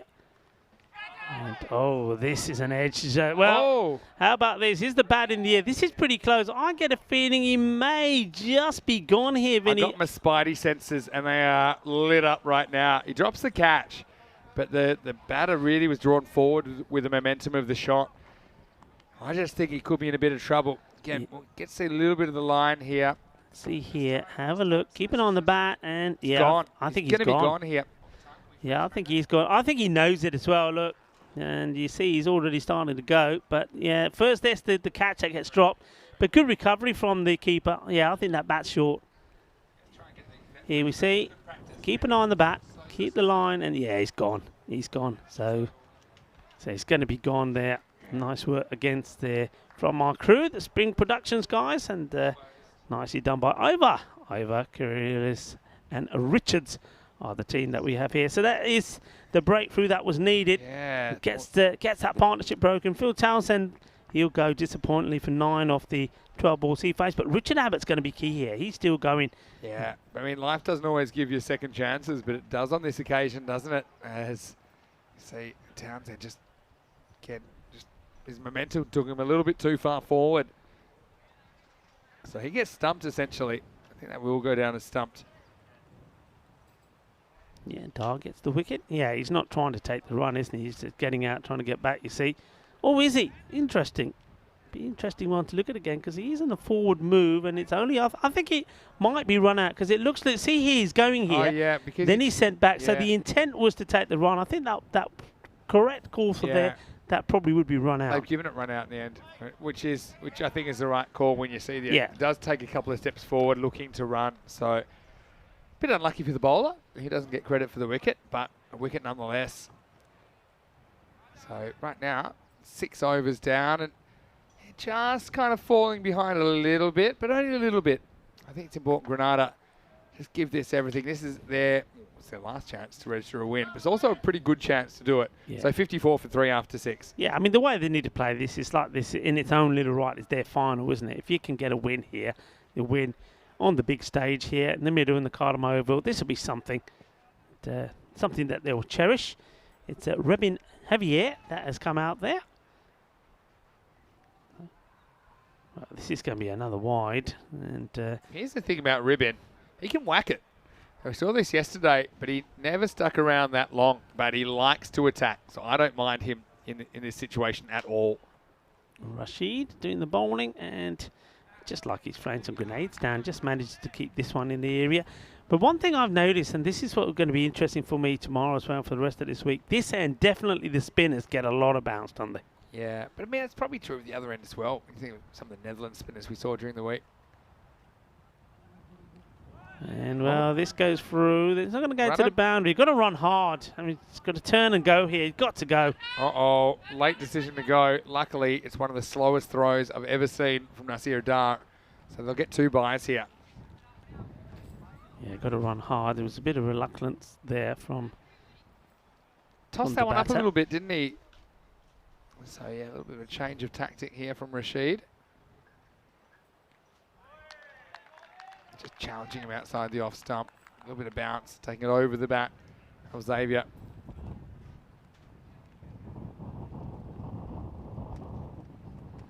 This one, he gets bat onto it. I think if he leaves that, it would have been a wide as well. And gets drawn into the shot, I think, after mixing a few out there. So that's a result, really, for Malaga. Who's going to be a hero here? Is it going to be Abbott? Acting captain today. 26 off 17. They need something. They need 10 and over from here. Can he find the boundary? Gets beaten once again. I think this is the sort of bowling where you gotta back yourself to use your feet, get to the pitch, forget about the keeper. Just have confidence in yourself playing the shots. But, this time it's a bit wide, and wide is called. Let's have a look at this. Where's the gloves? Yeah, good work from the gloves. Sometimes you have, because of the pace of the ball, keepers can get a little bit carried away and encroach. We've seen that already once today with a no ball was called because the keeper doing that. But he does well, waits for it. The batter actually gets the whole foot back there before the bails are taken off. Last ball of the over. Oh, well, how does this miss the stumps? No pace on it, so they'll take one, and they're going to take on the arm, of course, of Dar. We've seen already that he's got nothing there. But how does it miss? I think the wicketkeeper can't believe it's not bowled him. That is why that it's gone past him. Well, it's too good for everybody, really. Batter misjudges it, keeper misjudges it. So 2 byes to finish the 7th over, and it's 61 for 3. Yeah, you think at this point this is hitting the stumps, and it just moves away at the last moment. You can see that Rashid, he can't believe it, but it's a nice tidy over from him. Not too many runs off it. A couple of byes there as well towards the end, but he does the right thing. And now Granada, after getting themselves in a good position at the halfway point, just falling away from the pace. Well, they're near enough if they're good enough here, Granada. So can we see them register a win for the only time in this series? 32 off 18. Rashid going for 3 and a bunch of byes in the 7th. Good hit, and this one is boundary ridden, and it goes for 4. Just bounces short off the rope. And that's a nice shot, and that's what he's got to do here. And that's a good shot, aggressive shot. Well, the man, you said he can hit the ball pretty well, and that's what he's got to do here. Back himself, Ruben Javier, and he does. I think he prefers the pace on the ball as well. I think he was a little bit uncomfortable trying to time it up against the spinners, but now he's got the pace back on. Mosen bowling here in the 8th. Good comeback, just slightly shorter, just doesn't give him the same length. Mosen bowled pretty well, didn't he, first over? Got the ball to move away nicely. Got a wicket early on as well. So he's going to create a few problems, but he's got to get the line right all the time. And he does. Good take there from Waqas Ahmed. This one doesn't come up as much as he was expecting, so does well. So after the boundary, a couple of dot balls. Dot balls are gold dust in this form of the game. A good follow up from Mosen. Changing the field, just strengthening that offside up. So he's looking to keep the ball in the same area. Not sure about the field positioning off the sweeper here. I mean, surely he's blinded by the man they've just moved. I mean, if they move that man there, he's either got to go wide or finer. So it's all about lines. This is where the wicketkeeper's got to come into play. Waqas Ahmed's got to see that. Keeper's got a good view of these angles. Anyway, regardless, they need a boundary. It's hit to a ball now for Granada. This is guided beautifully well. Boundary is what you're calling for, Mr. Maximo. And it's not quite a Maximo, but it's a clever shot. He sees the field there on the offside. He knows if he get angles this in the gap, it's 4 runs. This outfield, but it's like a soft carpet. And once the ball gets rolling, it ain't going to stop rolling all the way to the boundary. Cuatro carreras. That'll do. And so, yeah, using the pace there, Xavier. I like that from him. Just got to try and stay in touch. You'd love another one here, wouldn't you, to get down to 20 off the last 12. But regardless, you are going to have to hit probably, I'm going to say 4 boundaries from here to be in this contest. Last ball, the 8th. And he's done with a fuller ball. That's clever bowling from Mosen. I think if I were Javier and if I was Richard Abbott, I would have told him the same thing. Whatever this ball is, go for the boundaries, the 5th ball in the over, and I want the strike of the next. Gets it full, gets it up there. I think he's probably thinking this is going to be a full toss. Goes right across the line, and in the end, the ball dips nicely, hits the base off stump, and just like that, boom, junk of the wicket. That's another wicket that goes down, and an important one. Yeah, length is important, isn't it, really? And I think this time he doesn't give Xavier anything to work with at all. So it's full, it's at the stumps, and it does the trick. So 8 overs down, Granada are 69 for 4. Coming up, we've got more cricket coming your way. It is match 9. It's a little bit of a sneak preview of the final, because we know that Catalonia CC and Malaga will be playing in the final. And good news for Catalonia CC fans, they've won the toss and elected to bat first in match 9. So they'll be trying to make a statement. They're 5-0. Malaga, I think after this, if they do hold on, they'll be 3-2. So it looks like a chance for Malaga to have a real crack at Catalonia CC. And let's also see what Catalonia CC do with their batting lineup and their bowling lineup. Whether they tinker with it a little bit or whether they stick with what they think is their best lineup. And that game is coming your way in around about 30 minutes right here on the European Cricket Network. Whether you're watching on FanCode in the Indian subcontinent or if you're watching on our YouTube channel. Great to have your company today. Looking forward to match 9. And then, of course, there'll be a little break before the final. All right, here we go. 2 overs to go. Needing some runs. And Abbott just chops down on this and gets 1. Yeah, I'd like to see Abbott just take a few more risks with his batting. I mean, he's technically correct, isn't he? But he needs to try and get a bit more aggressive, bit more assertive with his shots. I mean, he's given the strike here to Paul Cone, who's just come in. But Abbott, being the set batter, he's got to really try and take the lead role. It's been Cone's game, though, hasn't it? But he also is happy to take a single. And when you need 2 a ball, here's the thing. Singles don't really cut it. Yeah. It's a tough situation. Cone has a look at that first one, gets 1. I mean, not going to criticise a guy who's 72 years of age. Loved his 2 wickets that he took. So finally, we have the oldest wicket taker in ECN cricket now. Yeah. His name is Paul Cone. Yeah, the coin maestro, or the coin master, as he was called. I We know had a that few- Ivan loved him. I mean, Ivan is his biggest fan. Look, there he goes. He says, Paul Cone to come in and hit 4 6s. Well, there you go. Well, Corey had him as Willy Wonka, but I think he's definitely Doc Brown from Back to the Future before he's Willy Wonka. This is cool. Well, get back in your crease. Come on. Yeah, he does. Yeah, that's a big wide. But look, Here's he the thing, picked up Cone. 2 wickets. He could have had 4. Yeah. It was a very easy drop from Brown, and then a corner and bowled. Proper Butterfingers effort Yeah, from that was, Chris Brown, and then Cone dropped one of his own bowling. In fact, he didn't even touch it. And again, this is just win-win for Malagas. Unfortunately, balls that should be going to the boundary are not. They're taking singles, they're getting dots, which is not helping their cause. Right. Can Granada pull one out here through Abbott? I'd love one boundary here before we go to the 10th. Not miles away in this game. They got to find a boundary from somewhere. Don't get it. Just another single. So once again, is that, I mean, that shot is not, I mean, he's just got to get a little bit more oomph in it. Maybe try and get under it, hit it over the top. Those 2 fielders there that are there for that shot, they're inside the 30-yard circle. Got to try and elevate the ball over them. Just, it's all about practice in this format, just being a little bit more aggressive. This one, pretty wide, but once again, you see, it's a single. It can't split that field. Maybe the right play there would just be to leave that, have another ball, but just being drawn into it because they know they need to hit the shots to get the boundaries. They don't. 76 is the score, and 4 wickets down. That's been the thing for me. I think when you know you've got plenty of wickets in hand, you just got to take those risks a little bit. Hey, you had the best seat in the house yesterday. I mean, it must have been quite a magical moment for you to see that superb century from a man that we like so much. I mean, he's one of the nice guys of European cricket, isn't he? Amagan Khan, the Big Mac. It was back to the future for me because my first game I commentated in a serious ECN game was Catalunya CC versus St. Petersburg Lions. And there was a big partnership between Mohammed Amgam Khan and Mohammed Mughal. Yeah. That was after Yasir Ali got out early. Yeah. And it was exactly the same 2 out there. Ooh. Oh. Well, he's gone here. He's been given LBW.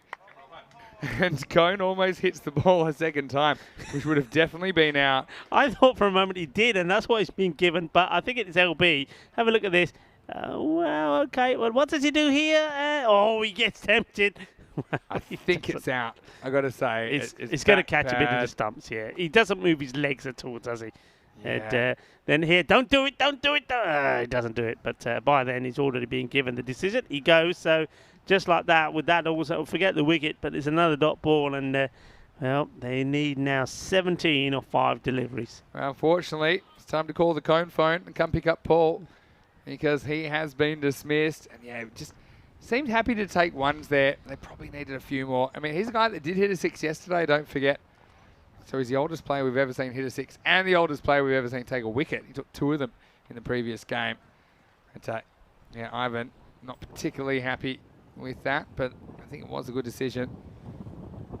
Can anyone get them home here? 17 off 5. How do you do that? Well, you pretty much need, I want to say, 14 in boundaries, maybe a 6 and a couple of 4s. That gets you in the contest. New batter out here, Jerry O'Brien. Ahmed Mohsin, he's bowled well. 2 for 8 now. And, looking for 1 or 2 more. And if these batters aren't going to be attacking, trying to get these 17, he may just do it. Goes for the fuller delivery. And he's just keeping Richard Abbott interested. Could have gone for the throw here, but he decides to not to. It's so Granada this weekend. They're so close yet so far. They played well in patches, but they're going to fall just short here. Back to live action. Played down the ground. It would just be a single. So it looks like it's going to be, like you say, Granada. They were at the halfway point. They were just 1 run behind where Malaga were, 50 to 51. But then after that, it just slowly, gradually, over by over, fallen further behind that rate.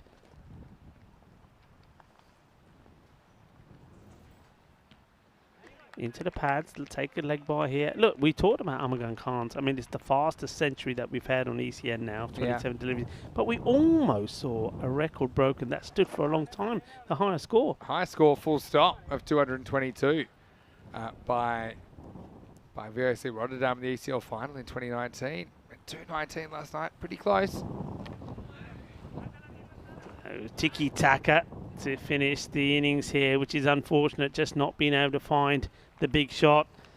So all but done now, just a ball to go. So Malaga are going to get another victory for them. That'll be their 3rd. All of them against Granada. Up in the air, shouts to catch it, but nobody's really too interested in getting the catch. They're quite happy just to feel the ball as it comes to a standstill, and that is the end of this match. So they get to 80. 80 for 5 wickets down, but falling short. Disappointing finish, really, because they will fall, 13 runs short in the end? 12, really. It was 92 to 80 in the end. So it shows there's not that much between them. I think frustration for Granada. I know they were missing a couple of their key personnel, but still, I think they were competitive in patches, but never quite put a game together in this FanCode ECT10. We know they'll be bowing out after going winless in their 6 matches, but still, wishing them the best. I know that they're an outfit that are trying to improve their facilities at their home ground as well, trying to get a bit more involved in the local scene. So, we're really privileged to have them on the ECN this weekend, but they will be out of the competition after going out by 12 runs and going winless in weekend number 2, Group B. But look, congratulations to Malaga as well. I think they deserve the win. I think they just edged out a plucky Granada side. But I tell you what, didn't start that well, did it, with that one just rattling the off stump, and you always kind of knew, even though this is I suppose a reasonable target to chase Granada with the form they've had, you felt it was always going to be a little bit of a challenge for them. Yeah, certainly worse, and they needed something special for a man that hit the ball pretty well in the first innings, but it wasn't to be. And he was elevated up the order, Stanley Hanagum. He went quite early, and I think with his explosive power out of the way, that's what they lacked, and they got a bit of luck occasionally, but just didn't hit enough boundaries. And a lot of wides were bowled there by Malaga, and that's one thing that they need to improve on, especially when they're going. I mean, look, 17 extras, 13 of those in wides, and you don't want to be doing that against a team like Catalonia. So they've got certainly areas where they can tighten up on, but despite a couple of these boundaries, I think every time we had a flurry of them, there came the good ball, they got the wicket, and this was the LBW, and it was Paul Cone that had to go, and after that there wasn't really too much more to come. So well done to Malaga. But look, I was going to say well done to Granada. Granada are a team that haven't been around too long, only recently formed about 2 years ago. And Chris, we know that Richard Abbott, he was instrumental in getting them formed. They got a lot of good things happening for their club at the moment. A new ground that is being developed as well. So good luck to them for the future. I'm pretty sure we're going to see more of them on the European Cricket Network. But it's all down to Malaga at the moment. That's the big one. I'm sure we'll see more of Granada. But yeah, what we're going to see more of tonight is Malaga and Catalonia CC. And they'll lock horns in match 9. So, I mean, this is just a chance to have a hit out before the final, because we know that Catalonia CC will finish top. We know that Malaga will be second in the group and qualifying for the final. But still, a cricket match there to be won. And Catalonia CC winning the toss and batting shows me they want to make the most of their 10 overs. Looking at this game, well, Abbott bats through for 31, but only faces 24 balls in the 10 overs. Didn't have a lot of help, did he? I've got to say that the Xaviers, while they were there, well, 7 Xavier at least, he tried his hardest. Townsend just struggled. Ended up making it to 9 off 12, and towards the end, we saw Ribbon Xavier with 10 off 11. But ultimately, it would be 80 for 5. And look at those 13 wides and 4 byes. Well, that's not really what you're looking for either. So it's something I think that Malaga will have to sort out. I think you mentioned that. With the bowling, well, most of 2 for 12 was pretty solid. Ra was hard to get away early, 1 for 12. The other wicket went to a bid. Also, shout out to Entisham Rashid, who only conceded 3 of his over. Well, Rico, I know that you're heading off now to get a good rest before we have Group C in the ECC starting tomorrow. So I will be back a little bit later on. We'll be back in around about not so long actually, about 20 minutes with the next game.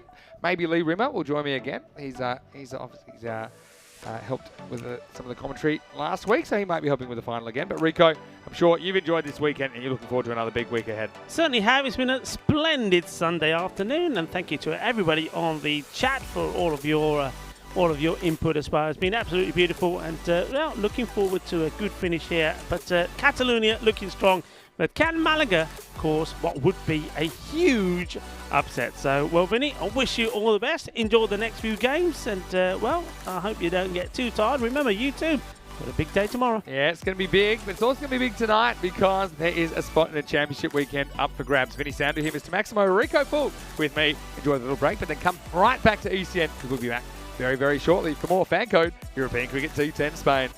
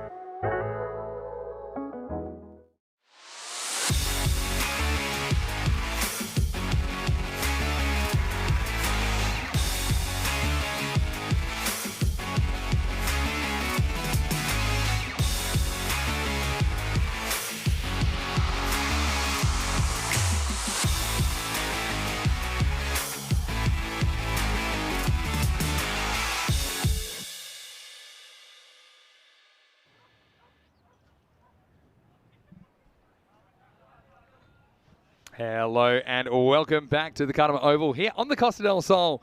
It is a super Sunday of action here. It's the FanCode ECT 10 Spain. It's Group B, the second of 4 weekends. So the first 3 weekends, we have winners that will meet in the fourth, the final championship weekend. Right now, we're into the fourth match of today, and it will be the final round robin match. Of course, all these teams will play 6 matches in the round robin stage, and Catalunya CC, we know that they'll be top of the table. They have been undefeated so far. They have listed Always Ahmed and Amgan Khan at the top of the order. Mohammed Amgan Khan scored a season high 131 not out last night against Granada in the 5th match of this series, but also a lot of class in there. Yasser Ali at 3, Sharaz Iqbal at 4. Malaga, though, they'll consider this a bit of an opportunity to knock off Catalunya CC. You see the Afzal Shah listed at 3. Getting an opportunity. Edstram Rashid has been pretty solid during the series as well. Catalunya CC, 15-run favourites over Malaga in this one as we get ready to get going. Vinny Sandu here, Mr. Maximo for the European Cricket Network. Rico, he's popped home for the day, back to the Sunset Beach Club. He's going to get a little bit of extra rest before Group C starts tomorrow, which includes a really interesting 5 teams. We've got Scotland 11, Belgium, as well as Malta, France and Luxembourg taking part in the Euros of cricket, Group C. I can see that Vinny's wife is in the chat asking who's opening. Well, I can't tell you yet. I can tell you in a second. And looks like they're coming out around about now. And it looks like it will be Always Ahmed as listed at the top of the order with Mohammed Amgan Khan, who will be at the non-strikers end. It's been a great day so far. Plenty of sunshine, plenty of cricket action.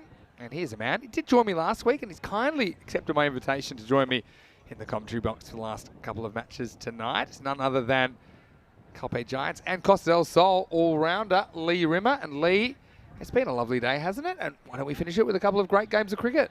Yeah, glorious day, Vin. Welcome everybody to this fantastic Sunday of cricket. Good afternoon, chat. And yeah, hopefully we're in for a good couple of games here now, Vin. Yeah, it's a funny one, isn't it? I often say there's no dead rubbers in cricket because you're always working on something. We know these 2 teams will meet in the final, but it's just a chance for Malaga, I think, to try out a few things, maybe try out a few different bowlers against Catalunya CC, who have just been rampant with the bat in this series so far. I've had to look at some of their stats. They are just flying away. Their net run rate is something over 9, which says that they're winning on average by 90 plus. And looking at Catalunya CC here, their average run rate with the bat is 17.6 and over, so 176 pace. So that tells you they're having a pretty good weekend, Lee. Yeah, definitely a team in form if you look at those stats there, Vinny. But when it comes down to it, finals, anything can happen. So let's see if we can get one over on them this time. Yeah, no doubt. Anyway, so Always Ahmed is man who is on strike here. And bowler will be Muhammad Azif.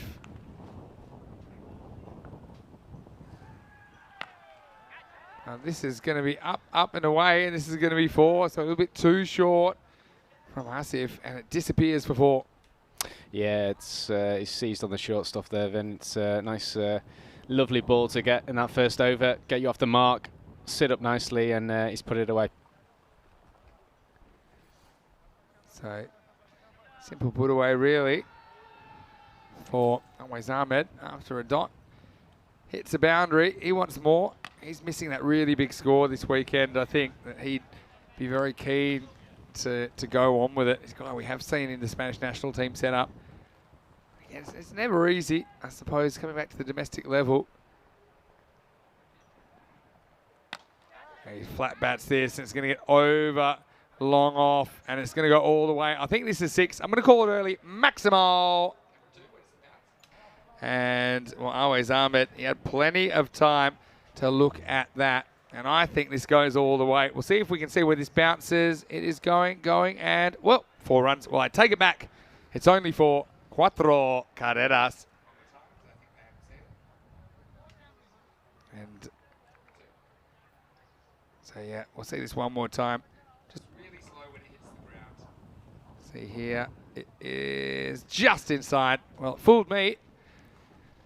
But the umpires weren't fooled. They'll get 4. Premature Maximo, but that's okay. But you can see you can't afford to get too short to Always Ahmed. This time better length. And knocked away by the bowler. They'll get a single. So, Lee, we've had a really fun day, haven't we? I know that we've had a couple of touring teams this weekend here touring the Costa del Sol Cricket Club. We've had Martley Cricket Club, who played yesterday, and also the Clandasi Club from Wales. And they've been really festive bunch, haven't they? Oh, fantastic set of lads this afternoon. Yeah, coming from the south of Wales there. Conditions slightly different to what they're used to, but no, nevertheless a fantastic group.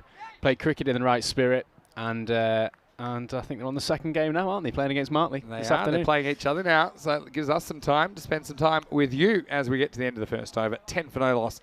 So decent over, I think, for Malaga, who just don't want to get blown away by these Catalonia CC bats. Just a reminder, you can follow us on social media at European Cricket if you want to keep up to date. And we certainly have had some highlights from yesterday. I mean, yesterday we had the hit wicket off a wide. We had someone take a catch off a free hit and then threw it over the boundary, not realising. We had plenty of other stuff as well. We've already had a pretty weird run out in the previous match. Yeah, fantastic bit of fielding that, wasn't it? Yeah. On the deep. Knocked off the bowler's hands into the stumps. This is going to be Etashim Rashid, who's going to bowl over number 2.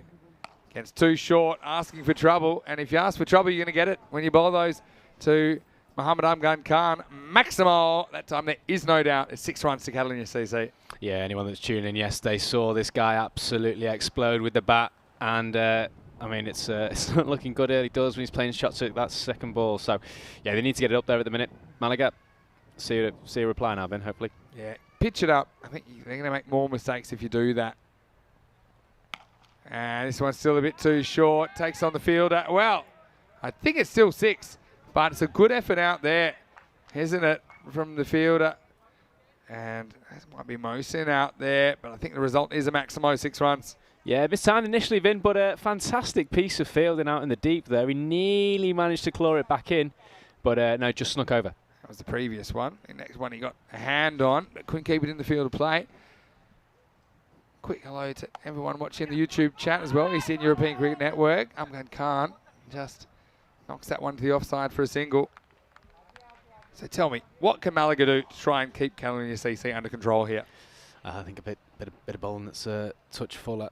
I think bring them forward, force a mistake. Some ways we'll just knock it down to long on for a single. Yeah, I think you're spot on there. I think that, especially on this pitch, if you're too short, it just sits up and asks to be hit. I'm not saying you're not going to go the journey if you pitch up, but I just think you're more likely to have some success, have the chance for a positive outcome. Well, Amgan's on the charge, and this is a really good shot. It's going to be 4.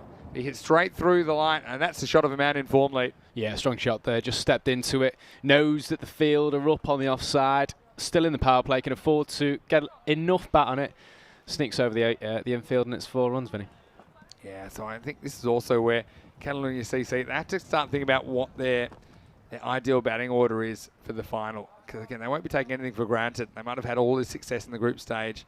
They could well go undefeated in the group stage, but I think there's a one-off match that will determine whether they'll return or whether they won't. I think this is probably what they're going with here. Always Ahmed opening with Mohammad Amgan Khan, probably Yasser Ali at 3. Tosses up, and you see there, slightly false shot. Doesn't go to hand, but not convincing for in the Big Mac on that occasion. So that's the end of the second over. Catalonia CC at 29 without loss. Yeah, that's what we spoke about there, Vinny. Just with the bowler giving it a chance, getting it above the eye line, bringing the batsman forward. It can force a false shot, as we nearly saw there, just taking the outside edge. So, no, I really think if Malik can get the ball up there, give it a little bit of time, and try and force a mistake from these very, very, very informed Catalonia batsmen.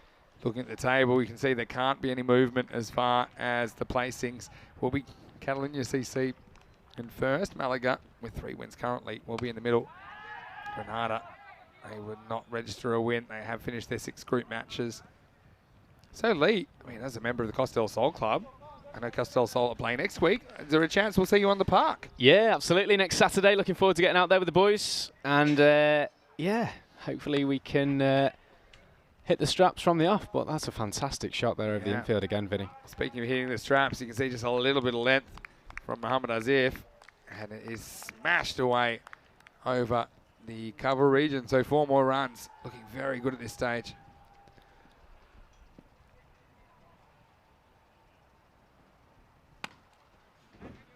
Next one should just be a single. Yeah, better areas there, Vin. Slightly better. Still on the slightly on the short side, but yeah, if Asif can get it up there, give it a chance. Right, goes after this, takes on the fielder and wins. Maximo! If you want 20-20 action, you'll find it right here because Always Ahmed's 20, Mohammad Amgan Khan's 20, and the score is 40. And Catalonia CC looking dangerous once again here in match 9. Yeah, it's a fantastic shot, Vinny. I mean, the bowler comes slightly wider in the crease. The batsman matches it, steps across, nice solid base, lifts that over long on for 6. Wants to take it on again. This time he'll probably get 4 because there's a gap here. Long on was pushed a little bit wider because that previous shot to Always hit straight through the line. Cuatro, quedarás más.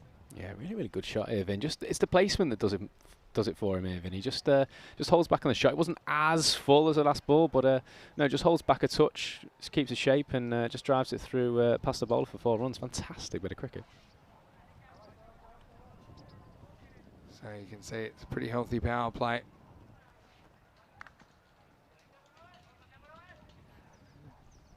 As if last chance for him to take a wicket here.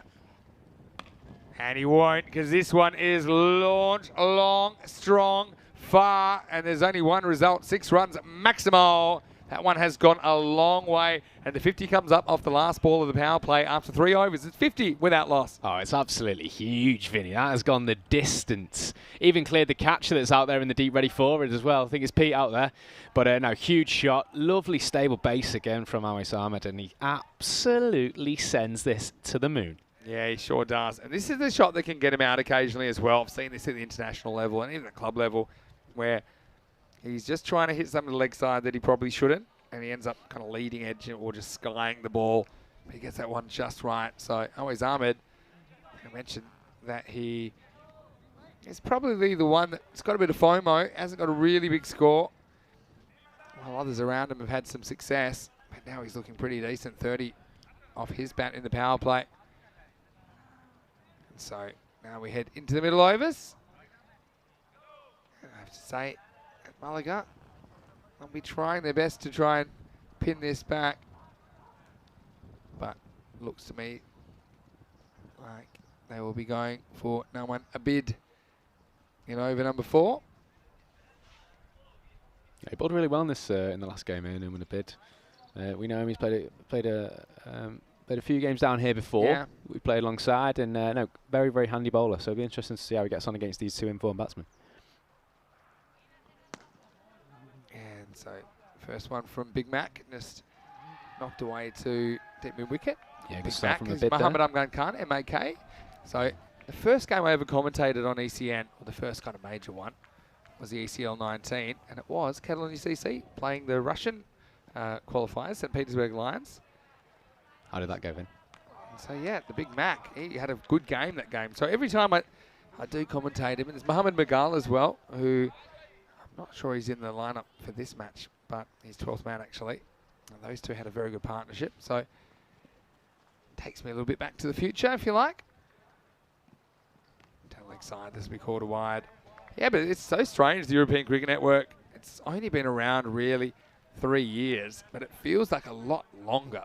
Just because the volume of cricket we've had, I mean, over 1,200 matches last year. This year, heading for something similar, definitely 1,000 plus. It's unprecedented in the world of cricket and probably in the world of sport as well. Bit of a conversation going on between a helmetless Shub and the captain, Mohammed Asif. Yeah, I don't know if that's the mid-on that's straying too straight and is putting off the batsman. He's just in his eye line there. It doesn't look that straight though. I mean, he can stand wherever he wants, really. He doesn't now. He's a lot wider than what he started last ball, but he's also not the side of the wicket the ball's bowling from. Well, this is a chance. Just what I called. Well, good luck, Newman. It's all on you. And he almost catches it, but doesn't. So always gets a life on 30. And yeah, Abid almost has a wicket there. Yeah, good piece of bowling here. He's asking the right questions. A little bit of nipping away there. It looked like a leg cutter. He put his name in it early, went across. It was a tough one though, Vin. It was a tough one. That's exactly what I was saying with Always Ahmed. He looks for that leg side, even when it's probably not there. Gets lucky. Well, now we've got a high full toss called no ball. Halfway to heaven. That one's a 7. Maximal. 3 hits to come. And well, as good as the last one was from Newman, that one was terrible. And it's a bad result as well because it cost him 7 runs and a free hit. Yeah, it's insult to injury there, Vin. He's got the free hit, a no ball, and it's gone for 6. So interesting to see how he bowls this one now. He's got the immunity cloak and he's not afraid to use it. Kind of into the gap, but it's pretty well handled. Asad Ali, I think, has fielded really well in this series so far. Got round quickly. So Catalonia CC scored the second highest score we've ever seen on the European Cricket Network last night with 219 against Grenada. And now this one is another catching opportunity, and this time it's held. And it is Mohammed Asif, the captain, that'll take it. So we got away with it once, but not twice, Always Ahmed, and he has to go for 31. Nice catch taken by the captain at mid-on, I should say, and Noman Abid breaks through with the first wicket of match 9. Catalonia CC are 62 for 1. Yeah, well, you called it, Vin. You absolutely called it with those false shots going across the line there. It was a straight ball. He probably should have tried to hit it straighter. He closed the face on it, gets a leading edge, and that is a fantastic take down low. Looked like it was going to carry to him easily initially. Just looked like it died him a little bit in the air, and it's a fantastic set of hands down there at mid-on. It's good adjustment, really. The wind's taking it right to left as far as the fielder's concerned a little bit. I want to say a quick hello to Sven Prinsloo, who's saying, hey, Vinny, Madrid CC. Commenting here, returning from Alicante after a weekend of blistering pace and aggressive batting and large pints of beer. John Woodward driving back. See you next weekend. Hello, John, and hello, all the guys from Madrid Cricket Club. Really looking forward to seeing you in weekend 3. In fact, you'll see them pretty close up because they're one of your opponents, Lee. Also, we've got Gracia here from the Barcelona region. So literally, we've got 3 clubs from different parts of Spain all coming together. That's really special, isn't it? Yeah, exciting weekend of cricket. Looking ahead, yeah, it's nice to sample players from all over Spain, and we're very, very lucky to be welcoming them as a club on the Costa del Sol. Well, they could have got 2 here easily. No one really chased that down aggressively. Shiraz Iqbal is the new batter. He's fairly new to the scene from Catalonia CC, but I've got to say he looks the good so far, based on what I've seen. Yeah, so drive safely, Sven and Woody and all the guys from Madrid CC. If you can, get here a little bit early. You might even catch finals day in Group C. Short and bludgeoned, straight pull, and a good pull from Mohammed Amgan Khan. Maximal takes him into the 30s, and just too short from Newman that time. Yeah, it looked like some of the Red Sox would play that baseball style shot there. Sits up nicely, holds his shape. Look at that, it's just an extension of the arms. I mean, the issue with that length, you can hit it pretty much wherever you want. If you wanted to go offside, he probably could have. If you wanted to go leg side, he probably could have. But he just goes dead straight. Hit it straight over the infielder. So that one travelled. And after 4 overs, Catalunya CC are 67 for 1. Yeah, what's your plan here? If you're Malaga captain, Vinny, what's your plan for just reining it in here? Look, I would consider maybe a pace-off option. Or if I am sticking with pace, I'd say, guys, you got to pitch up. You got to pitch up. I'd rather you bowl a full toss than a half tracker. I just think that's the odds at the moment. I know it's hard, but remember, this is the team you will be playing for, playing in the final. And as we saw with the Netherlands during the week, I mean, finals a one-off game, anything can happen. But yeah, just don't get too short. That would be what I'd be saying. This is better already. Nasir Dar coming on, slides that one into the pads. I think this will be a leg by. It's also great to have so many people watching in the YouTube live chat. So if you want to put a comment or a question in for Lee Rimmer or myself, please do so. We'll try and get that interactivity going. Of course, ECC questions welcome as well. Starting tomorrow morning with Belgium versus France. What a first game. Too short. And adios pelota. This one is out of here. Well, they're going to learn the lesson the hard way. Once again, halfway down the pitch, Mohammed Amgan Khan goes bang. And 6 more runs to Catalunya CC. It's another huge shot, Vinny. Huge shot. He looks a strong man. And he makes the ball disappear with ease again here. They're not learning from the mistakes here at the minute, Malaga. They've got to get the ball up there. And don't allow him any space to really free those arms up. Yeah, just on this pitch, I think, especially at this pace that these guys are bowling, if you give them that much of a look, they will hurt you. And Mohammed Khan is going to go again all the way. Powerful stuff. Rolls the dice, comes up double sixes. Well, I know it's early, but he's 46. We're not even at the halfway point. And Big Mac, he looks like he is on a mission again here in match 9. Yeah, Big Mac hitting big sixes here, Vinny. He hasn't even got this. It's not even come out the middle. Nowhere near coming out the screws, and it's just cleared the boundary with ease. So, no, got to help him. Got to help us when he gets going and he gets it out the middle, especially with this wind behind him. It's going to be making this ball disappear even more. You've got to draw him forward however you can, because when he can sit and have a good look at the length, he is just absolutely tattooing these cricket balls at the moment. He moves to 46. This is a powerful drive straight, and this will be his 50. Well, that's more of a classical cricket shot, and I like that from Mohammed Amgan Khan. 50 off only 14 balls with 6 sixes and 2 fours, and right now he is looking super dangerous. What a knock. Fantastic 50 that, Vinny, and he's on track yet again. I think it was it 100 off 28 balls he hit yesterday? 100 off 27 100 balls, off 27 balls yesterday. The fastest 100 we'd ever seen on the European Cricket Network. And right now, he might have found trouble, and he has. So it's going to be 50 and out for Mohammed Amgan Khan. Can't replicate the triple digits from yesterday. Abdullah Khalid down the ground, holds on to a good catch under pressure. And Catalunya CC lose their playmaker for that even 50, 86 for 2. Yeah, I think we cursed him, Irvin. I mean, he was in the slot there. He was in the slot, but he just doesn't keep his base as he plays through the shot. I mean, it's a fantastic set of hands down there at long off. But again, like we said, you get the ball up there, you get the batsman coming forward rather than just sitting back and picking where he wants to hit it, and you force a mistake, and that's exactly what Malaga have done there. Got rid of the danger man. You're right. It's the exact blueprint we were talking about. I think that good players make more mistakes on the front foot rather than when they can just sit back, have more of a look at the ball and smack it. I think we saw Mohammed Khan, look, if he gets that right, probably does go for 6, but yeah, there's just that opportunity that he doesn't get it right. I've got to say it was good cash by Khalid down there at long off as well. A new batter comes to the crease. It's Amir Khan at number 4. He can also swing it. Very dangerous batting lineup, really. Really down to 5, 6, 7, even 8. These guys can all score quickly. Look at that run rate, 178 pace at the moment. Amir has 0 patience.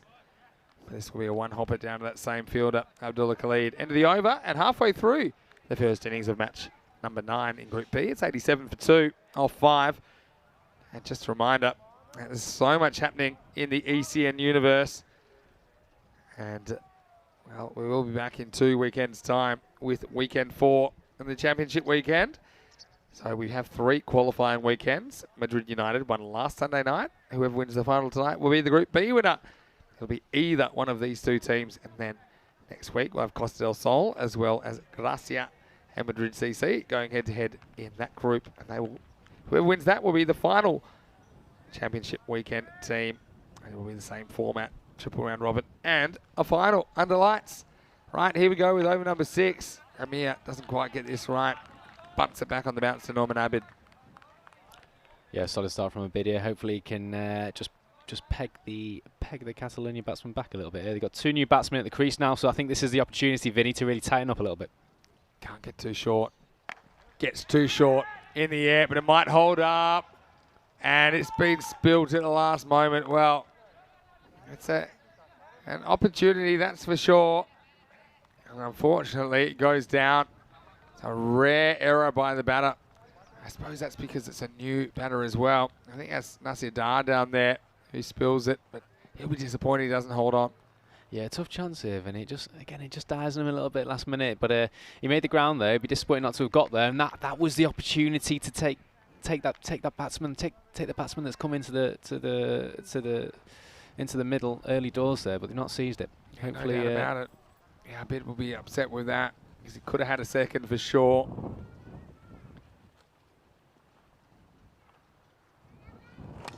Pitched up and driven.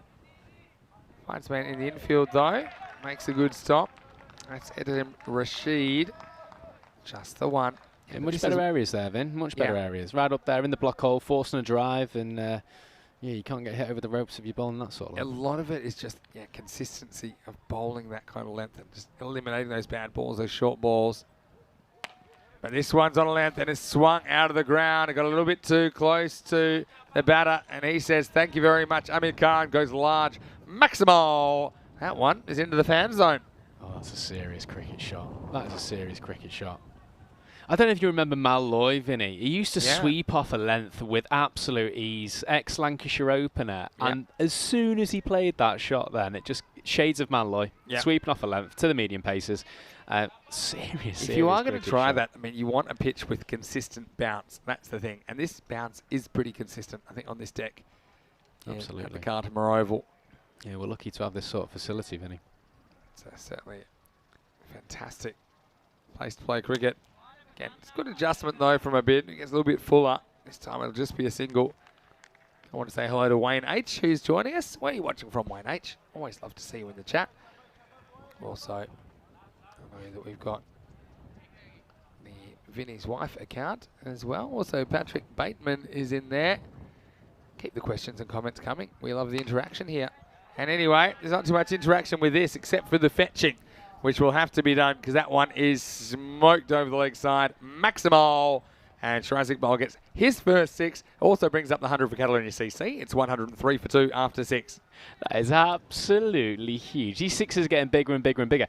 I think that's nearly hit long off on the back pitch there, Vinny. But fantastic cricket again. Waiting for the bad ball. Just missed his length there, and you can't afford to if you're playing against batsmen this calibre. Yeah, exactly right. So, bit of a mixed bag for a bit. He ends up going for 35 of his 2 overs. Does pick up a wicket, though. 103 for 2 after 6 overs. Well, Wayne has said he's watching from Australia. I'm going to put a question out to the chat. Who do you like in Group C? That's my question. Who do you like in Group C this week? We've got Scotland 11. We've got Belgium.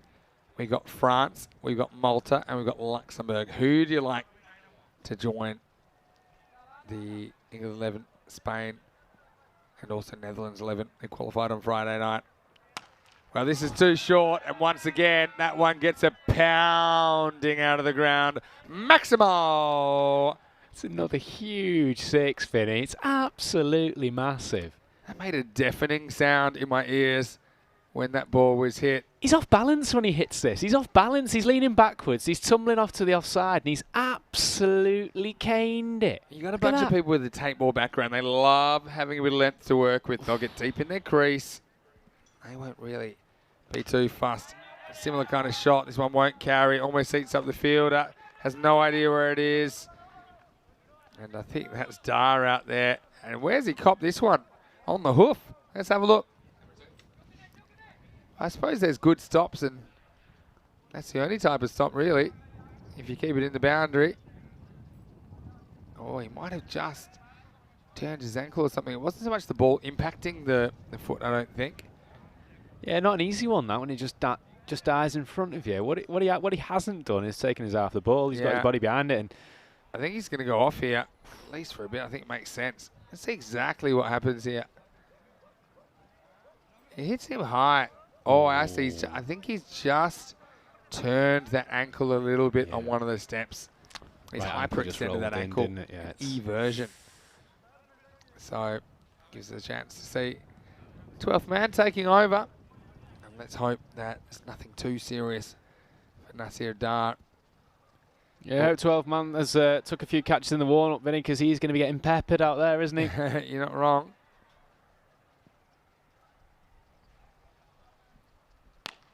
Full. Here he is. Straight into the action. Now they're going to Taking him take the 2 on, and they'll get there. So it's alert running from Iqbal. Well, Wayne said he's liking the Scotland 11, and Sven Prinsloo from Madrid CC also saying Scotland 11 all day. So no one thinking Belgium. I mean, Belgium are crazy. And, France, I think, will be pretty crazy as well. This one pounded towards the same fielder. This will just be one. It's a bit like the Ireland 11 in Spain, if you like. I think Scotland 11 wouldn't have played too much, if any, of the format, but they will be very good cricketers. So the question is, will they adapt quickly, and do they have they picked players with the skills to excel in this form of the game? Here's Mosen. Well, gets this wrong, but doesn't matter. There's nobody there. Just a single. Yeah, there's a little bit of zip about his action here with Motion. He gets it through, and he caused a couple of problems last game as well with his pace. So, as we can see there with that forced mistake with the pull shot, if he digs it in, he can get a little bit of zip out of this pitch. Big filthy swing and a miss. And so it will be the end of the 7th over. It's 114 for 2 after 7. Good over in the context of things, that, Vinny. Yeah, bowled well, that. Yeah, you're not wrong, because they were travelling. It's the cheapest over in the innings, except for the first. Only 11 coming off that over. And once again, great to have your company on the European Cricket Network, wherever you're watching from around the world. Vinny Sanders here, Mr. Maximo Lee Rimmer with me. Yeah, what sort of team have we got for the Scottish this week, Vinny? Do we know? It's a bit of a mix, I suppose. It's a bit of an academy development kind of side, I suppose. A couple of players from Forfarshire that will be in the ECL in March next year. So looking forward to seeing them. Well, full toss, and he gets enough of it. Maximo!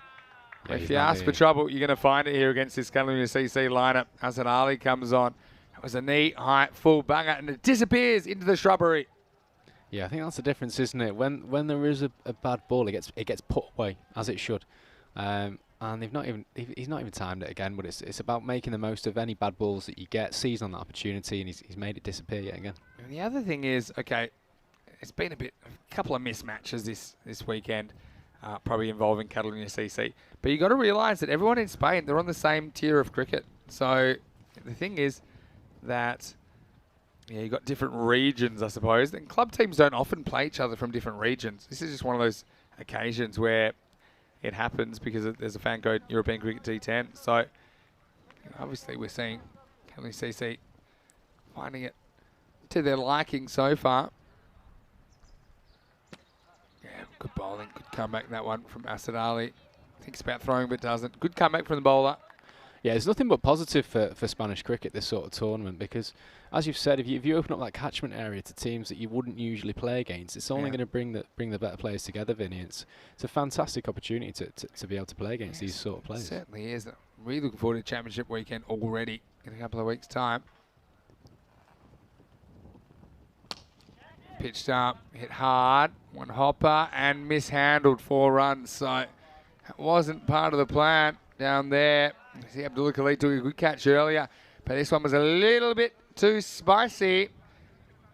Está picante. And that one is over the boundary for 4. Yeah, he looked just a little bit too laid back with his approach there, I think, and took his out the ball. Well, this one's asking for trouble again. No ball, and it is proper pumped over long on. Maximo, 6 + 1, 7. The batter's in heaven because he will face a free hit next. Oh, dismissive stuff again, Vinny. Look at this. Don't bowl that at me. See you later. It's not an easy shot, really, It's not. to full toss that high. Not to take it that high, but he stayed high in his stance, just throwing the hands through it. It's gone over long off, disappeared it into the flags. Looks a class act, I've got to say. Shiraz Iqbal gets a free hit now, and this is going to test the fielder. It will be handled, though, by Mohammad Asif, the captain. Don't yes, that one, wasn't it, Vin? It wasn't easy to get the foot, get the wrists through the ball. It's very whippy. Wrist work. It is, yeah. Is what it is, yeah.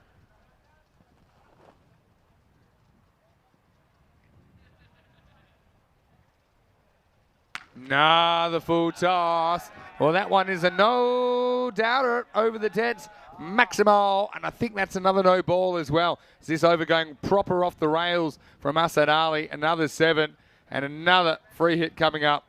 You just cannot afford to bowl that area to these batsmen. And at the minute, Malaga aren't learning. You've got to use these facilities, Vinny, this fantastic facility that we have, this AstroTurf pitch. You've got to use it. Got to use it. Final warning as well. But obviously, the full toss is not really working out for Asad Ali anyway. Free hit. And Amir Khan ready to cash it in. On a length, and he just goes with it, but he doesn't really get it. They might get 2 here because it's gone so high. It's dropped. Now they will get 2 because it goes away from the other fielders. And so at least he didn't catch that and throw it over the boundary. I suppose that's a positive. But it will be another couple of runs to Catalunya CC.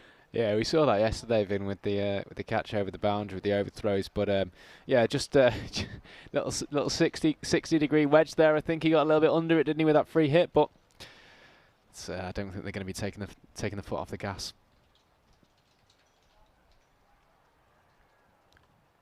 Wow, that's a proper shot. That has gone miles. Forget it. Adios, Pelota. We'll need a new one. That one might come back with a flat side. Maximo, as Catalunya CC hit 148 for 2 after 8. Well, Vinny, I cannot wait for the day that ECN get the ball tracking for these sixes to see these distances. Because I reckon that's 86, 87, pushing 90 metre here. That's absolutely and huge. The rest. Bit of wind assisted as well about that. Oof. He got all of that. Into the stratosphere, that, Vin. In the slot and disappearing. Wow. What a finish to the over. It seems a bit unfair. We only get 6 for that, really.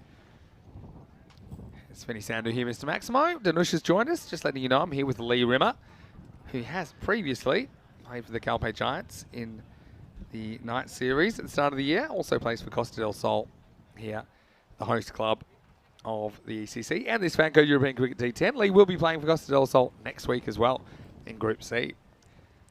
Lee, you're a bit of an all-rounder as well. I mean, likely to probably bat in the top 2 or 3. Can bowl a bit of off-spin as well. Can even keep if you have to, right? So yeah, see what the captain requires next week, I think, and yeah, we'll. I'm already thinking about bowling at these batsmen, these Catalunya CC batsmen. I think in Championship weekend, because they are absolutely launching the ball. We haven't really seen too much spin either. I know we had Mohammad Asif up front in the middle overs. We haven't really seen it. It's been a bit of the sameness to the attack, I think, for the most part from Malaga. Anyway, it all happens in the ninth, and it's all happening anyway as we see Mohamed Mohsin coming back in. Yeah, it's interesting you should say that about spin there, Vinny. Just going back to our first experience for Costa del Sol last year in the Spanish Championships in Alicante. I think we went in there with 5 spinners. I think last year we were potentially one of the first teams to actually bowl we nearly ended up bowling a full 10 overs of spin.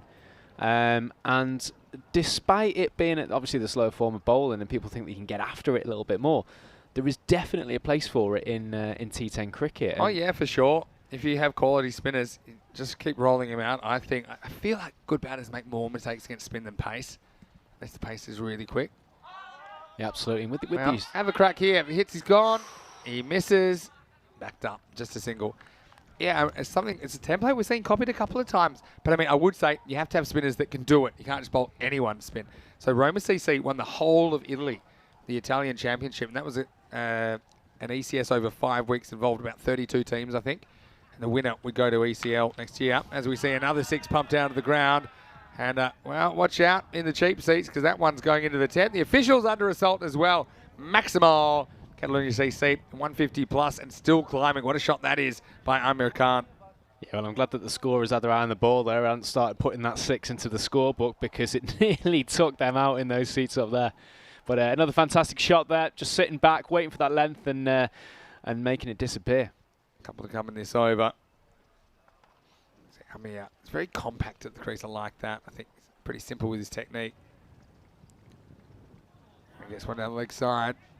And unfortunately, this is going to go all the way for 5 wides. The last thing you want at this stage, as Mohammed Mohsen loses his radar, the keeper just couldn't quite make that position quick enough down the leg side.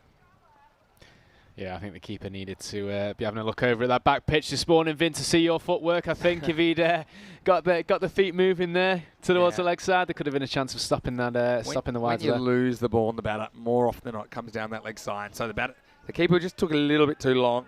It's Afzal Shah couldn't quite get there. So still 2 to come. Scores past 160.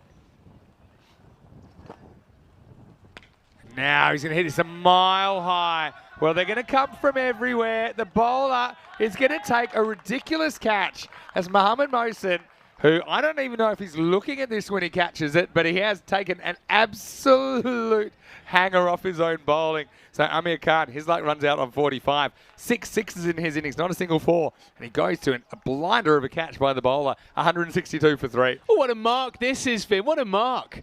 AFL fan, you know, I'm sure you'll be appreciating this grab here. He makes it look so easy coming over his shoulder.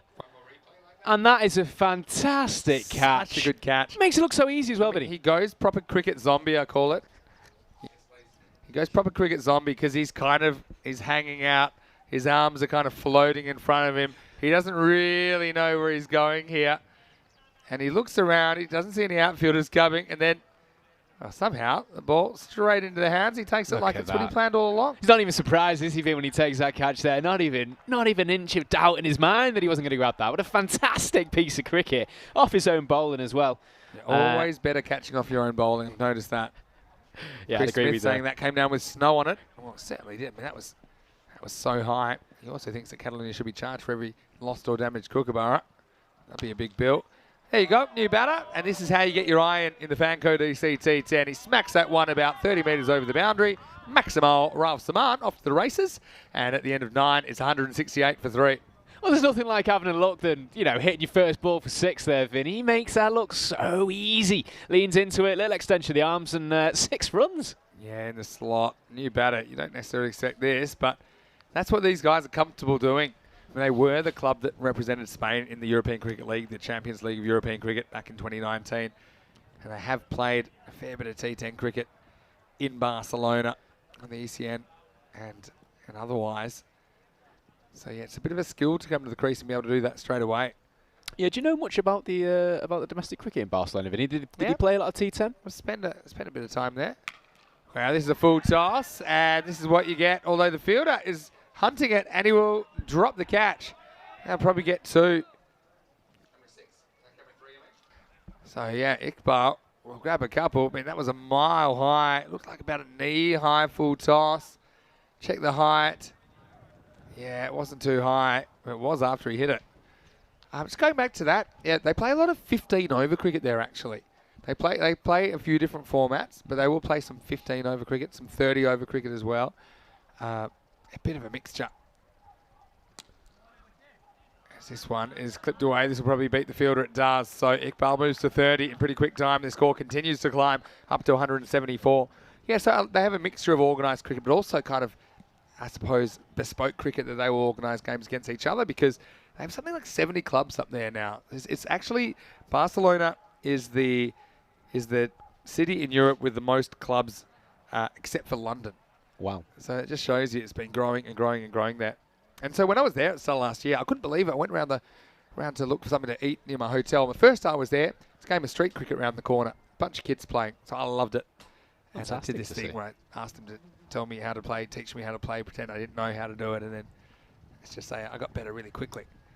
Anyway, this is a little bit missing the mark. Well, watch out up there. Watch out, watch out. There's a kookaburra about. Almost takes out the camera. Iqbal on a rampage. This guy looks the goods as Catalunya CC reach 180. This is my favourite shot of the innings, I think, this, Vinny. It wasn't even. Look at that. Little That's bit inside out, wasn't it? phenomenal. Inside out, but he's ended up hitting it straight. It's as if he was sort of preempting to hit that towards the score intents, and he's just... it's a fantastic shot. Iggy's got a question. I think I'll have time to come to it. Another full toss. We'll tee it up and go fetch it as Maximo Iqbal reaches the 40s, hunting a cheeky half-century here at the end of the innings, moves to 42. 186 with 2 balls to go. Iggy's question was how do Catalunya CC compare to, say, Paco Care? Do they play each other? Well, they do. When we saw the teams playing at late 2020 and early 2021, in fact, in the 2021 final, Paco Care came runners-up to the Catalunya Tigers, which were a bit of a composite team of Catalunya CC and the Tigers. So, yeah, they're very competitive with Paco Care. No doubt about that. 2 to come here.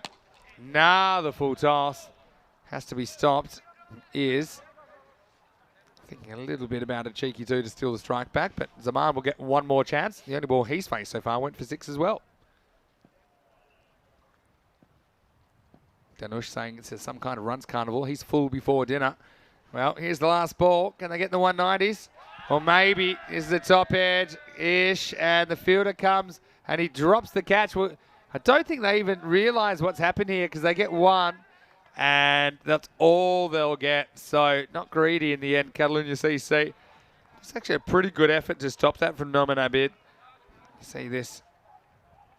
Doesn't quite get it, but, well, he keeps it in the field of play. So 188 and, well, surprise, surprise, Catalunya CC. They win the toss, they bat, and they're off to the races. Another huge score from that team. Yeah, we looked at their run rate, didn't we, before the game, and it was it 17.6 per over, and they've lived up to it yet again. Consistency is what wins these competitions, and very consistent batting side here, Vinny. Yeah, no doubt about that. And you can see that. I suppose the slower balls were used early, weren't they? They didn't really come on in the middle of the innings. See that Rashid just kind of missed his mark a couple of times. Got Muhammad Asif as well, which is. He's had a pretty good weekend for the most part. Now, as you know that Aways is going to give you some chances, and that one went down. That was a bit who had the chance to remove him, and there would be another chance in a minute. But before that, we see a lot more hitting. But once again, Aways just gets it wrong, trying to go to the leg side. That was a good catch by Muhammad Asif, but despite the loss of that wicket, there was plenty of carnage to come late. Oh, it was an absolute... I think we had a comment in the chat, didn't we? It was a carnival of runs, and that's exactly what I'd describe it as, Vinny. Some seriously good hitting, scintillating sixes hit throughout the innings, and it's fantastic batting throughout the lineup, boys, is what I would say. That was a nice catch as well, taken by Abdullah Khalid down there, but yeah, this is the thing with this Catalunya CC lineup. Compared to the other teams in this competition, I think they've got a lot of hitters, and you could almost draw their top 8 out of a hat, and I think they'd still be just as dangerous because they're all going for it. They've got confidence that if they do get out, that other batters will come in and be able to pick up the pace. Well, that was a slightly unusual stop, an effective stop out there on the deep mid-wicket boundary, but the hitting would keep coming. Muhammad Amgan Khan made 50, he got out, but there was still more to come, wasn't there, with Shiraz Iqbal. And I've got to say, this was a remarkable catch to get Amir after he smoked a very quick 45, including 6 sixes. And they weren't finished yet. Iqbal with 4 of his own in a 43 not out. Rav Saman chipping in with 1 of his own. He finished 7 not out, and Catalunya CC finished 188 for 3. So I suppose the good thing for Malaga is Catalunya CC, they do this in this match and not the final, because we know these two will meet in the final. But all the top 4 performing. Muhammad Amgan Khan, the Big Mac, top scoring with 50 off just 15. Couple of 40s there. Shiraz Iqbal undefeated, 43 off 17. Amir Khan struck the ball sweetly as well, 45 off 16. That was after Awais Ahmed got them off to a flyer as well with 31 runs of his own. Extras, again, a little bit of a hassle, I think, with 3 no balls and 8 wides. I think that's one thing Malaga need to rein in a little bit. Wickets for Noman Abid as well as Nasir Dar and Muhammad Mohsin in there. But I got to say, the Asad Ali got the absolute treatment, didn't he? It's not quite a record, but it's not far away. Not often you see a bowler getting 50. He went for 54 off his 2 overs. Yeah, tough job bowling at those Catalonia batsmen. Doesn't matter who you are out there, Vinny, because they were in form there today. So yeah, no, it's when you come up against players like that, there's no embarrassment in getting hit for those sorts of shots when you get cricketers playing like that. So Yeah. a good effort in the end there by Malaga. You'd hope that Catalonia will be sort of getting all the runs out the way, and Malaga putting those full tosses out the way before the final. Yeah, what I will say is now you've got to bat and just try and put a good innings on the board. Whether you get the target or not, it's not that important, but you do have to try and build something. Because one thing's for sure, if you're going to beat this Catalonia CC team in the final, you need to make a competitive score. So that's what they'll be looking at. I think when we return in just a few minutes, it will be the second half of match 9 here from the Costa del Sol. It will be Malaga, who require 189 for victory. Until then, it's Vinny Sandhu here, Mr. Maximo Lee Rimmers with me. Hope you're having a super Sunday. We'll see you just after the break for more FanCode European Cricket T10.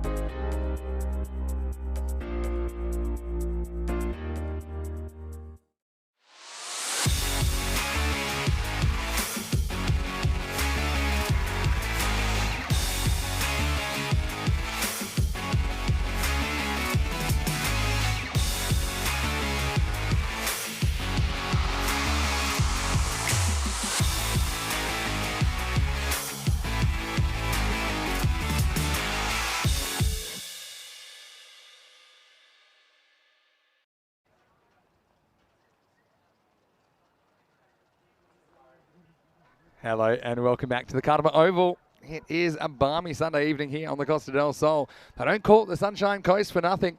We've been blessed with very, very good weather over the first 2 weeks that we have been here. We're into weekend 2 now of 4 weekends in this FanCode European Cricket T10. Just looking at the forecast.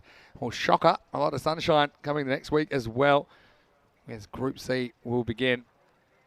You can see right now, almost ready to get started.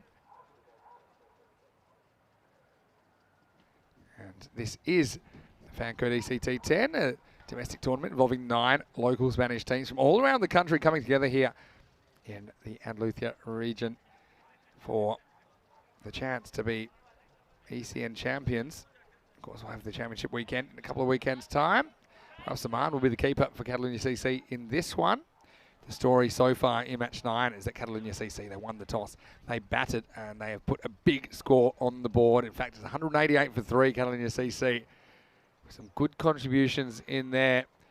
Really all top 4 performing. 50 for Mohammad Amgan Khan, coming off his century last night. 43 not out for Shiraz Iqbal. 45 for Amir Khan, or even the 31 from Always Ahmed. Pretty useful. First up, Vinny Sandu here, Mr. Maximo for ECN. Joining me, bit of a Sunday night specialist, is Costa del Sol all-rounder, who we will see next week in weekend 3. It's Lee Rimmer. And Lee, right now, bit of a tough one for Malaga, but they'll be hoping to get something out of these 10 overs leading into the final. Yeah, good afternoon, Vin. Good afternoon, chat. Good afternoon, viewers at home. Absolutely. I think with this being a bit of a precursor to the final game, Vinny, I've just got to hope that your batsmen get their iron here, get a few shots away, and cause some trouble to this Catalonia bowling attack. Give them something to think about going into the final game. Anything can happen in this final game as well that we have coming up next. So, yeah, interesting to see if the Malaga batsmen can get on top of this Catalonia attack here tonight, man. Yeah, well said. Well said. Because we kind of saw in Netherlands 11 this week. They were 9-0 going into the final. Really pushed by Denmark, who couldn't quite get over them in the end. All right. Like I say, I'd put that 189 out of my head. I'd just be trying to find the right approach. Almost like imagine you're batting first in the final here. It's a bit of a practice run, I think. You see, that's Afzal Shah out there, the keeper. He'll open up. Some discussion from Shabazz Sharkat about what side he'll bowl. I think he is going to change his mind a couple of times, but I think he'll probably go over the wicket to the left-handed Afzal. He's out there with Waqas Ahmed. So strap yourselves in. 189. It would be the biggest chase of all time on ECN. Left arm around. And this one will be a wide +1 to get us started. So 2 wides. Takes the target from 189 down to 187. Slightly different. But, I mean, you know as a top order batter, Lee, it's difficult in this game to know where the line is between aggression and insanity. You want to be aggressive, but also you still want to play high percentage cricket, don't you?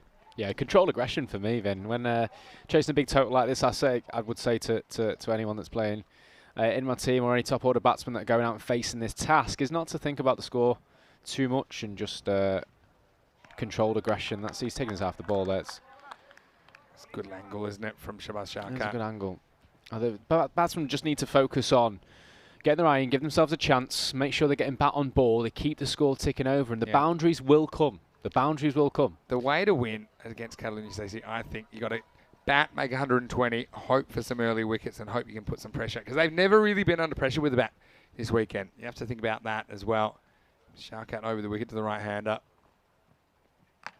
Wow, gets this completely wrong. And is this off the helmet or is it off the bat? Yeah, it sounded a bit helmety this. Yeah, I mean, but it went so high. I thought maybe his top edged onto his helmet. Let's have a look on the replay. We'll get a look at this. No, that is proper clonked him on the noggin, that one. Yeah, he's absolutely middled it off the front of the helmet. That's exactly why you need to wear a helmet. Middled it. We say it all the time, but I mean, that could have been really, really ugly if he wasn't wearing the headgear. It's across a straight-ish one here. Now a slight bit of hesitation. Direct hit, everything happening here at once. For me, the LB was interesting, but I mean, he almost has to straighten it down the line here if he's going to get an LBW decision. You'll see here, pitches outside the leg stump, and so that's the end of that. Yeah, and he's doing so much with the ball as well early doors here, taking it away, that I'd be surprised if that's actually going on and hitting the stumps. But fantastic bit of fielding to back that up there, that direct hit. But it sounded fleshy as well, didn't it? Yeah, it's a bit of an awkward one for the batter. Only one single run on the board so far. Now he takes his medicine and he wants a single there. He has a look up at Afzal Shah, who's just leaning on his bat. And so, yeah, Malaga can't quite find the equation to score here against Caledonia CC, who I think are playing what they think is their best batting and bowling lineup here. They've had a bit of time to tinker, but I think they're bowling Sharkat early here. I think he'll open in the final as well.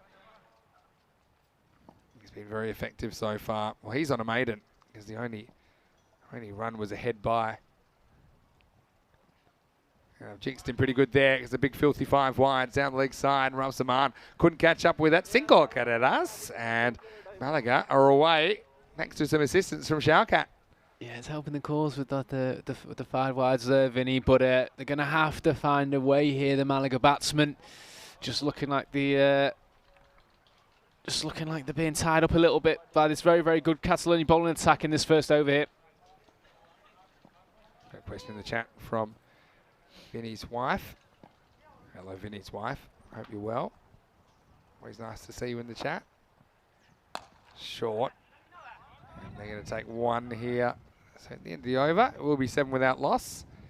Question was, what's the highest margin of victory in ECN cricket? And it's a very easy one. The highest margin is 194 runs when Malta Super Kings scored 200. And they bowled out Gozo on debut for 6 in 4.3 overs. That one wasn't a golden ball. 96 matches without a golden ball now. We'll hit the ton tomorrow. And Lee, you're looking at me with a surprised look. They bowled them out with They bowled them out for 6. So the good thing is, whenever there's a bit of a collapse early, people say, hey, what's the lowest score ever in ECN cricket? And I say, hey, you already tripled it. The lowest score is 6 from Gozo on debut. And this is what I love about ECN cricket. That's Gozo. Had quite an inexperienced side, as you imagine. Malta Super Kings have a lot of the national team in there. The very next day, Gozo won a match on ECN against Sweet United. So yeah, they learnt really quickly. Progress, Vin. Well, goes over the leg side. I like this intent from the batter, Marcus Ahmed. No, he'll only get a long single for it. This is Ali Azam, who is known in local circles as the King of Swing. And do you think that's a nickname that stuck with him ever since 2019 when we saw him in the ECL? Yeah, well, his opening partner will be maybe a bit of competition for that nickname, I think, after seeing that first over with that left armour. But plenty of swing out on show here today, Vic. Yeah. The thing is, I think most of the time he tries to swing it left to right. And the wind's going the other way. Let's see what he does here. Pitched up and just out of reach of the mid-off. It's a good shot by Shah, who finally gets off the mark. He's been a spectator for most of this innings, but he goes with the movement, holds his shape, 4 runs down the ground. Yeah, that's a key thing there. I think you talked about holding his shape there, Vinny. Fantastic shot, leading into it. Gets it straight enough to evade that fielder at mid-off there, and well-deserved 4 runs. Short. Just tries to knock his head off here. Interesting tactic after getting driven down the ground for 4. It's called a wide, actually. Yeah, interesting one, this, Vin. I don't know if it's a wide on height. I've got to say, it seemed too bad to me. Maybe it was a wide on length, on line, if it's down the leg side. Pardon me, it wasn't Vinny's wife. It was the Vinny Fangirl account that asked that margin of victory question, who says, thank you for answering. By the way, I'm not Vinny's wife yet. But I've got to say, you've got a few fans in the chat as well. Danush in the chat saying, Lee is quite a natural behind the mic. Job's on the line, Maximo. Well, if I do need a break, maybe I know where I can turn, Lee. You fancy doing 5 games on the weekend? You just give me a call. You know where I am, Vinny. I mean, I'm a teacher Monday to Friday, Vin, but if you ever need help with the commentary, just give me a shout. I've really enjoyed the fact that you've stuck around after a long day. Yeah, had a bit of fun playing on the field, and now we're watching a big swing and a miss this time from Marcus Ahmed. Yeah, we spoke about being a teacher, people don't realise that's quite hard on your voice. And I've dabbled in that, working with kids and working at schools and stuff. That if you're not careful, you can shout yourself hoarse pretty quickly. Oh, you're right, Vin. It's a long day as well. You're teaching 6-7 lessons a day back to back with a room full of 30 students. It can be quite taxing on the voice, but Yeah, there's no need to shout I've in the actually known classroom. teachers that wear almost like a portable microphone around. There's one, and I thought that was quite genius. But yeah, they're never that good quality. I must admit, when I used to host some function where it had to be mobile, I'd try this mobile microphone device, but it's very, loudspeakery. Yep. You can't really understand a word that's being said. Well, there's Malaga guys. They parked their horses, of course, in their nice polo tops. Last ball, the over. This is just heaved across the line for a single, so 2 overs down, and Malaga are 15 without loss. Hazam's over, only going for 8. Yeah, we spoke about controlled discipline at the start of the innings there, Vin, about putting bat to ball. They are getting bat on ball. They're just failing to find the middle at the moment. There's been a couple of good shots over the infield, but not cashing in with the boundaries. So I'd like to see the Malaga batsman just getting the timing right here. Yeah. And timing's such a funny thing, though. You know, the harder you try and time it right, the worse it gets a lot of the time. Exactly. Everything on the table going according to favouritism so far. So Catalunya undefeated. They've beaten Malaga and Granada every time. Malaga have beaten Granada every time, but lost to Catalunya CC every time. This is a guy that I know that Corey's having a good, hard look at. Shiraz Iqbal gets the first ball past the outside edge. It's not an easy task as well, trying to find your timing against bowlers that are bowling this well. I mean, if you just have a little look there, Vin, he's taken it away off the pitch. It's hit the seam, and then it's wobbled a little bit on the keeper as well, who's done very well to keep his eye on it. But no, tough gig having to put bat to ball to these very, very strong opening Catalonian bowlers. Swings away a little bit more, but it will be called wide. That will help a little bit for Malaga. Look, it's a great time if you're in the chat to send us a message, ECN European Cricket Network. Any random questions for Lee or me? I know it's not quite random question time yet. We normally do that in the final, but it is the final, so now's a great time to do that. If you'd like to ask us anything at all. Oh, this one's in the air. It's thick outside edge. Always. Regularly a third man, but showing off a pretty good arm there from Always. Needs to keep that in the locker, Vinny. You don't want to be giving that arm away too quick in the game, I think. He must have been doing all the weights in the gym, I think. He's paying off, Vinny, with a chuck like that, I tell you. Looked like he was throwing a golf ball there. A whistle through the air back to Ralph Zaman. Yeah, we even heard it up here, Vinny, in the comms box, I think. Anyway, back to Shah. Yeah, I like the intent here again, but he'll just get a thick inside edge on this one for a single. It's timing again there, Vinny. It's the right shot to play with the field. Batsman's done well. It's stepped across and exposed that quite open leg side, but it's just a lack of timing again that's costing the Malaga batsman. But also it's the bowler putting in the right spot. Absolutely. It's not an easy ball to go after. Got to get it just right. Getting in the block hole. Cut off. Some hesitation. And go to the keeper's end. I don't think he ever has the ball here. And I think it would have been close with a clean take, but Ralph Zaman just couldn't quite grab it. He also had the batter kind of running in the way. So you'll probably see this at the end. A good bit of cricket. This Vin fielder just throwing that off balance, but he gets a good throw into the keeper, and I think if he takes it clean, he's gone there. I had that feeling, but yeah, it was an awkward take low down for Ralph Zaman.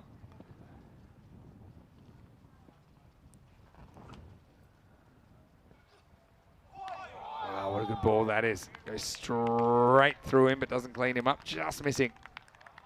I'll tell you what, Vin, I'm impressed with this bowler so far. He's got a cracking action. He's varying his plays very well. He's swinging it both ways. He's getting a little bit out the pitch off the seam as well. Looking like an absolute handful at the minute. Yeah, he's got a bit about him, doesn't he? Shiraz Iqbal. A question from Iggy in the chat. I'll come back to that in a second as we have the last ball of the power play coming up. Iqbal's only gone for 3 this over. This one's not going too far either. Well, double run-out attempt, the old double play. If you're a fan of Major League Baseball, you would have liked that, but they can't execute either. 0 for 2 on that one. And so it will be a single run to finish the over. And at the end of the power play, Malaga up to 3 overs and 19 without loss. Well, question from Iggy Iggins in the chat. Well, Iggy, missed you on the field today, first thing. I thought we might be seeing you, Iggy, but you let me down, but that's okay. But question for Lee. Every batsman has off days, and you kind of know after a few balls there isn't time to get your eye in T10. what's the best thing to do in that situation? It's a good question. Yeah, it's a cracking question. Obviously, if it was a Saturday Sunday game, then obviously perseverance, and you know that the timing will come. But T10 cricket for me, it's playing your get out shot. So I have a get out shot. I would try and get a slog sweep out, and that would just get me going, Vinny. Sometimes all it takes a little bit different is what you're saying. Exactly. Force something, and sometimes all it takes for a batsman is just a couple of shots out of the middle, and then you know that you're back on again.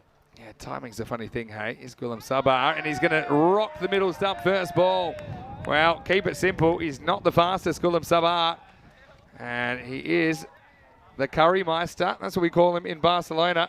He does cook a good one. He cooks up a good Yorker here. You can see the batter hitting across a fairly straight delivery, and you know it's straight because it tilts back middle, and that is the first wicket for Malaga. Goes down. Waqas Ahmed goes for 5. It's 19 for 1. I think this is very, very well bowled, Vinny. I think on first look there, you're thinking that's a full toss length. Yeah. It's not. He rolls his fingers down the side of the ball and it just dips on the batsman a little bit, turns it to Yorker length, and he gets a well-deserved wicket. It's a clever piece of bowling. You don't quite know the pace of the new bowler. If you're going to go kind of across the line to a ball in the stump's first ball, that there's a risk to that if it is a straight delivery.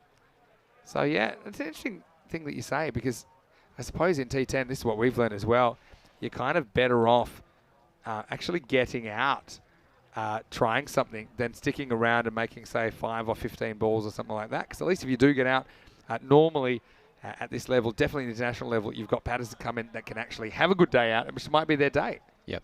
And also, with T10 cricket, obviously you want to be timing the ball as a batsman, but with these short boundaries, with these hard kookaburra balls, sometimes you don't even need to get your timing going for you to be in and to be hitting the boundaries. But absolutely, you're right. If you feel that it's not your day, if the balls aren't coming, you can't afford to be eating up balls. You may as well hit out or get out. Yeah, well said.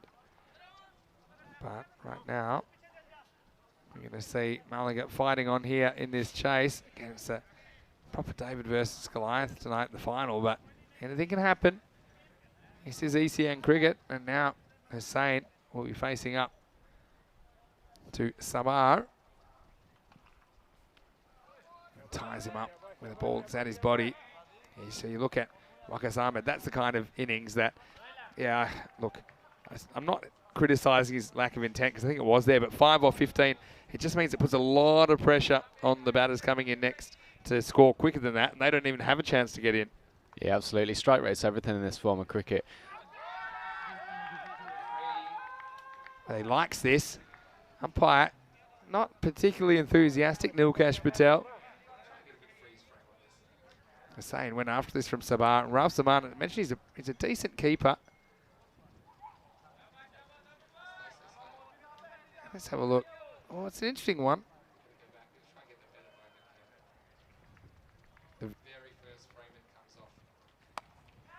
Well, they're going to go with the next delivery now, so not waiting to have a look at it. It's going to be out of here. Maximo. 6 runs. And so you can see that Sabar, he just gets a little bit too close to the left-hander this time. He missed out earlier with a similar delivery. This time he doesn't, and that one is into the jungle for 6. Yeah, that's his hitting zone here, Vinny, and you can't bowl too many to that area because he's going to make it disappear into the bank. It's a very well hit shot. 6 runs for Malaga. Ghulam Sabar. It's an integral part of the setup in Barcelona surrounding cricket. There's been interesting things happening there as well. I'll back to that in a second. Oh, this one doesn't miss by much.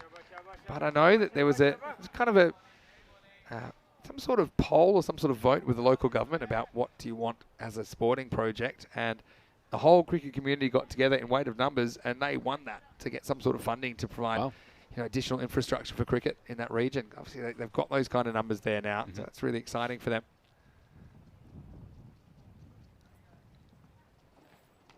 Gone. Well, he bookends it, doesn't he, in the end? Sabar gets Hussain swinging all around this one. So top and tails for Ghulam. He takes 2 for 6 in the 4th over. And Malaga lose another wicket. It's 25 for 2. Yeah, it's another great piece of bowling. I think it's clever bowling again, Vinny. He's seen the batsman trying to size up that leg side boundary, and he just holds it up there. He puts it up there. Really good length. It just dips on the batsman. You can't play the sweep shot to that sort of full length. and he's rewarded with the wicket. It's a fantastic bit of bowling. Yeah, very good piece of bowling. A little bit of in-swing as well. Kind of in-swing to the left-hander. Tempts him into the shot. He just couldn't resist in the end, could he, Nadeem Hussain? So he's going to have to go, and it's 25 for 2 after 4 overs. Yeah, Catalonia looking very, very strong here, Vinny. Every option that has come on with the ball has done the job so far. They'll hope that they can continue this this very, very strong batting and bowling into the final, Vinny. Yeah, no doubt about it. We've got a question in the chat from Vinny Fangirl. Vinny, time to rate Group C teams now. Last time, Finland were quite a surprise for most, including me. I've got to say, this time last week we were talking about Group B, and I had Netherlands on top. I probably had Finland on the bottom, and I had Denmark, Sweden, and Hungary kind of in the middle, tightly bunched.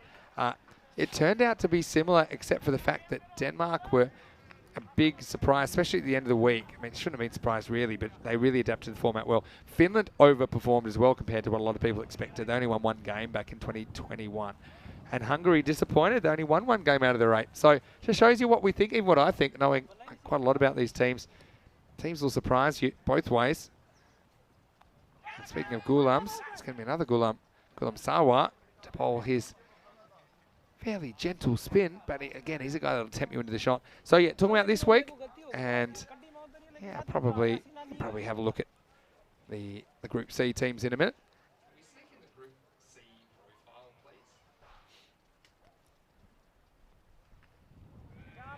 Swing and a miss. But we have 5 new teams coming up. Like a nothing ball, there's a 0 or 1. So like after a nothing ball, Sawa trying to tempt Shah. Does. Swing and a miss. And so yeah, we've got Scotland 11 as well as Belgium, as well as France, Malta and Luxembourg. So for me, if I'm rating those teams, I think that Malta and Luxembourg will be pretty close. Well, this is in the air, and somebody's going to have to catch it, and it is caught. Pretty well caught as well. That's Yasser Ali that will take the catch. So you can see left-hander lured into the shot again. Afzal Shah, who had a lot of the strike, just loses his shape a little bit there. I think that's why it kind of skews out in the offside. Yasser made no mistake. So Malaga losing wickets pretty frequently now in the 5th over. It's 25 for 3. Yeah, I think he premeditates coming down the wicket here. Vinny ends up reaching for the ball and not getting enough bat on it. It's a well-taken catch. They're their T20 rankings. I'll tell you my feelings. I've got them in that order, but I've got Belgium sneaking over Scotland 11. I've got Belgium, who are much lower ranked, but don't forget Scotland 11. It's not their top team that's coming. The reason is, I think, in this group in particular, Belgium are proper T10. I mean, they're the runners-up from last year. Yep. And Scotland 11 will have some very good cricketers. It'll be a bit like the Ireland 11 we saw in Group A. How quick will they adapt, and will they have picked players with the right skill and mindset? Yeah, and you're right, Vinny. It's, you can be good cricketers, but T10 is a completely different beast. And you've made a lot of references to Belgian ball, Baz ball, playing that aggressive form of the aggressive brand of T10 cricket, and you know you can't write off Belgium. So I've got them as of now, and Scotland 11. I'm not writing them off at all. But I was saying, if you had to tell me right now who I think will qualify, I had to give you an answer. I'd probably say Belgium. Interesting. But you know, some injury concerns. Sabir Zakil for them had a few issues when we were there recently. This is worked well off the back foot. It'll be the end of the 5th over. So the score is 27 for 3 after 5. So yeah, the other thing is Belgium, they had a European Cricket Series just before this ECC started. So pretty much at the start of September. So a lot of their players have been in that mode. They don't really take much to swing into that mode either, because they just love playing this form of the game. Are missing a couple of players, though. I know that they would like a couple of those players from last year back that are unavailable. But that's probably true of all teams. I think Luxembourg will be stronger than last year, because last year Scotland actually were forced to withdraw at the last moment. Luxembourg came in, and so the Luxembourg side, I think, had a few unavailable issues because of the short notice. So I think they'll be better. Malta, again, they're very closely ranked with Luxembourg. But Malta have played more T10 cricket, so I think they'll be close. Anyway, it should be an interesting week. Always is, Lee, absolutely, Vinny, absolutely.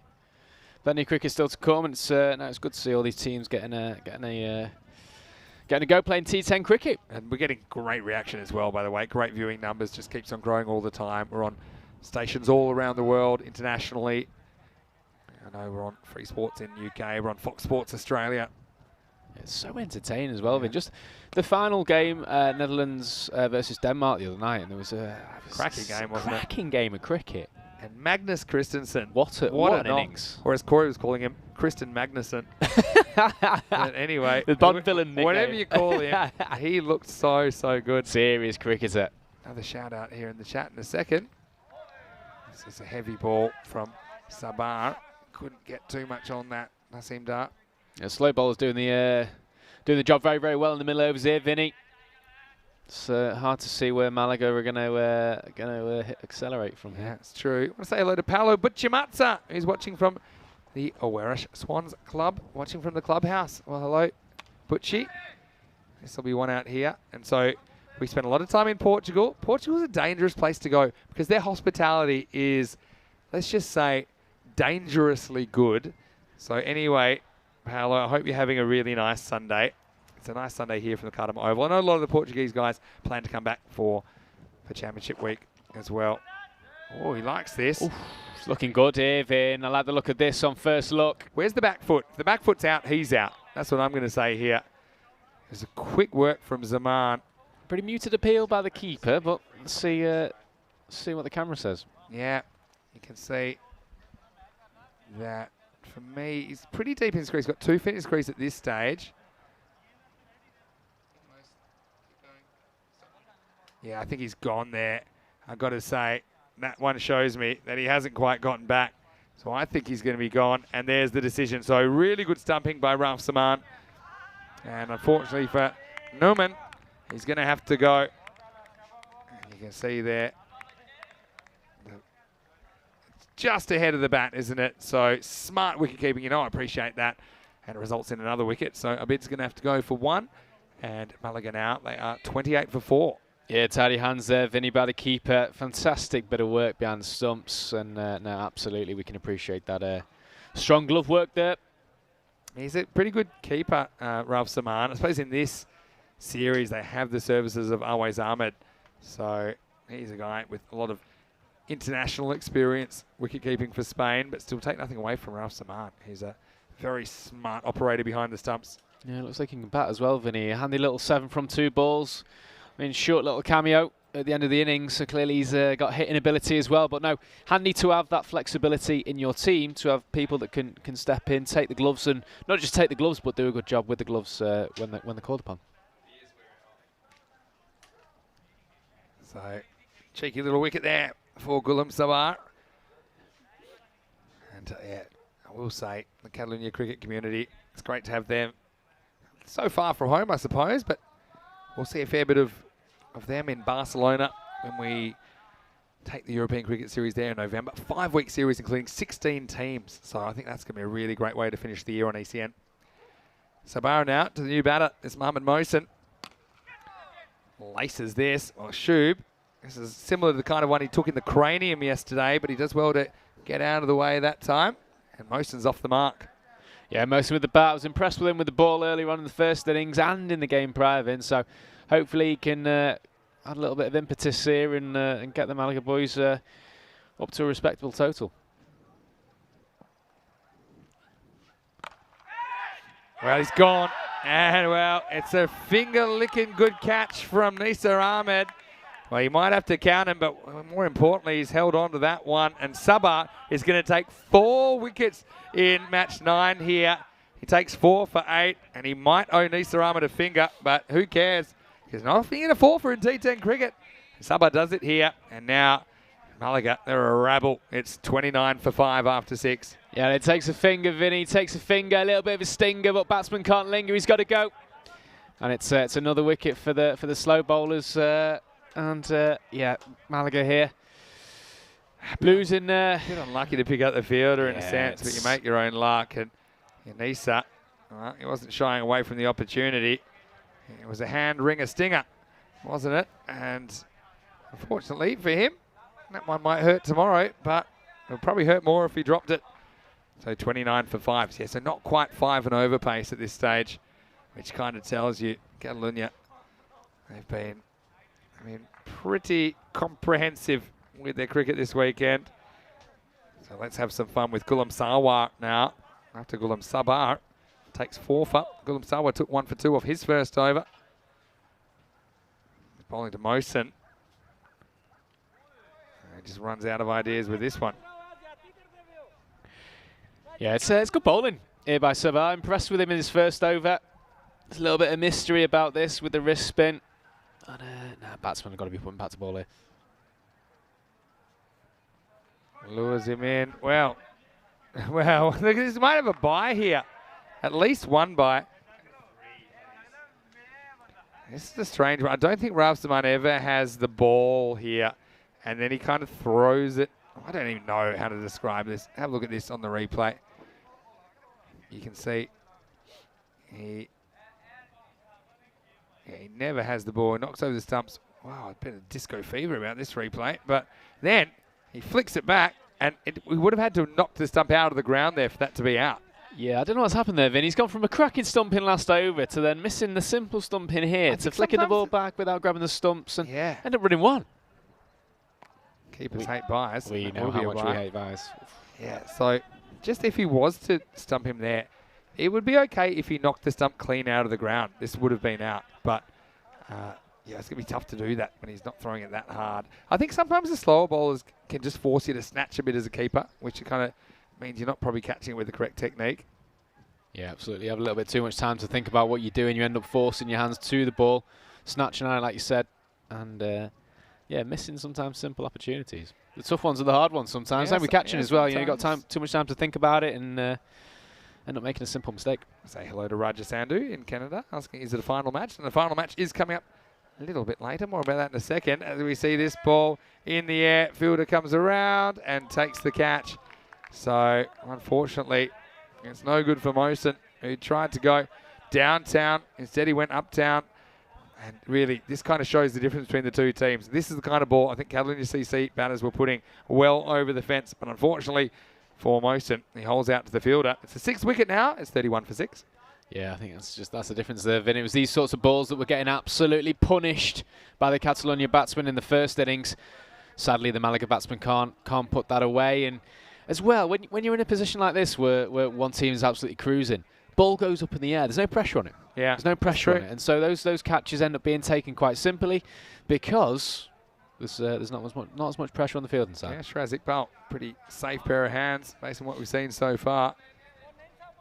Yeah, so Malaga just not quite making a contest of this. They'll be hoping for a better result in the final, which is coming up. Well, take another wicket, won't he? Sawa, he's got 2 for 3 with the ball remaining in his spell. Hello to Hashim Khan from Granada. Hello, Hashim. How are you? How did you enjoy your weekend? Hashim was playing for Granada. He's been following along the ECC during the week as well. Hashim, he's still around or are you on the way home already? Last ball, which basically hits a batter who's not doing much. So it's the end of the 7th over. The score is 31 for 6 after 7. Well, you might as well have been bowling at a crash test dummy there because there wasn't a lot of movement. Anyway, here is what's coming up. We have the final, and it's coming in around about an hour and 30 minutes right here on the European Cricket Network. It will be Catalunya CC versus Malaga. So regardless of what happens in the next 3 overs, make sure you join us for that one. 6:30 p.m. GMT. It's 8:30 in Central Europe. It's a very healthy midnight in India, but it's certainly worth burning the midnight oil to see who will make the championship weekend. We got a result on the back pitch as well, Benny. Where was your money, Wales or England?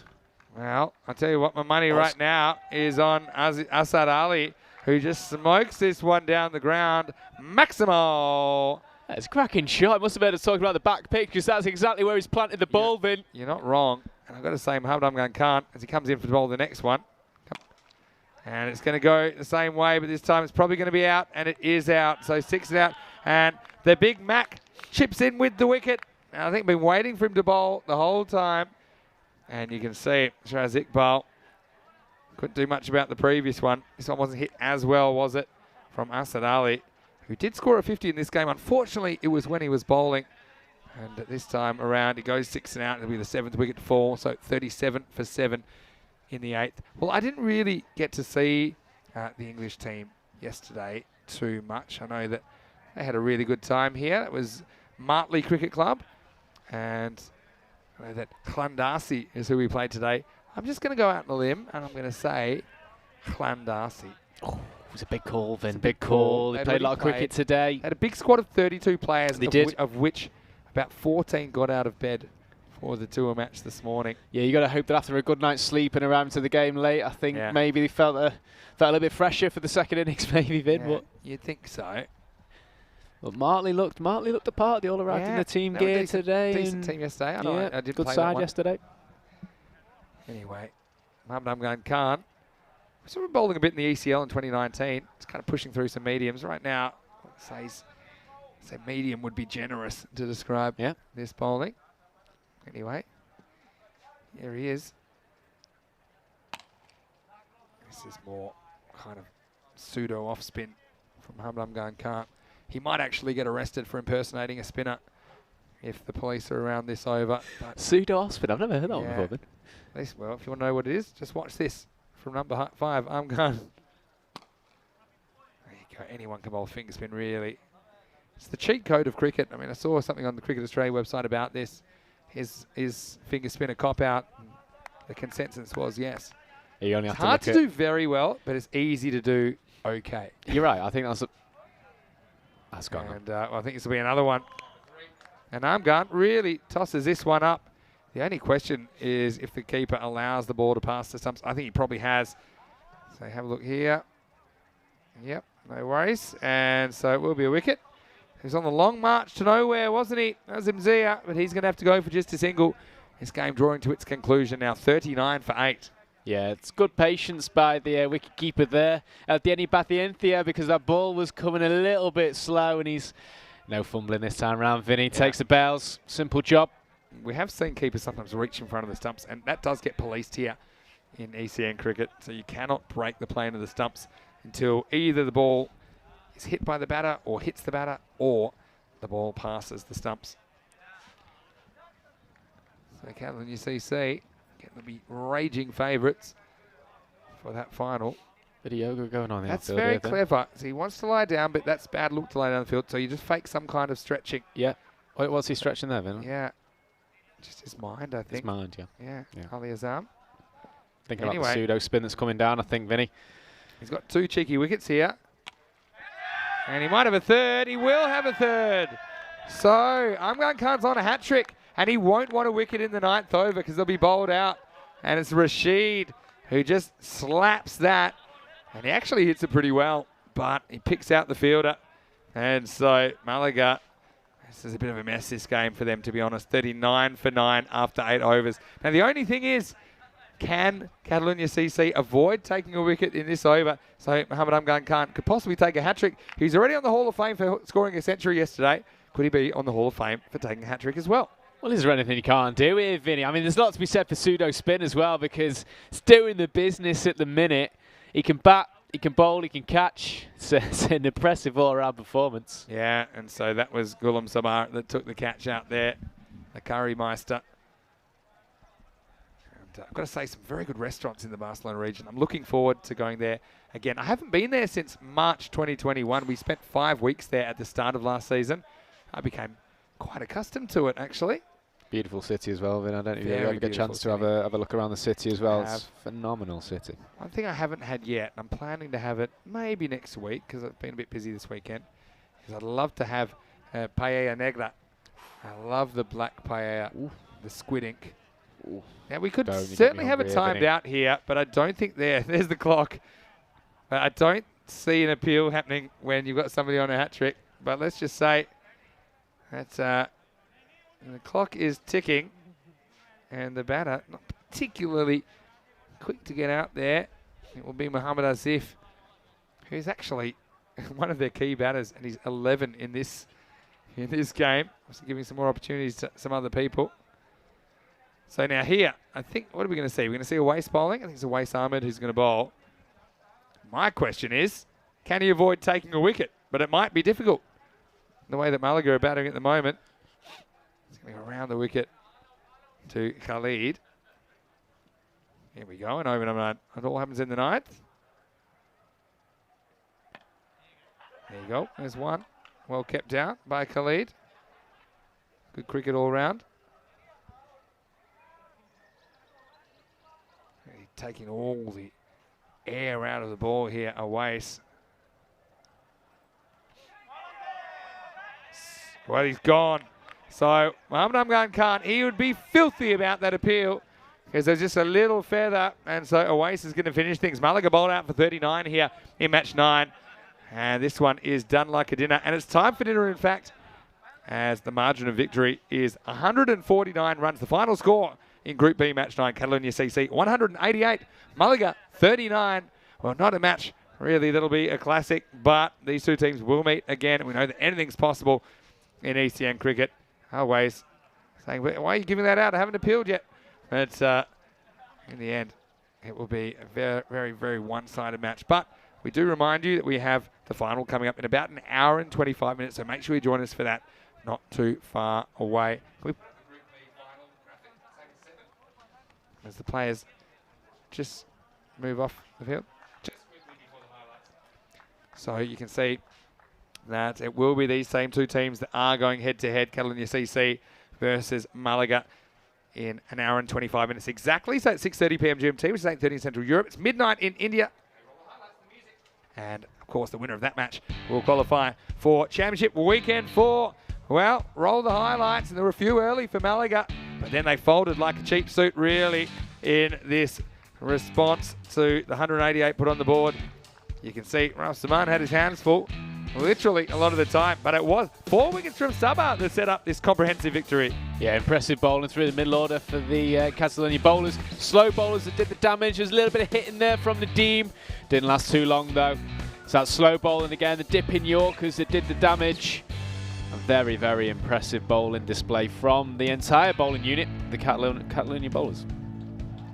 Well, I'm going to cut away from the highlights to mention that there's some controversy in the chat. They think that black paella is not paella, it's arroz negro. But that is also true. I've seen it called both. So that's my response to that. I'm going to give a formal response in the chat, but take us through these highlights because really, once the wickets started going down, they went down pretty frequently, even with a bit of a gift there from Ralph Saman, but he wasn't going to miss the next time. Simple stumping, and really, Malaga kind of lost a bit of heart there. I think maybe saving a bit of energy for the final, especially when you see someone like Mohamed Azif, the captain, coming out at number 11. It shows you that they had their eyes on that final, which will be in around about an hour and 23 minutes time. So, unfortunately, just never really got going in this match 9 as we see the scorecard. It's not great. +65. Not sure what country that is, but it looks like a phone number, doesn't it? +65 6211 71100. Call now. 39 all out after 8.2 overs, even with a few wides in there helping them out. In fact, extras were the top scorer in that innings with 9. So Malaga, they have to find some runs from somewhere, I think. Full stop, Lee, if they're going to be competitive. Yeah, in this it's final. looking like a phone number there, Vin, but they might want to call the emergency services after that scorecard.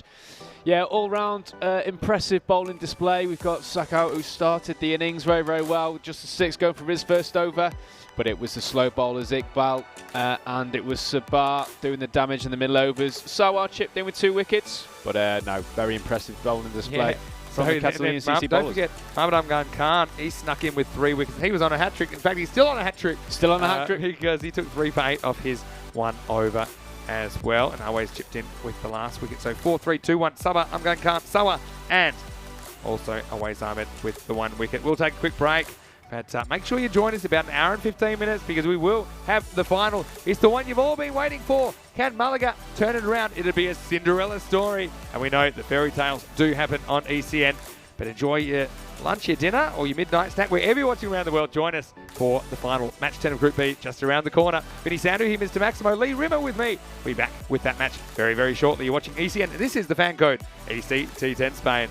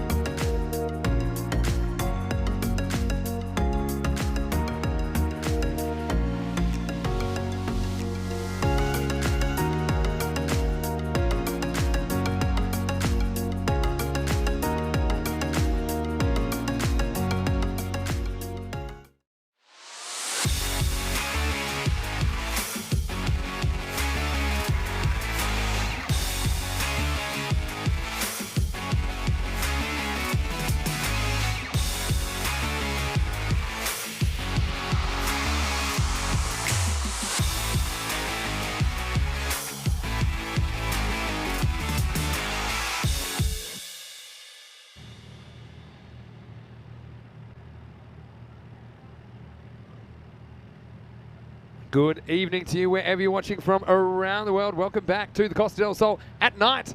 And it is finals time here in Group B of this FanCode European Cricket T10 Spain. We have the top 2 teams from this weekend's play facing off for that coveted spot in Championship Weekend 4. Those 2 teams are Catalonia Cricket Club, undefeated through the group stage. They were 6-0, certainly the form team. And I know that they will be very, very excited at the prospect of making it a perfect 7. Malaga, though 3-3, weren't able to register a win against Catalonia CC in the group stages. But, I mean, if their players can click, then who knows, we may have a boil over here. Vinny Sandu here, Mr. Maximo, for the European Cricket Network. And you can see that the bat versus ball wall favouring Catalonia CC to the tune of 25 runs. And so players just making their way out there at the moment. You can see perfect 6 so far. And now, well, Malaga, pretty consistent pattern for them. The thing is, all their wins came against Granada in this tournament over the weekend. But still, it all comes down to this. And the lights are on. We are home, and we are ready to bring you more T10 cricket. Vinny Sandu here, joining me once again for the final. It's been a treat. And it may be the last we get to hear from him for a while, because he is on the field next week and potentially in weekend 4 as well. Lee Rimmer. Lee, welcome. And how do you see this final going? Yeah, good afternoon, or good evening, should I say, Vinny. Good evening, chat. Good evening to viewers at home. Well, it's red sky at night, Shepherd's Delight, but it's going to be Malaga that are hoping they're going to have to cause a fright tonight. And against the very, very strong Catalonia side. We know, you're right, funny things do happen at night. And I just think back to only 2 nights ago that we saw the Netherlands 11. They were undefeated. And then they were certainly tested by the Danish team. Hello to everyone in the chat. Vinny's wife asking who's opening. Well, no surprises. We're going to get Mohammad Amgan Khan opening. He's opening with Yasser Ali. I think this makes sense to put them out there. I think Always has been tried at the top of the order. And it hasn't been bad, but I think that Yasser and Mohammad Amgan Khan are very used to opening together for Catalonia CC. So we're almost ready for a start. And it's Mohamed Mohsen to get the Group B final underway. And he starts with the ball is called wide. Did think that was just grazing the blue line, which of course does make it a wide. Actually, on second thought, it's a tough one. He's unlucky there, Vin. He's unlucky. Yeah. It would have been a cracking start there, I think. Interesting take here around the wicket, trying something different here is Mohsen. Anything to counter these very, very strong Catalonian batsmen. It's touch and go, put it that way. This time, probably even wider, but it'll be 4. So you can see the hand-eye coordination of Yasser Ali there as he just leans on that, keeps it all along the carpet for the first boundary of this contest. Yeah, daisy cutter there, Vin. Beautiful shot. Hands through the ball, leading into it. Fantastic 4 runs. Yeah, you can see this was, I think, wider. I think I was missing the tram line comfortably, but found the gap, and that was the key. The key was the placement. Hello to Hashim Khan as well, who's playing for Granada this weekend. He's donated €2 in the chat. Hello, Hashim. Great to see you in there. This one, similar kind of ball, will be called wide. Andrew Elliott out there. And Nilkesh Patel, the other umpire on field in this match 10 Group B clash, the final. He's got some lovely shape on the ball here, is Mohsen. I think he just needs to, I'm sure he gets that inside the tram lines, and it'll be dangerous delivery. It's well bowled. I do like that he's committing to this plan of trying to get the batters reaching. He doesn't want to give them something kind of in the slot to drive or go leg side. Yeah, absolutely. What I would say, Vin, is you just need to have a look at the field there. We've got the man out sweeping on the leg side boundary. The ball's just shaping away, so a little bit of protection on the offside there might come in handy. This one is a bit straighter. He has to pushes. And he pushes Mac through for a single as well. Now they think about a second and they're going to take it. And they're going to get it fairly comfortably. It's alert running. You can see Catalonia CC, they're just very experienced this form of the game, and it shows. Yeah, absolutely. Just aware. Just sniffed a bit of an opportunity with the overthrow there. Capitalised on it. It's a good bit of gameplay by the batsman. I am here with Lee Rimmer, who will represent Costa del Sol in Group C, which is just 1 week away next weekend. And overdoes it this time, Mohsen, for a wide.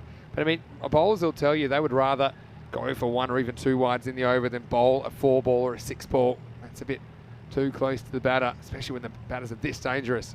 Yeah, it's a good point, Vin. Just hope that these wides don't tally up. You can quickly turn a 10 over innings into 11, 12 over innings, depending on the extras. Well, this has gone and the plan works. I've got to say, well bowled by Mohsen. And he lures Yasser Ali into the shot.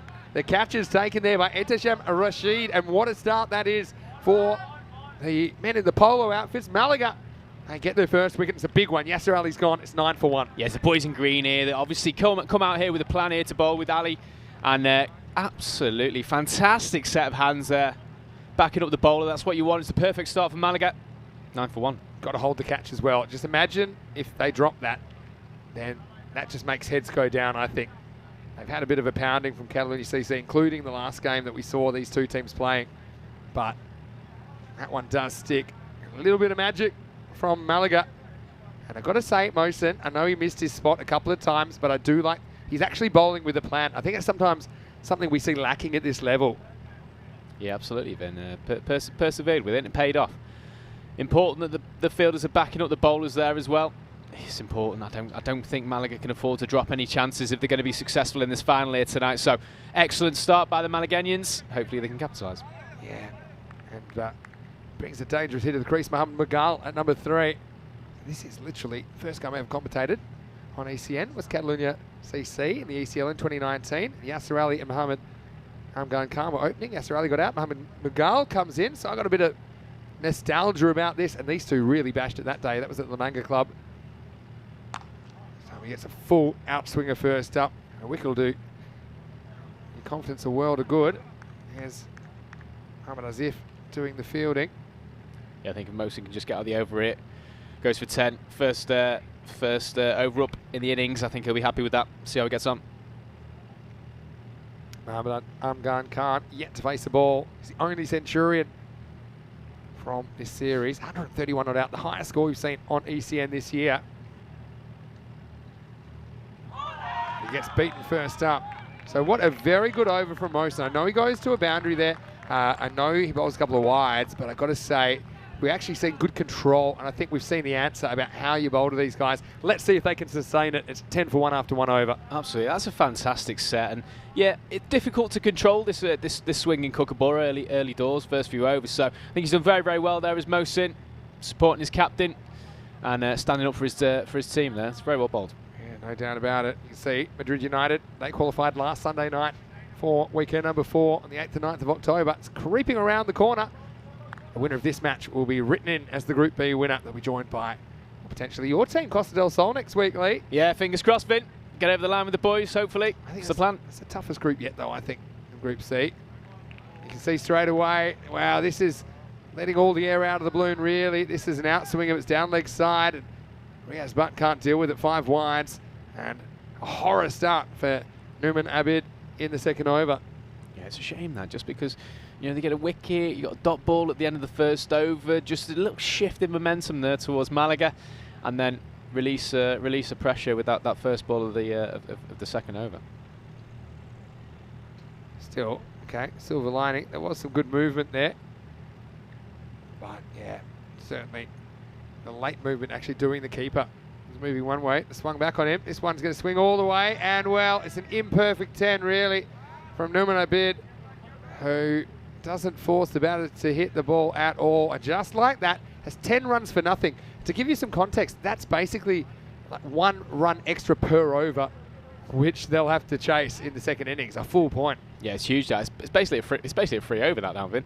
I think we've had 5 extras now, 5 wides, and it's it's all five separate wides bowled, and it's these all add up. So yeah, Malaga just letting it slip a little bit here in the second over.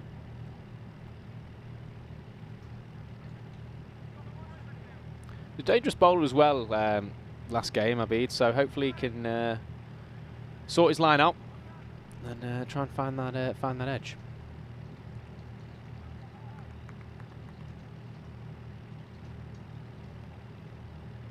Abid needs to sort it out quick. This would have been another wide, but it might be a wicket. It has to be caught, and it is caught. Well, would you trade 10 runs for a wicket? Well, maybe against this Catalonia CC strong batting lineup as Mughal reaches and he just toes it. The catch is taken there by Azim Zia. So 2 chances, 2 wickets, and Catalonia CC not having it all their own way so far. It's 20 for 2 after just 7 legal deliveries. Well, I don't know if this is a high IQ play here. They lull him into a false sense of security with the 2 down the leg side and then digs a short one in. Looks as if he had an absolute age to put this where he wanted over the infield, and he just toe ends it straight to extra cover. Good set of hands again. Yeah. He's one guy. Yeah, McGill can absolutely crack the ball, and he's got good shape. Again, he just got him reaching there. There's a bit of luck in that wicket, but you need a bit of luck, I think, in the final. But here's the thing with Catalonia CC. They've had all the way down to... Oh, they've got Iway's Ahmed listed at 7. And it's powerhouse to powerhouse in this batting round, really isn't it? But, having said that, despite the extras, and I'll tell you how many extras there are in this innings already, because there's been a bunch. But 20 runs on the board, 13 wides in that, including a couple of 5-changers. But still, if you offered them 2 wickets in the first 7 balls, I'm sure they would have taken it. Now, here's a guy who really impresses me, Shiraz Iqbal. He's playing under lights as well, these guys. 1 hour delayed start compared to last night's game. Wow. Itchy feet there from Iqbal. Pushes away, doesn't get a run. Got to say, I'm really impressed with the composure of Malaga so far. They've really come out firing. And I think the thing is, can they sustain it? There's a real buzz about them in the field as well, Vince. It's good to see them come out, making the most of this opportunity here tonight in the final. Hopefully they can keep that going. Wow, that's pretty close. And he's gone. Wow, how about this? And Abid, well, he goes from not being able to hit a barn door to catching the dangerous Shiraz Iqbal for a duck. That did seem to straighten down the line. If there's no bat, it's stone deadly. And Catalonia CC lose a 3rd wicket early in the final. It's 20 for 3. It's a huge moment, this, Vin. It's a massive moment. Iqbal, we've seen him throughout the weekend. He's been the absolute danger man for Catalonia. And Abid, he gets one straight. A little bit of movement away. It's stone dead, Vin. It's absolutely stone dead. Jubilant celebrations for the Malagueñans. And it's 3 down now for Catalonia. So the thing is, he was getting that movement. Even first ball that went for 5 wides. He got a lot of outswing after the ball passed the stumps. So if you're going to get good batters out, you have to bowl good deliveries. And a lot of the time that will involve moving off the straight. I think that's exactly what Nouman Abid does there. And here comes Awais out at number 5. Again, one thing I identified in the last game is that we haven't seen Catalonia CC batting under pressure so far. A lot of the time they've had so many runs on the board, but right now it's Malaga turning on the afterburners, 20 for 3. And how many times have we seen it, Vin, in competitions? Not just cricket, but all competitions. You get a team that has an unbeaten run, take you all the way to the final, but finals are different. It's an absolutely different beast. So, fantastic start for Malaga tonight. Hopefully they can keep the foot on the gas. They brought a slip into play, shows their intent. Here we go. Yeah, so Awais Ahmed, again, likes to force the issue. How brave will he be? Slip in place now for a bit. Getting it to wobble under lights here. Pretty decent location for this one. Yeah, it's great areas, that, Vin. Great areas. New batsman on strike, just back of a length, off stick. Hopefully he's got his control now. He's got his radar on, Vin. We know he's a dangerous bowler. We saw him in the last game as well today. I played with him a couple of times as well, and he gets the ball to talk when he's on his day. So hopefully he can push on it. A dramatic turnaround of this over. Now it's forced off the back foot, just gets over the fielder. Needs to pull it back and can. Just be a long single to Awais to get him off the mark, but not without risk. Yeah, it's a little bit streaky, that, Vinny. Didn't get hold of it. It was a nervous shot. Not play with the conviction that we've seen from the Catalonians this weekend. So clearly a few nerves in the shed there.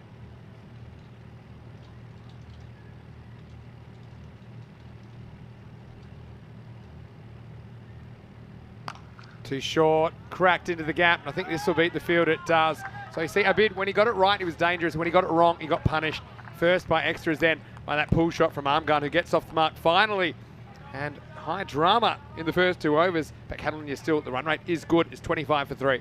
Yeah, it's still a good start there from Malaga. Slightly short on his length there, Abid, but it just goes to show we've still got a very, very strong set of batsmen here at the crease. So as soon as you miss your length, it's going to disappear. But No, still a strong start for Malaga. I think they would have bit in your hand enough if you'd offered them 25 for 3 after after 2 overs. No doubt about that. I want to say big hello to everyone watching on FanCode in India, but also to everyone in the YouTube viewing audience, including those in the live chat. Great time for you to say hello to us. Come back to that in a second. This is sliced away, and I think this will be for Cuatro Carreras Mas. This time it's always Ahmed, who just gets a bit of width and he goes with it. Again, that's the plan. I've got to say, because he's bowled this so well, Motion, I probably would have my 2 outfielders there. I'd probably abandon the legs, or at least one of the leg side sweepers out there. They've got long on deep mid wicket, but he's bowled so well, I think they could afford to have a deep point, and now they're making that change. Yeah, I think they must have heard you, Vin. This was the play that I would have had. This was the field that I would have had at the start of the innings, I think. But hopefully that covers. Well, now he exploits that gap, and in fact, it's going to go, and it's going to go maybe all the way. We'll wait for this on the replay. But Always, yeah, this is a confident shot, isn't it? Again, he doesn't quite get the width he wants. Always is waiting for it. And where does this one bounce? It bounces. Slow it down. Where does it bounce? Can we see exactly where it bounces? Have a look at this. Maybe bounces on the rope. We'll have to have a look here. I think the rope bounces a little bit, doesn't it? I think it's just kissed the rope on the. Yeah, on it's the a line. really tough one. We'll have another look here. Yeah, what I would say, Vin, it's good batting by Ahmed. He just steps across. I think it does hit the rope, you know. Go back, can we roll it back a little bit? You see the rope move. And so that tells me it's probably, yep, it's hit the rope, so it'll be 6. So excellent camera work from our crew at Spring Productions. Always gets a minimum maximo. Can't hit a smaller 6 than that really, but it'll count. They've got to get a ways now, because he's a guy, if he's let out of the bag, he can hurt you quickly. Slightly false shot. And we'll get 1. Yeah, I think he's making the right play here. Is Awais. He's seen the fielder been brought in on the leg side. He's just trying to step across to negate that away swing. Absolutely the right thing to do. It's going to allow him to get his head over the ball, be a little bit more compact when he plays those shots. So I think Awais is playing the right counter to Mohsin's away swing yeah. at the minute. This is in the air, but it's also lasered. It's going to crash into the fence. Well, that's the shot of a man in form. And, well, Sports World Spain, that's the location. And the sign was under attack that time from the Big Mac. Big Mac showing his class here. I think it's my favourite shot of the innings thus far here, Vinny. He doesn't even throw his hands through it. It's just a timed guide. A fantastic shot on the up. Yeah, I like that he's going offside here. It's a lower risk alternative, I think. It suits Mohamed Amgan Khan. Yeah, so I want to say to everyone that's watching, if you'd like to send us a message in the live chat, ECN European Cricket Network. I want to invite you there. It's random question time, last game of the night as well. I've got Lee Rimmer with me at the moment. May be able to sneak him in next week as well at some point. Well, this is in the air and nobody's catching this. This is flying away into the night. Maximal, Always. Well, he hasn't scored as many as I think he wanted to this weekend, but he certainly started well here in the final. Yeah, we might need Kookaburra to get some glow-in-the-dark balls soon, Vin, because that has disappeared into the darkness. Cracking shot. Little inside out here from the batsman, and it's paid off. I think that's a better shot from Always. I think sometimes he always takes the easy option and drops the front shoulder, tries to go across the line, but I think that's a very good cricket shot. So the power play's worth 47 in the end, despite the 3 wickets. That run rate looking very, very good. Mohsin, for a guy who I think bowled reasonably well, he ends up going for 32. Off his 2 overs. Yeah, you take those 10 wides off there, Vinny, and it's a completely different complexion to this innings. You would be looking at 37 off 3 overs, Mohsin only going for 20, not 30. Makes a huge difference. So if Malaga can just keep a lid on those extras and really making a game of it so far. Yeah, good point you make. Anyway, I think they'll go back to Abid because he did take the 2 wickets, so I can understand that. Meanwhile, Mac's just quietly gone about his business. Didn't have much of the strike in the power play. It's a flat bat smash into the gap, and there's nobody home. And it will roll across the line for 4. So identifies that gap, and that's smart batting, 4 runs. Yeah, big baseball from Big Mac once again here, Vin. He just waits for it. He knows that he's going to get some short stuff. Doesn't get all of this. Gets a little bit toe-endy, but he's big enough, strong enough, powerful enough to get that pushed over the line for 4 runs. Excellent shot. He just looks organised at the moment. Big Mac's just playing the ball bowled to him. touch this time. It's on the off stump, so he just leans on it. And that's what I noticed about his batting. He's able to score really quickly, but I don't think he's really premeditating at all. I think he's just, like I say, he's playing the ball on its merits and he's choosing the right shot. And then he's executing that shot very well. Yeah, and he does have a large range of strokes to choose from. Absolutely, Vin. His shot selection here is on point at the minute. Absolute pleasure to watch. Random question from Dave. Hello, Dave. Hope you're well. He's in the chat. Come back to that in a second. Here's a bid. Too short. And adios, pelota. This one's cube bound. And, well, you just cannot bowl short to these guys. You will be hurt. And that's what happens. 6 runs to Catalonia CC. Yeah, you bowl those areas. Going to end up cubed, I think, there, Vin. It's getting a little bit of tap here as a bead now. I think he just needs to sort this length out, otherwise it could get messy very quickly. Now, you're a teacher, right? I'm indeed. What do you teach? English, language and lit. Not maths? Maths isn't my Well, I was forte, gonna tell Vinny. you And words, not numbers. 6 cubed? Could you tell me? 6 cubed. Ooh, bit high. 6 times 6. 6 cubed? I'll give you one more ball to think about it. Okay, you can't do this live on air, low Vinny. blow. It's mental arithmetic, like, no. I thought. I gave you more credit now because I thought you were a PE teacher. But Everyone says that. Everyone always goes to PE. yeah, those who can't do teach, and those who can't teach PE. That's what I heard. Is that- Anyway, this is in the air and it's flying away. Fielder goes back, off comes the hat, and away goes the ball. It's a little step over, and well, got to use your hands. I think that's the play. Unfortunately, that'll be another boundary Catalonia CC. Well, I don't know who we've got out there boundary riding Vin, but he isn't getting an invitation to the Ballon d'Or. Lewandowski's got no threat against him tonight after that footwork. I think that's Nasir Dar, and that little nutmeg of himself, I think, in the end. And it was Dar. I had to fetch that one from the other side of the fence. Okay, I'll let you off the hook. It's 216. You've got that in you. You've got that in your pocket. I reckon. I don't think A that's. little bit of beautiful mind about my. That's what it's picked sometimes. Oh, this is in the air again. Doesn't quite carry. So here's the thing. Even if both these guys got out now, and you could somehow have some sort of magical 6 overs that go for, let's say, a run a ball, you're still looking at chasing 98, and so that's not gonna. It's not gonna be an easy chase. So really, all the runs from here are a bonus. Yeah, Dave's question was, has any team scored 180 plus 3 times in a series? And I'm gonna say I don't think so. 63 for 3 here after 4 overs. They have been very, very dominant. This is what you have to realise as well. Some people are saying it's a bit of a mismatch, but I mean, they are all at the same level of cricket. They are club teams in Spain. There's not really divisions at the moment. There's different regions, and so probably what we're seeing here is that the Barcelona region is probably a little bit stronger on the whole because of the amount of teams they have there and that kind of competition they have there. They can they're located close to each other, so they can play more matches, even informal matches. But yeah, this Catalonia CC side very experienced indeed. It's a saturation of players, like you said there, Vin. If you get a lot of players in a small area that are all wanting to play good, strong cricket against each other, it's going to create very, very strong competition, strong teams.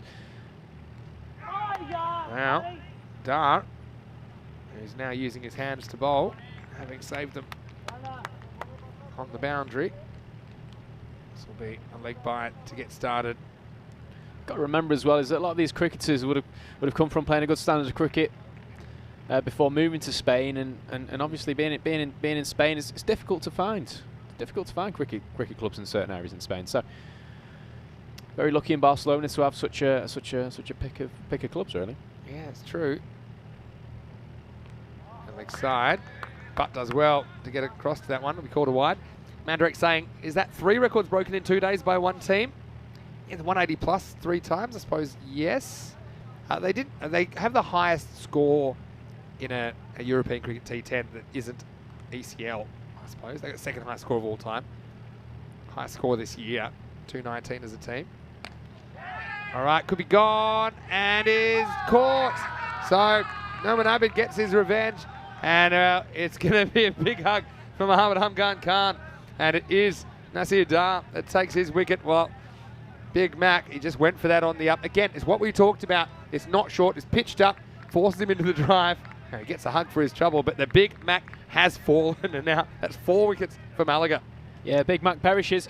Soft dismissal, especially for a player that has had such a dominant weekend. He'll be disappointed with falling that way, but huge wicket for Malaga there. And like you said, Vin, the Catalonia mid to lower order have not had much to do so far this weekend, so puts a little bit of pressure on. This is where I think it's good. They have juggled their order at times, though, so I haven't really gotten themselves in wicket trouble for the most part. But I got to say that it's the plan that we talked about. They've faced a lot of half trackers. We've seen them racking up the score. But if you can bowl consistently where you want it and try and draw these players forward, occasionally you'll get a miss hit. And that was just a miss hit. Absolutely, Ben. Absolutely. These things happen. Even the best players, they can't time every single ball. And you've got your fielders in the right place. You bowl into a plant, it's going to pay off. So nearly snuck out there with the catch, but B did well just to secure it on his chest eventually, and Big Mac falls. Yeah, it was a proper juggle job, wasn't it, from my bid? Darn, the wicket taker. No, he can't. He's been batting really well, but even he gets one. Well, he's dug this in here, Vin, and yeah. I tell you what, for not much of a run-up, he's generating good pace through that shoulder. Bit of a slinger, I think. Yeah, he is a bit. Gotta say, for me, they're some of the most unusual kits I've seen. A polo look. They park their horses round the back, Malaga. It's a smart white jersey. trousers. Smart Guernsey. Shortish as well. Yeah, I like it. Yeah. Yes, touch of St Kilda, is it? Touch of St Kilda in this area. Richmond Tigers have a bit of a so there's no sash there's across. no green team in Australian football. There's a few that have that sash. Yeah, they got the sash, haven't they, going across? Richmond, probably the two that come to mind. Got Saints, Richmond. Saints are more of a black, white, and red. Yeah, it depends on the three vertical stripes. Well bowled again by Dart. I won't get a run here. So they're doing their best to pull this back. Like you say, if you pull that 10 runs off the score, huge difference, Vin. Yeah, it looks very, very different. But as it is, I think Malaga just need to keep fighting. Anything's possible in ECN cricket, we know that. But this is a half tracker, and it's adios pelota. That one's gone up to order a beer. And when you dig it in, a lot of the time, these guys are ready for it. He might have mishit one, but he doesn't mishit that. Maximal Amir gets 6, and Catalonia CC climb up to 73 for 4 after 5 overs. Yeah, well, Dar dug it in short first time round, got away with it slightly. You just can't afford to do it again. This level of cricket, batsmen are quickly going to be onto if you bowl those consistently short balls, and obviously it was shown there. But no, Malaga doing a good job thus far. They're clinging in there. They just need to keep pegging back this Catalonia juggernaut. Yeah, they are going to keep pegging it back. As you know, we are in Khartoum at the moment, 7 days a week of cricket. And so I think this is my 14th day in a row commentating, but I don't mind because I love what I'm doing here. It doesn't matter whether it's the internationals or the domestic stuff. We love the T10 format. Now this is picked up, and it could be a chance, but it's a tough one in the night sky. He catches it. Wow, what a catch that is by Asif. Well, it was either going to hit the hands or the forehead of the captain, but he does get a waste. So what a big moment there in the final. It was flying through the night sky, and what a catch by their leader. Malaga take a 5th wicket now, 73 for 5. Oh, well, we're talking about AFL there, Vinny, and I think Jack Rewalt of the Richmond Tigers would have been proud of that one. It's a cracking grab inside the 50, and it's a cracking set of hands. Not easy in this dark night sky, and it's a good grab, and a waste has to fall. Perfect technique. I mean, some players run under those. I'm loving your Australian football references. Have you spent a bit of time there? A little bit of time, a little bit of time. Well, I say I am a Saints fan. I was a Saints fan when I was there. We know that yesterday was the grand final, which is like the Super Bowl of Australia. Super Bowl of Australia. Pretty one-sided match. Can't say I watched it, Vin, but it was on 6:30 a.m. our time here. So did you manage to catch it? I went into the bar actually in the morning. Don't ask me why, but I saw the score and it was pretty one-sided. So congratulations, Geelong, with the premiers this year. Okay, it's a really good cut shot. This is going to be 4. And here's the thing, you've got someone like Zaman coming in at number 7. And this is why Catalonia CC, even though it's not plan A, but their plans B, C, and D, all pretty good options. Zaman, he's good footwork, I think, back and across to get that one, and he pumps it into the gap for 4. Yeah, he's slashing like Zorro there. The cracking cut shot, traditional. And yes, it's T10. Yes, you can get funky. Do you have to? Absolutely not. It's a traditional cut shot all along the carpet, 4 runs. Yeah, it's a good ball though. Draws him forward. And they're going to ping at the keeper's end. Well, Dave's saying, since I've been working so much, I can just leave Lee on commentary and go and enjoy the rest of the game with a few Victoria Cervezas. Now, who's to say I'm not, Dave? It's I am all professional until the end of the game. I think, Lee, you could handle it for sure. I'd love to, Vinny. Doing a great job on comms. I don't think. I think the viewership would miss your tones. We've got one up in the air here we go. You want another one? He's going to have to go back, and he catches it again. Well, rinse, and repeat. Legs 11, and Asif, the captain, with 2 hangers here. And can you believe what you're seeing? It's also 2 wickets for Asad Ali, and a big 6th over here as Catalonia CC lose the 6th wicket, and for the first time their tail is under pressure. 78 for 6 in the 6th. Someone sign that man up for an AFL contract, because he is taking grabs in the 50, left, right and centre. It's a fantastic take once again. Same technique, eyes on the ball. Yeah, and it's he had the distraction here of his opponent / teammate coming across. And one of the things in Australian football, you want to kind of muscle your opponent out. I don't think that'd be a problem for Asif. Yeah, I wouldn't have fancied trying to push him off the ball there, Vin. He wasn't letting anyone else catch that one, and fantastic support for the bowler. The little moments like this, Vin, he can completely change a game, and Malika just clinging on here. It's cracking stuff.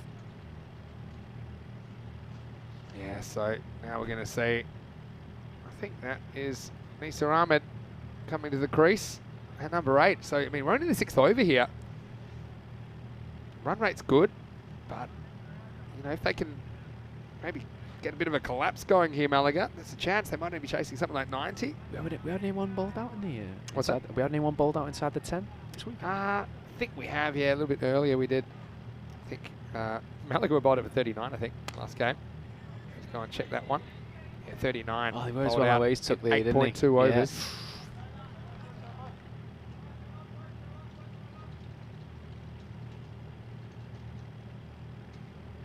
So, what an over this is. But Asad Ali owes a debt of gratitude to his captain, Asif. Last ball of the over. Rough's man on strike.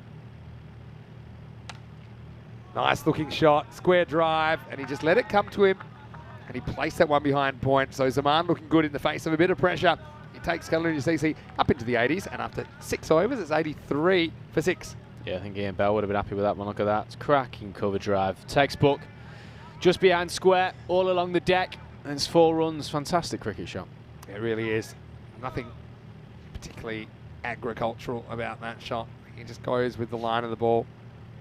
Here's the other thing I'm curious to see exactly how Catalonia CC deal with these last few overs, because we haven't seen the 5th bowler yet. I wonder who they'll go to. They've got a few options here. But maybe a spin option. Looks to me like going to start the 7th over right here, and it will be Nasir Dar who gets the 2nd over. So they still haven't used a 5th bowler. So after this, it tells me they might have one bowler bowl 8 and 10. That in itself is risky. Yeah, absolutely, Ben. A bit of a poll. Will Catalonia CC be able to defend this? It's in the chat at the moment. Leans on this. Actually sets a bit of a task for Nisa. I don't think was as enthusiastic about the single as Ralph Saman was. Yeah, didn't fancy moving then, did he? 80-20 in the chat at the moment. Early days, but 80% thinking Catalonia CC will be able to defend this total. Not surprised, considering the weekend they've had. Yeah, this is just ill-directed. It's going to be 4. So you miss, and Nisa hits here. He just swivels on this. 4 carreras. Yeah, it's good play by the batsman here. He knows that the bowler has no protection behind square on the leg side. All the protection in front of the wicket, fairly straight. And as a bowler, you can't afford to straight that far down leg. Batsman capitalises. It just releases the pressure a little bit there for Catalonia. This is what T10's all about. If you can, good teams, even when they lose wickets, they don't dip the run rate. And you can see right now, it's 13.7, and it's going to climb after that because this will be extras. It's a wide +1, so 2 to the total. Yeah, we're nearly pushing extra 2 overs now, aren't we, Vinny, with these extras? So it's no surprise that Catalonia creeping up there. The other thing is, I don't know if we can get a shot of the clock, but I think with all these wides, they will get a couple of extra minutes probably for the actually they get 1 extra minute for taking a 6th wicket. I know that. It's a slightly slower ball, bit of a rolling off cutter, I think, from Dar. Just the 1. So yeah, if you don't start your 10th over in time, there are run penalties, normally 5 runs. Luke in the chat, helpfully reminding us. That's don't remember. Just a reminder that Malaga made 39 all out in the previous match against Caledonia CC. True, but I mean, for example, the captain Asif batted 11. In the air, fielder comes in and he spills it. I think, well, he gets half a hand on that. You see, he really put everything into that. That's Lumina bid there. And well, let's just say the catch didn't work out. The wardrobe was just hanging on. He couldn't hang on to the ball. Yeah, could have been a lot worse there, Ben. Bit high this one, maybe angling down leg. A little apology for the appeal. A bit excited, but you can understand why. As we get to the end of the 7th over, pretty good over from Nasir Dar, finishes with figures of 1 for 19. Well, we do have more cricket coming your way tomorrow, and it will be Group C action starting with Belgium versus France, then Malta versus Luxembourg. So I think both those two games, pretty even contests on paper. Scotland 11 are real wild cards here. We know that there'll be good cricketers, a bit like Ireland 11, I think, a couple of weeks ago. But do they have the skills required? We'll find out. How will they adapt to the pressure and the kind of attention in the ECC, the Euros of cricket? And it starts 9:30 a.m. GMT, 11:30 in Central Europe, and 3 p.m. in India. It has Asif coming back for over number 8. So that's who they're going for. And instead of bowling him up front, they've decided to hold him back for the last couple of overs, or overs 8 and 10. So if he can strangle them, then maybe they can still keep it down to something like 110, 115. Still would be a big chase, wouldn't it? Yeah, I think it's a good choice though, Vin. He's going to be brimming with confidence after those two absolute cracking catches. Yeah, not so wrong there. Good choice here, going to Asif, and hopefully he can do a job, not just in the field with his big hands, but for the Malagueñans with the ball. I'll read you out the scores in a second that Malaga scored against Caledonia CC over the weekend. Goes for it and gets it pretty good. Maximo! Well, it was a challenge kind of delivery, wasn't it? From Mohamed Asif, and it disappears out of the ground. 6 runs. Yeah, he just left it hanging up there for a little bit too long. Batsman thought, you know what, I fancy putting that into the darkness, and he does exactly that. It's a cracking shot, holds his shape, gets down and plants it way past the cube for 6 runs. Yeah, good hitting. I suppose you know what 6 cubed is, Vin. 6 cube, 216. It's quick, Throw one at me. It's quick. Ooh. All right, this one will be into the gap, and well, there we go. Slide him up a bit. Time goes with the foot. Give me a number up to 20, and I'll try and cube it. This is the old cube challenge. Cube challenge. I Only think here on the European Cricket Network. I think this is your. Oh, almost pulls this. This would have been a jalebi catch, as Rico would call it. You know, sticky fingers. That would have been an absolute specky, that, Vin. An absolute specky. Hello to Patrick Bateman. Where are you watching from, Patrick? Let me know. Hope you're having a good time. Wow, little edge. He gets lucky. It should just be a single here. Nadeem Hussain coming around to make the stop. Right, quick, I've got one more ball. Pick a number between 1 and 20. Oh, let's go for 9. 9. Okay, that will be 729. You're looking at me like I should know the answer, and I don't. That's my instinct. Anyway.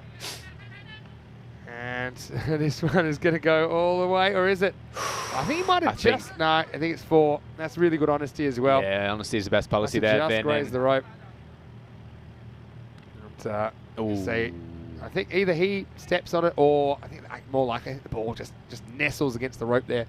So it will be a 4 to finish the over. Catalonia are 106 for 6 after 8. No, is this a little party trick that you have, Vin? Do you reckon you've, with the cubes? I do have a bit of a photographic memory. Okay. I mean, the cubes, it's just arithmetic. I'm very impressed. Very impressed. So one trick I used to do when I was younger, I was very good at remembering phone numbers. Okay. So I would say, if there was, say, a young lady, I'd say, look, in a loud place, say your phone number really quickly, and I promise I won't write it down. And then, of course, as soon as they were out of view, because I only had about a 20-second cache on my memory, I would quickly jot it down. Shouldn't be telling you all my secrets. But and did you have a certain retired technique? that one a while ago. Did you chunk it with the phone number? I normally like to make non-numerical associations. That's a fantastic way to, if anyone wants to improve the memory, that's a brilliant way of doing it. 9 cubed was the question, robot. Try and pay attention. 7 cubed 343 is what the robot's talking about. Yeah, apparently you can only remember short-term memory, or working memory can only hold 7 pieces of information. Is that right? So you know about this. Usually. You know a lot how a mind works, being an educator. Being an educator, yeah, it does help with revision techniques when we've got the students going through their exams. It's something that we try to. This one's in the air, Ben. Ah, it's a cracking catch. Brilliant catch again. Tell you what, this Malaganian fielding tonight has been absolutely fantastic. Yeah, really good at holding their chances. I think that's the key. And so, well, wasn't a bad innings at all from Zaman. You see here, just kind of slices, kind of over slices because it's on the outside part of the bat. And Nadeem Hussain takes a very good catch under lights. Who said it's hard to field under lights? I'm not seeing it at the moment. I think the catching has been outstanding in this final so far from Malaga. And the 7th wicket falls, 10 balls remaining, 107 for 7. Yeah, all the chances that have been clear-cut chances that have gone in the air have stuck. Yeah, and that's all you can ask of your fielding unit. So some no, very have been impressive pretty so difficult. I mean, there's been flat ones, hard ones. There's been high ones. I think you're seeing, even if Malaga don't do this, you can definitely see how their cricket has improved and the cricket IQ has improved just from playing this weekend against the strong Caledonian CC side. For example, their bowling plans. They're definitely a plan at the moment. And Asad Ali gets the 3rd wicket now, 3 for 11 in the final for him. Yeah, absolutely. And this brand of cricket as well, Vin, this format of cricket, I should say, really forces you to be very proactive, very reactive, and learn as you go. We saw that last year when we played the Spanish Championships. It was the first time we were playing T10 cricket, and you know, you don't see too much international cricket, T10 cricket, with the exception of you guys. It's the only international T10 cricket I think that exists. What a form of game it is. It's Shabazz Shawkat coming out at number 9. 10 balls remaining. Gets tied up here. Well bowled. Cops it on the leg. No run. Yeah, so for teams that are coming into it playing T10 cricket for the first time, it's a steep learning curve. But as we've seen with most of the teams that have taken part in this fantastic event, they evolve, they progress, and they make some serious improvements. Now, just looking at this timer, what I will say about that, looks like it's about to run out. But wow, first we'll have a look at this ball, which could be cubed as well. Pretty close. It's into the night sky. Maximal. Shawkat, left-hander, gets something that he likes. He's able to turn on it. He sends it out of the ground. Yeah, another one flying into the darkness there. We haven't seen too many compared to last game, Vinny, have we? But it's a fantastic shot. It's just opens his body up here, and it's just a cheeky little bunt over the leg side. Fantastic shot. Robot saying that we've seen a few balls cubed during this weekend from Caledonian CC batters. True. Yeah, so the clock's running out, but what I will say is I'm not sure if they made the adjustment on that clock because every wicket you take after you've taken 5, so the 6th and the 7th wicket, you get an extra minute. So I think that gives them extra 2 minutes, and there's only 2 balls left, so I think they should be okay here. But if the 2 minutes were already factored in, they could be in some time trouble. Good comeback. It's a wild swing from Shawkat. This is really well bowled, Vin. High IQ cricket here. He's just seen his last delivery get absolutely pummeled over long on, and so he just shifts his line up, pushes it outside the off stump. Very well bowled for a dot. Last ball of the 9th. We say it all happens in the 9th. I start looking for a 4th wicket. You won't get it. That one really climbs through to the keeper, Maria's butt. End of the 9th, and Caledonian CC are 113 for 7. Well, Patrick's answered me. I asked where is he watching from. He said he's watching from Oroville, Melbourne, Victoria, Australia. Saying Australia losing is incredibly annoying. Couldn't agree more. Anyway, he adores the ECN. He's eagerly anticipating the ECC this week. You can see the chat's moving pretty quickly, but yeah, the beginning of Group C should be really fun. And hello to you, Patrick. Got to say, Archie's all day in Fitzroy, Gertrude Street. I think it's number 189. My favourite place in Australia for breakfast or brunch. Try the Godmother Burger. Oof. And that is not a paid endorsement. Every time we talk Melbourne, I have to mention Archie's. I haven't been there for ages. I've been there over 4 years now because of all the travel restrictions. I don't get back much, but planning to go there over the winter break. Anyway, this ball's going places as well. Almost knocks the lights out. Maximal. And once again, you're just seeing the depth in this Caledonian CC team. You've got Nisa there. You've got Shawkat. He's already hit a 6 as well. And they're not too bothered about wickets now. And the 10th over starts with a Maximo. Yeah, fantastic start to the 10th. That's what you want going into the final over the innings. 6 off the first ball, momentum shift. It's a cracking shot into the darkness. Yeah, I've got to say I love the fact that, yeah, there is kind of darkness beyond this ground. It kind of highlights the ground. It's almost like a spotlight. Well, actually, several spotlights on the ground. A little bit short, gets it wrong. Fielder totally misjudges this. He runs around it instead of running towards it. Nisa wants 2. Good throw, has him dead here. It's not a good throw, and they do get back for a double. Yeah, it's a shame that, Vin. We were talking last over about how well the fielding unit have supported the bowlers here tonight. I was the first one that went up in the air, and he just sort of misjudges it. Not easy in this darkness as the ball goes up in the air under the lights, but yeah, it's a shame he couldn't get round to that one there, I'm afraid. Yeah, just misjudged the angle of the ball there. Yeah, just with the darkness around, it reminds me of something that one of my old teammates said to me. And he said, look, when you're playing, you know, whether it's on TV or with the crowd or when there's all this, it's a big game, there's pressure, there's attention. He used to say, imagine there's just a black tape around the whole field and block everything else out. And that's kind of what this is here, because you just see darkness around. He said, just focus on that. Don't worry about the cameras, don't worry about anything like that. It's good advice, I think. I think that if you're doing your job, you're not really thinking about the crowd or the cameras or anything like that. No, absolutely, man.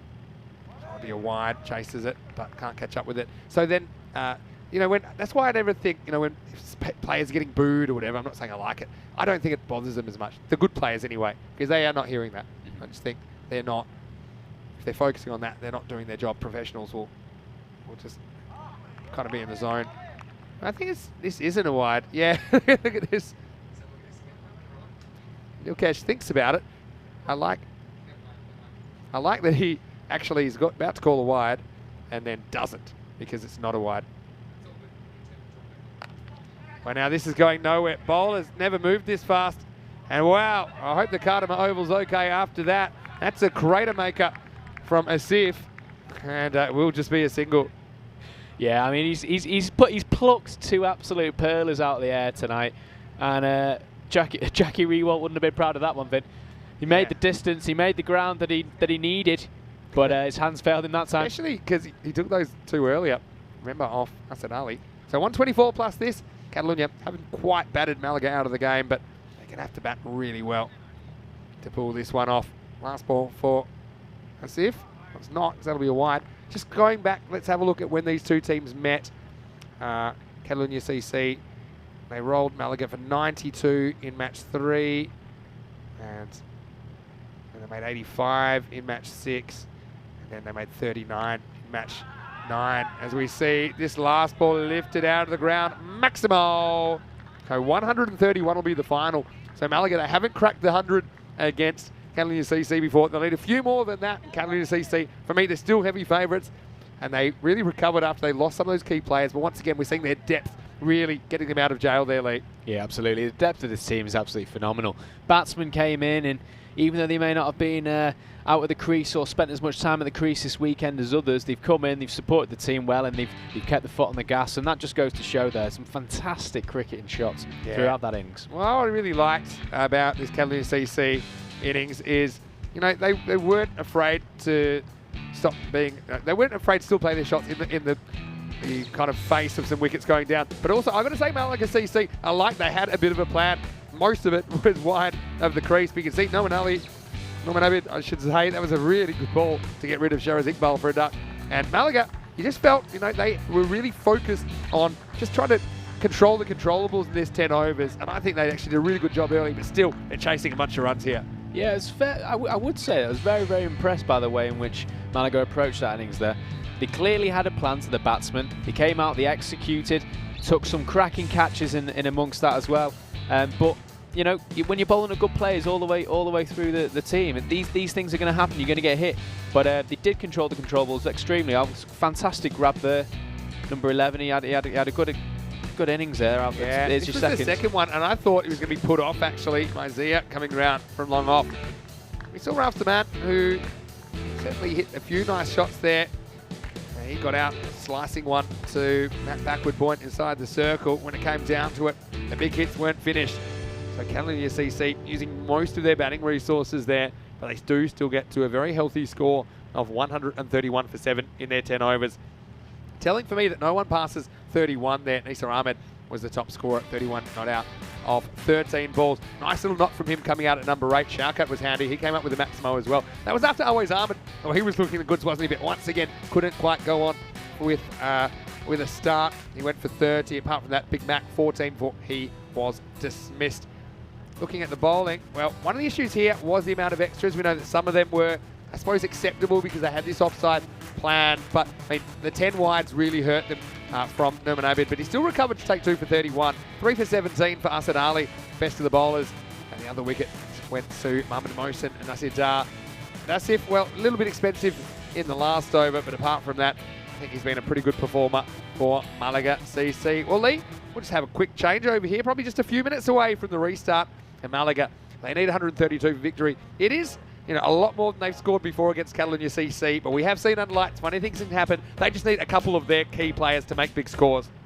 Absolutely, Ben, and interesting that you talked about extras there. If you take those 23 extras off that scorecard, turns it into roughly 100 and 108 runs. Yeah. Quick maths there, quick maths. You're impressed with that one? You passed the test. No, but you're exactly right. I think that changes the complexion of the game. They'll be disappointed about that, but they might as well go for it. That's the thing. This is the Group B final. We'll be back in just a few minutes for the second innings. It will be Catalonia defending 131 to make the championship weekend. If not, it'll be Malaga that go through. Vinny Sandu here, Mr. Maximo, Lee Rimmers with me. We'll see you just after the break for more ECN action. You're watching the FanCode European Cricket T10 Spain.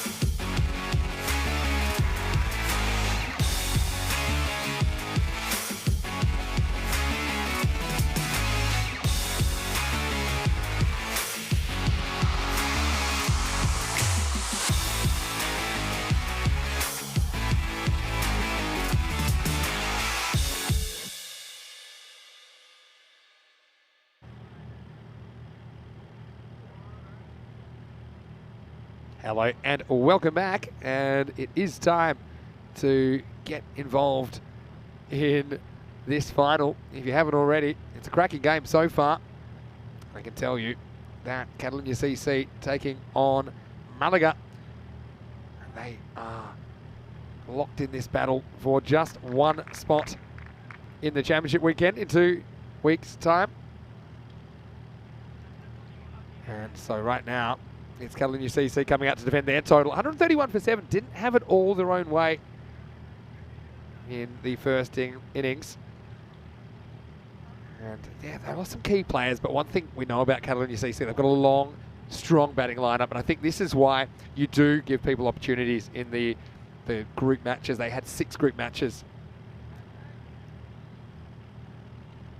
And we saw some of their lower order, especially that man Nisa Ahmed, with some useful contributions.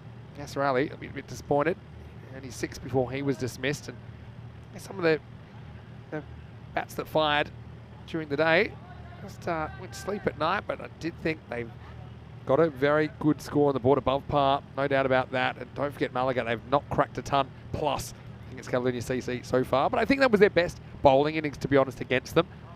Let's see if they can also bring their best batting innings. Vinny Sando here, Mr. Maximo for the European Cricket Network on a Sunday night on the Costa del Sol. Joining me is a player we will see in a week's time in Group C for the Costa del Sol Cricket Club, Lee Rimmer, the off-spinning and top-order batting all-rounder. So, what do you think about this chase? Do you think Malaga have any hope in how they're going to do this one? Yeah, good afternoon. Also, should I say good evening, Vin, good evening, chat, good evening to viewers, good evening to everyone that's out there watching all around the globe. It's an engaging, we've already had an engaging final on our hands here. We've had an interesting first innings. Malaga just keeping Catalonia back just a touch. And all it takes is a couple of lusty blows, Vin.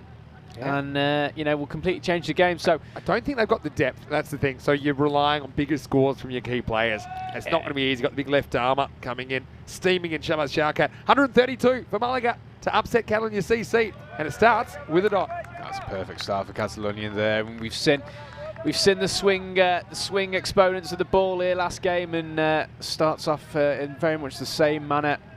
Yeah, it's a fantastic delivery. No real footwork there. See the batters out there. Nadeem Hussain, Waqas Ahmed opening up. Left-hander to left-hander. Short turn around the corner. Be the first run, or maybe even runs, as Ahmed Amgan Khan plays away from himself. Probably 2 there if they'd gone straight away. Big Mac using the size 43 to do the fielding. Big Mac with the big feet. Big little step over there. Nearly nutmegs himself in the process, but just keeps it down to 1. Luke likes the slip being there. So it should be done more in the opening overs. I want to say hello to Stephen in the chat saying Llandasi Cricket Club from Wales had a great day today at the Cardamom Oval. Thanks to everyone for making it really special. They're watching the final. Can't wait to see how the reply goes. Yeah, well, hello to you, Stephen, all the guys from Llandasi down there. Hello to Jay Wild. Hello, Press. Well, if you are down there, why don't you give us a wave, because we're up here in the commentary box. There you go. Well, you guys have had a cracking day, hopefully. And don't forget, tomorrow we've got the international stuff, if you can stop by. It goes 11:30 local all the way till about 9:30 at night. So the good thing about the day-night is the bar does open straight away. Don't ask me how I know that, because I'm working. Anyway, here we go with Hussain, the left-hander. If he gets anything short on the legs, he's got to hit it to the boundary, I think. There's only just a 45 in the circle. Like this. Instead, he's going to get lucky. This could be 4-leg buys. It's rolling, and it isn't going to go there. More foot fielding from Nisa. I don't think there's bad in this. I'll wait for the signal. They've given it run, so fair enough. It came off a little bit paddy there, didn't it? But it'll be disappointing he didn't get that to the boundary. But useful runs here for the Malaganian opening pair. I reckon that hits the back leg. Not there's any bat, but as a batter, you definitely take it, especially once the ball's not caught. You're always claiming that hits the bat. But again, that's the kind of ball missing leg. So he has to get inside it and flick it away. Doesn't want to get in a tangle here. And this one's hit him upstairs. I think he's all right. Shabazz just running out of patience. Have a look at this. You see, This is a bit of a nasty one. He's just laid on it. And yeah, that can be a nasty one. But these players there, they're hard as rusty old nails. Don't worry about that. He's not bothered. Yeah, it's good to see the bowlers checking in on the batsman there as well. Played in the right spirit. I know these two teams are in a final, going at it hard, but it's good to see him checking in on the batsman. Once again, you see through the legs, it's missing leg stump by about 3 stumps. So it's just, I think it's the footwork there, not really getting across there, Hussain, and making a bigger target for the bowler. So the rate started at 13.2. It's only going to go up after that. As Malaga, they don't lose a wicket, but they don't really move the scoreboard along. 4 for no loss after 1. Well, one thing we haven't seen so far, in an international at least, is a golden ball. And we will have the international stuff returning tomorrow. And this will hit 100 tomorrow if we don't have a golden ball. Of course, that's what happens if the scores are tied in an ECN T10 match. The batter will require 2 runs off 1 additional delivery that we call the golden ball. If they get 2 or more, they win. If they don't win. Mandrake saying I'm working, not lurking. What's going on? Well, it's pretty usual. Dave, you should know that by now. Here's the king of swing, Ali Azam. He's going to bowl over number 2. Yeah, we've seen a lot of swing in that first over there with that new Kookaburra Vin, and there's some fantastic bowling on display here. I mean, you bowl that in T10, you bowl it in T20, you bowl that in time cricket on a Saturday, and it's a good ball. Yeah, it's a good searching length, I think, early on when the ball's moving around. It's a bit of seam as well. Similar kind of ball. Just plays it off the stumps around the corner. Yeah, so Stephen, it's great to see you in the YouTube chat. And anytime you like, well, at the moment it's 7 days a week. If you're at work or you're lurking, and you want to watch some live cricket, you can always tune into the European Cricket Network. And one of the unique and special things is you can interact with us on the live chat and talk to the commentators in real time. It's a bit more difficult with the internationals because we're on a lot of international TV stations, but I do still try and give a nod to the YouTube chat when we can. Now, Hussain, he's got to get this back foot across. Try and turn this, I reckon. And instead, he misses out on the cut shot. Afterthought of an appeal. Milkesh isn't moving. Yeah, a lot of gesticulation going on there from the batsman and from the bowler. The batsman wanted a wide. Bowler wasn't sure whether he got close to nicking it, and in the end, it's just a dot ball. Yeah, no way it was a wide. Well, Mandrake's made a big call. He likes game 2 tomorrow, golden ball. And I think that's Malta Luxembourg. Well, Luxembourg, I think the only, well, actually, it's not the only. We've had 2 on this ground, but the only one at a major tournament was the ECL. It was the Luxembourg team that won their only match by golden ball, Star CC against Helsinki Titans. Well, this is flying away. The field's well placed there. They've only got 2 outfielders at this stage. We're only in the second over. Goes to one of them. If you're going to win one game in your tournament, Vin, so you want to take it by golden ball. But the structure saw them playing an eliminator 5 versus 6. And yeah, they came from nowhere. From memory, Helsinki Titans needed something like 18 off the last 20 balls with heaps of wickets in hand. And they came back, forced a golden ball, and it was swung and missed at. Goes after this, kind of clunks it. If he hits, it'll be close. I think this would have been out if it hits. Oh, that is an absolute rocket arm. Who's that fielding at mid-on there? Might have been the mid-off. Yeah, he's normally, absolute. That looks like Amir Khan there. And yeah, I think if you see this one, if that hits, he is gone. That is the stumps. Oh yeah, that is the stumps. There's going to be shards everywhere. Speaking of powerful arms, I don't want to talk too much about our game. That's Lee Rimmer. There's a bit of a moment earlier. I'll come back in a second. We won't mention that, Vin. This is the wide. We won't mention. Just a regulation throw to the keeper from mid-on, and you threw it about 6 or 7 metres over my head for 4 overthrows. I think you're being nice on air, Vin. I think you're being nice on air. I would say it's about 16, 17 metres above your head for 4 overthrows. Poor Jamie Riley wasn't too happy. Yeah. He was very diplomatic about it all, is what I would say.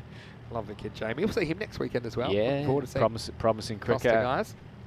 I think he scored 127 runs this weekend. Yeah. Not out. Wasn't out at all. So, no, very, very impressive cricketer. Huge future ahead of him. Batting's coming good now. Anyway, end of the second over. And 4-4. They need some more because it's 8 for no loss after 2 overs. Yeah, it's a tardy start for Catalonia here. And Malaga, we spoke earlier about hitting out or getting out, and something's got to give here, I think, for the Malagueñan opening pair, because they're just not getting on top of these Catalonia bowlers. I think Luke not makes an easy gig. Yeah, Luke makes a really good comment in the chat saying I think this bowling is probably a lot better than Malaga and Granada get in their own league, and so it's kind of shown this weekend. I think that's probably a fair comment. Now this is a nice little uppercut as well. This will be for Cuatro Caderas. I've got to say, it's a nice bit of batting. It doesn't even try and keep it down. It is the last over the power plate. There's more gaps in the outfield than there will be from the next over. And so it's a helpful boundary for Malaga. Yeah, I think Tyson would have been proud of that uppercut there, Vin. Just a little up and under, gets a little bit calypso. Pays off for the 4 runs.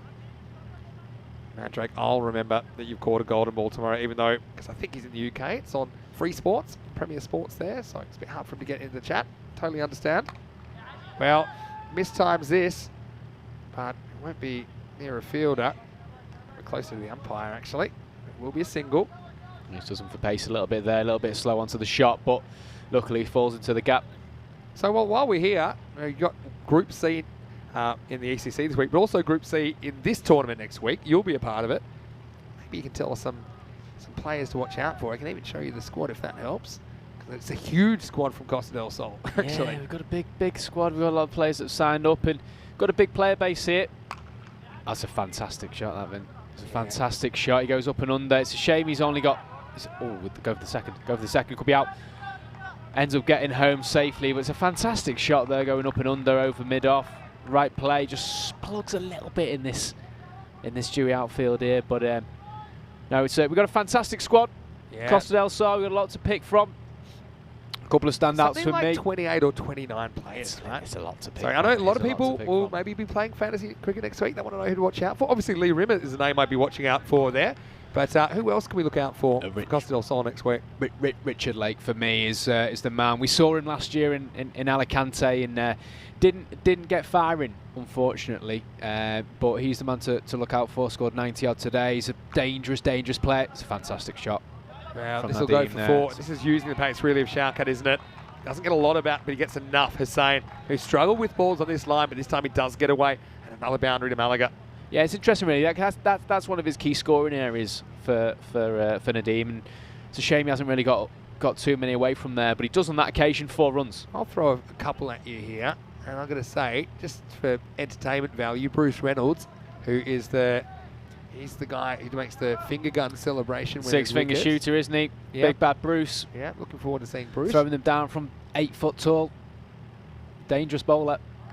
Swing and miss this time. Jamie Riley, promising young player. Rick Hatchman, we could have a solid with the ball as well. And son situation, right? With could do James Riley and Jamie Riley. Could do. Lee Rimmer, obviously he's in my fantasy team. Also going to say Andrew Crome, solid behind the sticks. Yeah. Good set of hands on him. Looking forward to playing alongside him again. And Chris Batten, he showed today he's fantastic with bat and ball. So dangerous player, plenty of power. And that's what you need in this T10 format. Wow, this is going to be gone. I think this is out, you know. Well, it's a direct hit. I'm just calling this from my vantage point. I think he's out. I think that he's hit one stump. What a piece of fielding. He takes off, and he doesn't even leave that far, probably 3-4 meters, turns around. And he is out. What a piece of fielding. And well, if you want to know about this cricket team, just have a look at that. And that is Shahraz Iqbal. And no, he didn't score any runs, but he comes up with a bit of magic here, and he will cause the first wicket. It's Nadeem Hussain who's going to be run out. What a piece of fielding. A fantastic piece of fielding here, Vin. Good player. Okay, he didn't foul with the bat tonight, but you can't keep good players out of the game, as it shows there. He's got one stump to aim at. It's fantastic technique. Excellent piece of cricket, and what turns into a nondescript ball going on there. Yeah. Doesn't seem to be anything happening, and fantastic bit of cricket, and he makes a little bit of magic out of nothing. Yeah, it certainly was a very, very good piece of fielding to hit one stump. Just caught the batter napping a little bit. Nadeem Hussain. So you can understand why. When you're not hitting enough boundaries, you normally kind of look to push for runs that aren't there. I'm going to throw a couple of more names. Kenroy Nesta. He's another guy we love to watch. He had a fantastic series as well in coming back from a bit of an injury, I think, as well. And apart from that, the CDS Express, Chris Batten, has taken a hat-trick this year in ECS cricket. It's just an exciting squad there for Costa del Sol. So plenty more we could name. See Madrid CC, probably watching out for the captain, John Woodward. Gracia. Kuldeep Lal is a player to watch for. Well, this one almost goes down on the stumps first. Iqbal has grabbed the ball after that run out, and they've said, okay, you're doing good things, so get on. And it's pretty spicy first delivery. Yeah, I wouldn't have any qualms if I was Skip. Comes up to me and goes, hey Skip, give me the ball. I've just thrown down the stumps from 20 metres. And I think he's deserving after that fantastic run out. Well, once again, beats the matter for pace, this time outside the off stump. We've got another competitor for King of Swing here, I think, here, Vin. Fantastic away swing. Really, really good to see. Just inside the tram lines, really, really good control. Clearly the batsman trying to go downtown, and he just knows that if he just hides it outside that off stump, it's an effective tactic in T10 cricket. Outswinger, nice shot though, finds the gap. But once again, not quite out of the middle. Good running to come back for 2 though. Now he'll probably get 3, because it bounces off the keeper, and they will get 3, a rare 3. Good hustle from Malaga there. Yeah, really, really good awareness there. They could just sniff it. Saw the throw was a little bit wayward. Huge arm out there in the deep. I don't know who that was, but it was a fantastic, fantastic effort on the boundary. Little fumble from the keeper, and Malaga could sniff that little opportunity there.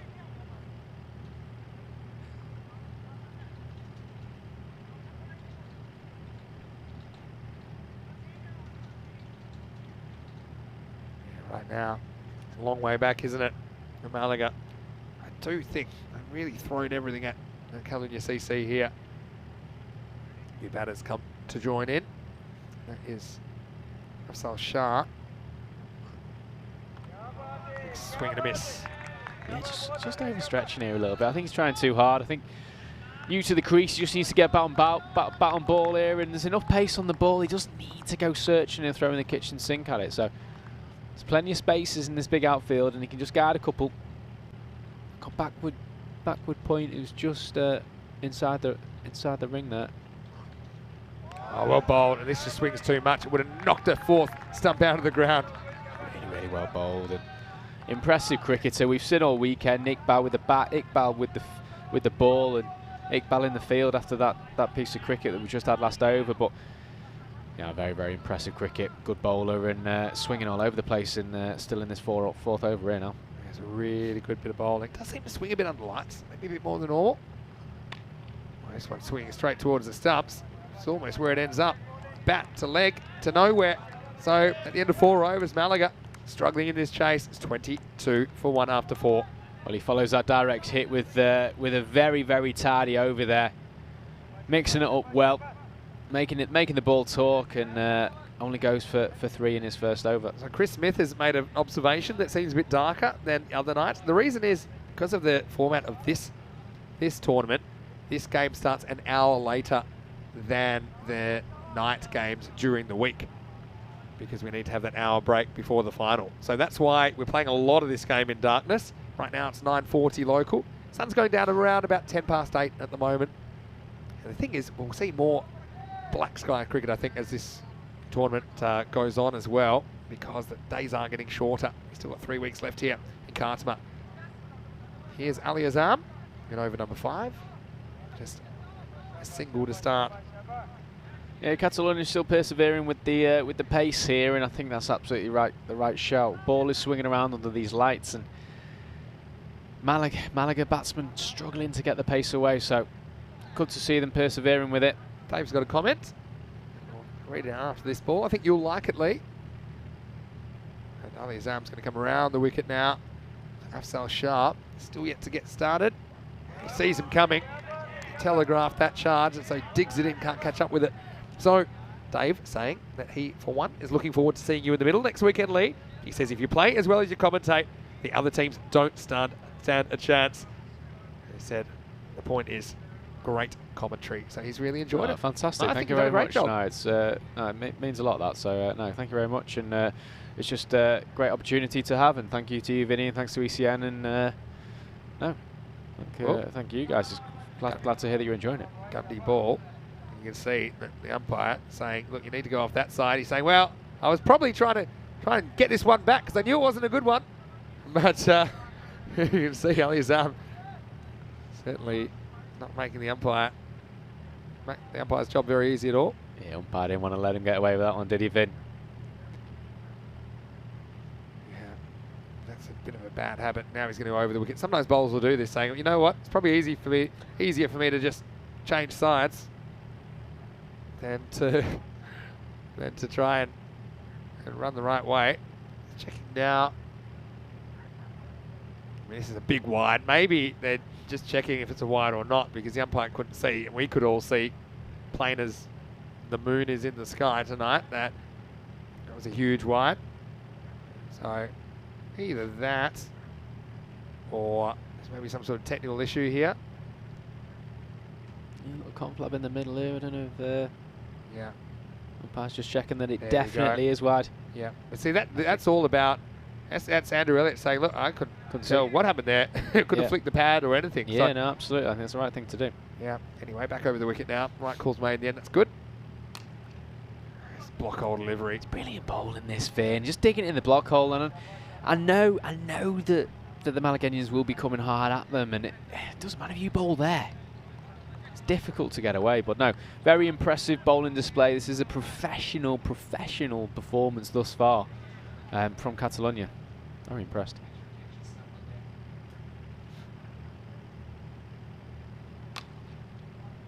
Again, yeah, it's pretty consistent. I mean, even at the international level, we've seen some bowlers struggling to get this right. I mean, I suppose that's the thing. That kind of a ball, at this level, you can get away with it. I think that at the international level, sometimes that gets crunched down the ground for 6.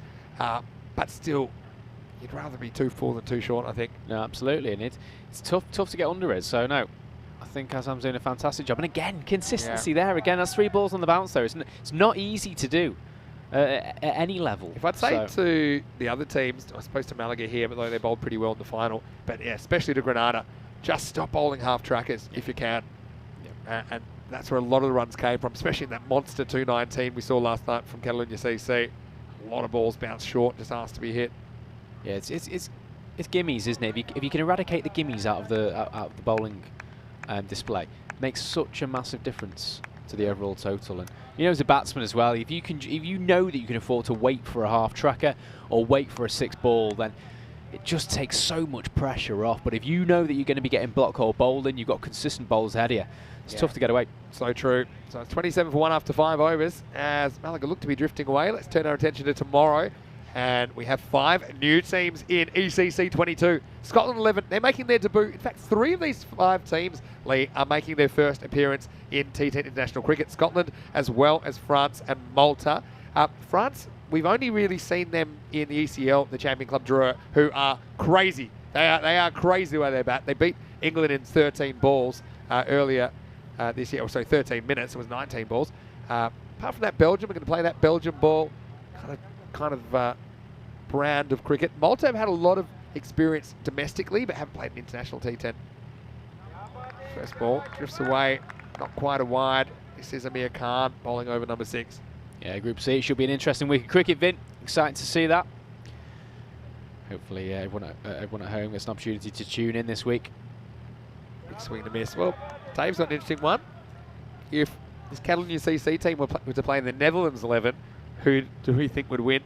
I've got to say Netherlands 11. Yeah. Are probably a class above at this stage. They're all training a lot more.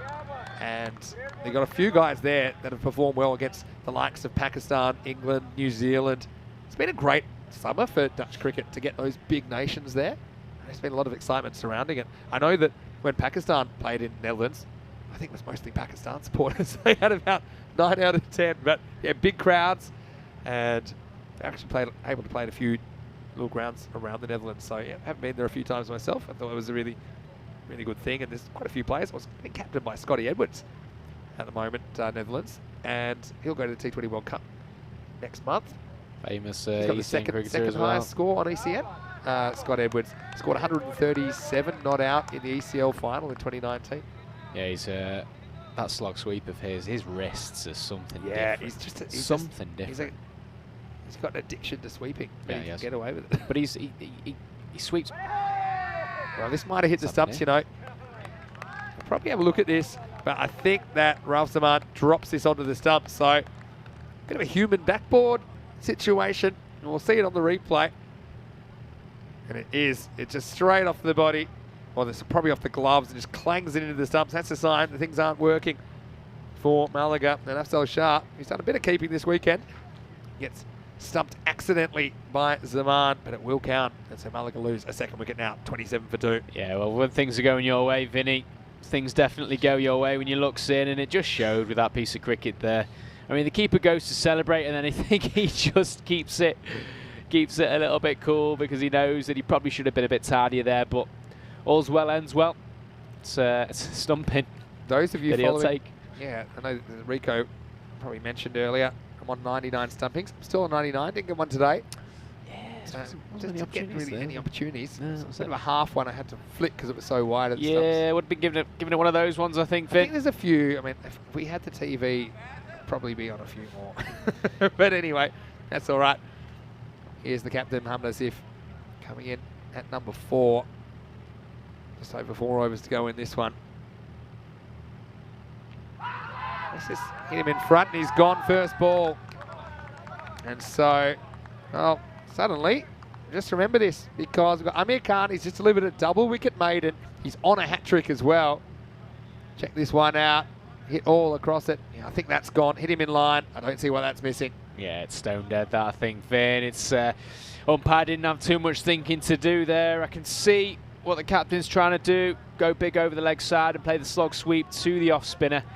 Usually a safe shot, but tough to execute when you first come in there. It's a shame because we know he hits a long ball. Malaga lose another wicket. Yeah, so let's put that in the memory bank because I'm pretty sure it is his first over. Amir Khan, double wicket maiden. Well, Maiden Waters, who watches from New South Wales, she always loves a maiden. And we went dot, dot, dot, dot, wicket, wicket. You don't see that too often in T10 cricket, no? Double wicket maiden. Impressive stuff.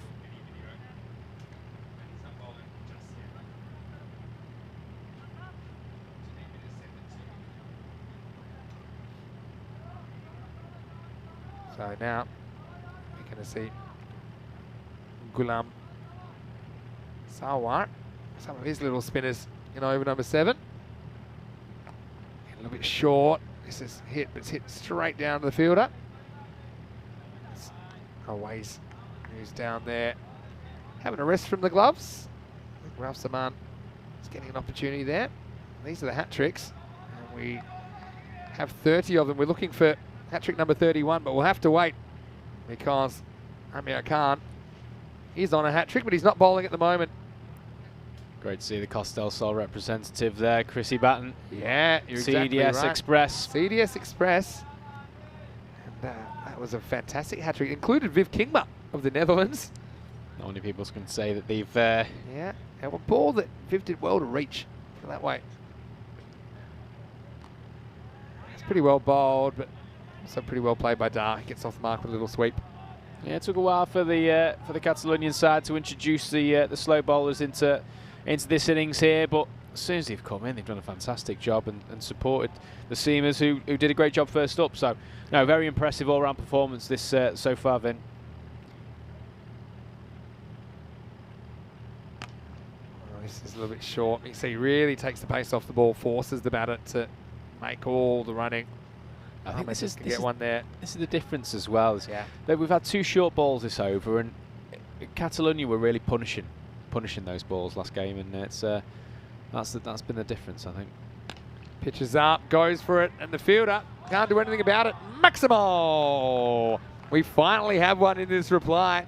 It's taken almost 7 overs, but that one was nailed by Nasir Dar. And Dar sends this searching into the darkness. It's a cracking shot. Crossback works for him. Gets a little bit baseball-y. 6 runs. Tempts him again this time. Big swing and a miss. So it's the end of 7 overs. Score is 36 for 3. Well, I want to say goodbye to Dave for now, who probably won't be in the chat because he'll be watching on Free Sports in the UK. But I know that you'll be watching. I'll remember your golden ball prediction, Dave. I hope you enjoy the rest of your evening. But yeah, coming up tomorrow, he's predicted match 2 golden ball. Malta, Luxembourg. Yeah, not a bad shout, that one. Belgium, France. Well, France are a bit of an unknown quantity, although we have seen them at the club level, but we have different kinds of players there. A lot of them are new to T10 cricket on the ECN anyway. But France versus Scotland 11, that'll give us a good idea of what the Scotland 11 are bringing. They also play Malta in the night game tomorrow night.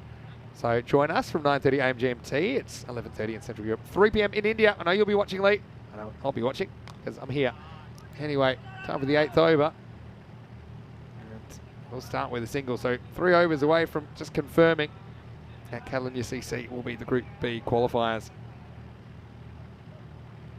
Would you have a favourite of those teams you're looking forward to watching? Looking forward to seeing Belgium play. Yeah. Especially the way that you spoke about them, Vince.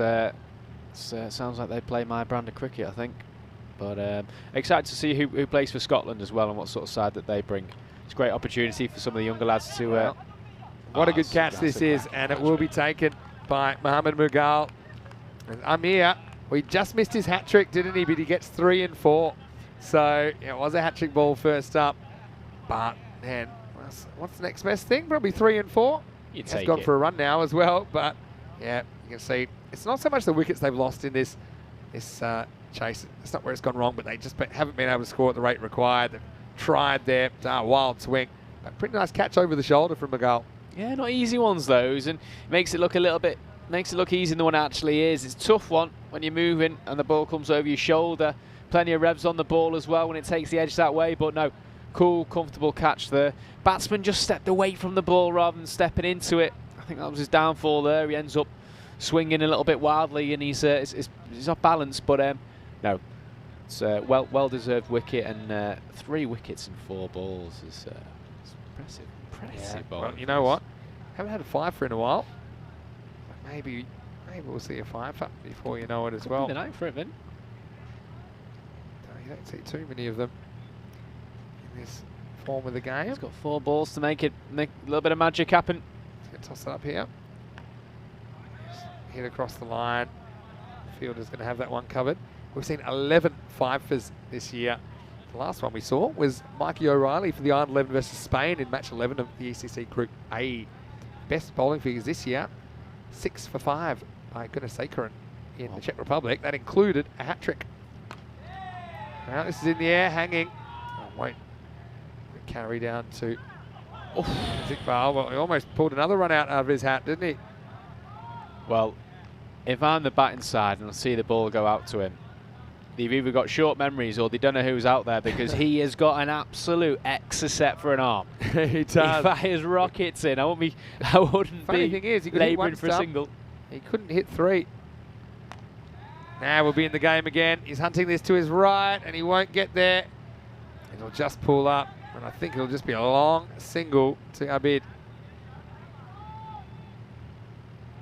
So yeah, Malaga, I think when it's come down to it, they were on top in patches in this game, but probably the patch I'm talking about is the first 2, 3, 4 overs. But even then, they kind of went at quite a few at a higher run rate despite taking those wickets. Yeah, there's one thing keeping Catalonia down with the runs. There's another thing getting on top of them with the bowling. I mean, they do there. It's a cracking pull shot. He swivels on this one.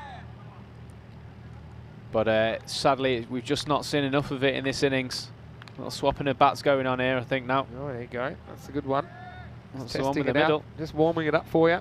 Yeah, that one sounded all right, Vin. That flies into the score box there. That'll do. So 8 overs down. The score's 44 for 4. Just 2 overs away from confirming that Catalonia CC will be the second team through to championship weekend. You can see some fairly consistent scoring and see that kind of double figures. That's what they were building through overs 5, 6 and 7. Just no overs where they really missed out. You compare that to this innings. Yeah, so just looking at that, they had. I'll just take you through their scoring. Catalonia CC. Don't want to miss that because that would have been LBW, but instead it will be a boundary. And well, you can see Always, he just couldn't quite get down to that one at the critical moment. It gets through him for 4. Yeah, it was a slightly laboured attempt there, but understandable after a long weekend of cricket there. But no, it's plenty of runs to play with. It's not going to be too damaging. That's his scoring zone there, Abid, so I fancy him targeting that again.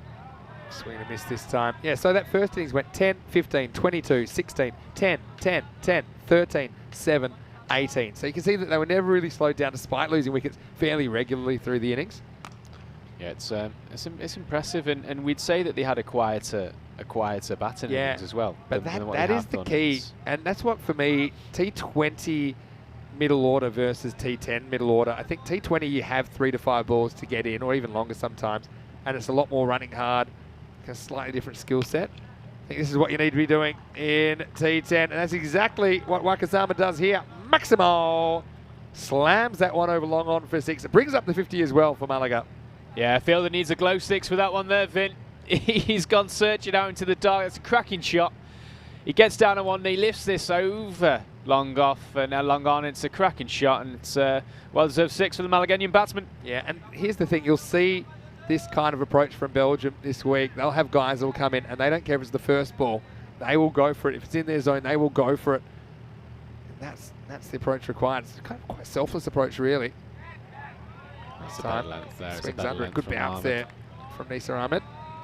He's had a good final, Nisa.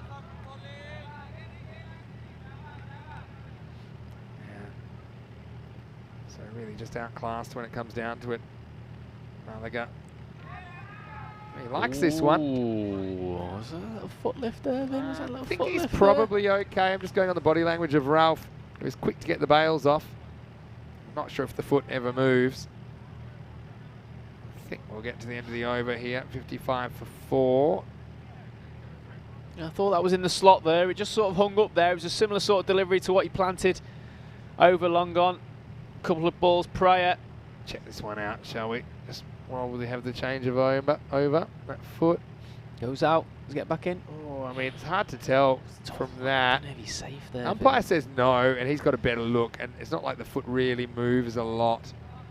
So Ventures out for a second, doesn't it? But I think he gets back, you know. It's suspicious, but it's not dead side on. So we'll get the benefit of the doubt. Back to live action here as we get to the final over of Group B.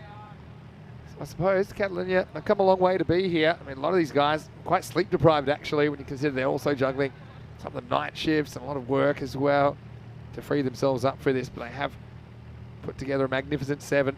It'll be a flawless weekend. Going to finish here with Gulamsawa. A little bit short and disappears. That's good batting by Abid this time. In fact, it's not Abid. That's Wakasamet who goes Maximo once again. He takes a short ball, takes on the fielder and wins. Yeah, he's a strong lad. He's leaning backwards. He's off balance. It's not actually that short, but sits up nicely for him, and it's sheer power that he puts through the bat there. 6 runs. Better length, but guess what? Same result. Adios Pelota. The late hitting coming from Wakas. He moves to 39, showing you can do it. I guess we needed this a little bit earlier, I think, for Malaga. Yeah, seis carreras más here, Vinny. It's a cracking hit. It's nice still head. Eyes on the ball. Doesn't lift it too early, and it's another one that goes sailing into the darkness, Vin. One of the things I do like, I know your Spanish skills are very, very good. I do like trying to encourage the team in Spanish when I'm playing for Costa del Sol as a special guest. Yeah, that was noted. That was noted. Slowly getting there. Yeah, a little Definitely bit of, fluent in the empanada shop, which I think I'll be visiting tonight. Yeah, on the way home. well, you can show off your skills again for the second time in a week, then. I'll have to. Well, he's appealing here. They're having a He's look at asking this. the question. Well, this is a funny one because I feel that the back foot is grounded the whole time. Does it ever lift? Oh.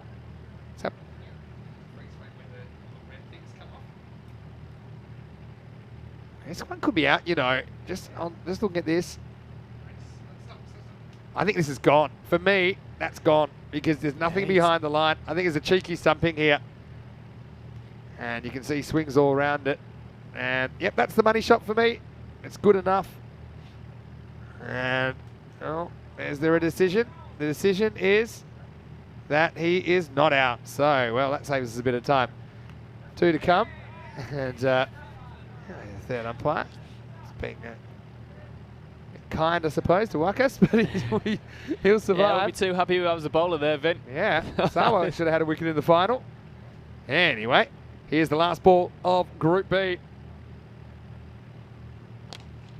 Goes for it, and it will be nailed out of the ground. Maximo! But when it comes down to it, Catalunya CC, they're going to win this one, and they win it by 57 runs in the end. And you've got to say that they have been class this weekend. The final score in the final is Catalunya CC 131, Malaga 74. And Malaga, they fought bravely. They had fairly impressive start. They had a plan, but it kind of fell apart in the face of the long batting order for Catalonia CC. And once again, they couldn't quite crack enough runs to be competitive. Congratulations to Catalonia CC. They're worthy winners of Group B.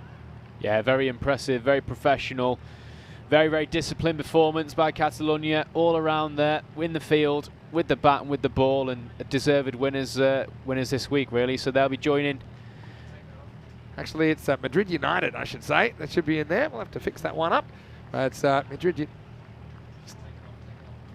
United will be the other team. Or Getafe, they might just have a little bit of a wake-up call. Anyway, I will say that it was a pretty entertaining chase nonetheless, but you always felt that Catalonia CC were in control.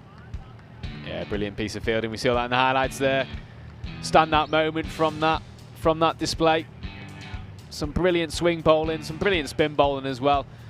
That was calm there. Ended up with 3 wickets in 4 balls. Cheeky stumping. Wasn't expecting that one, was he? Took his eye off the ball. Luckily his pad didn't. Follows it up with an LBW there. Very impressive bowling display. Slowies did a great job. Some lusty blows. Some fantastic sixes hit. Brilliant cameo as well. I think we should mention Ahmed at the end there. He ends up 40 odd not out.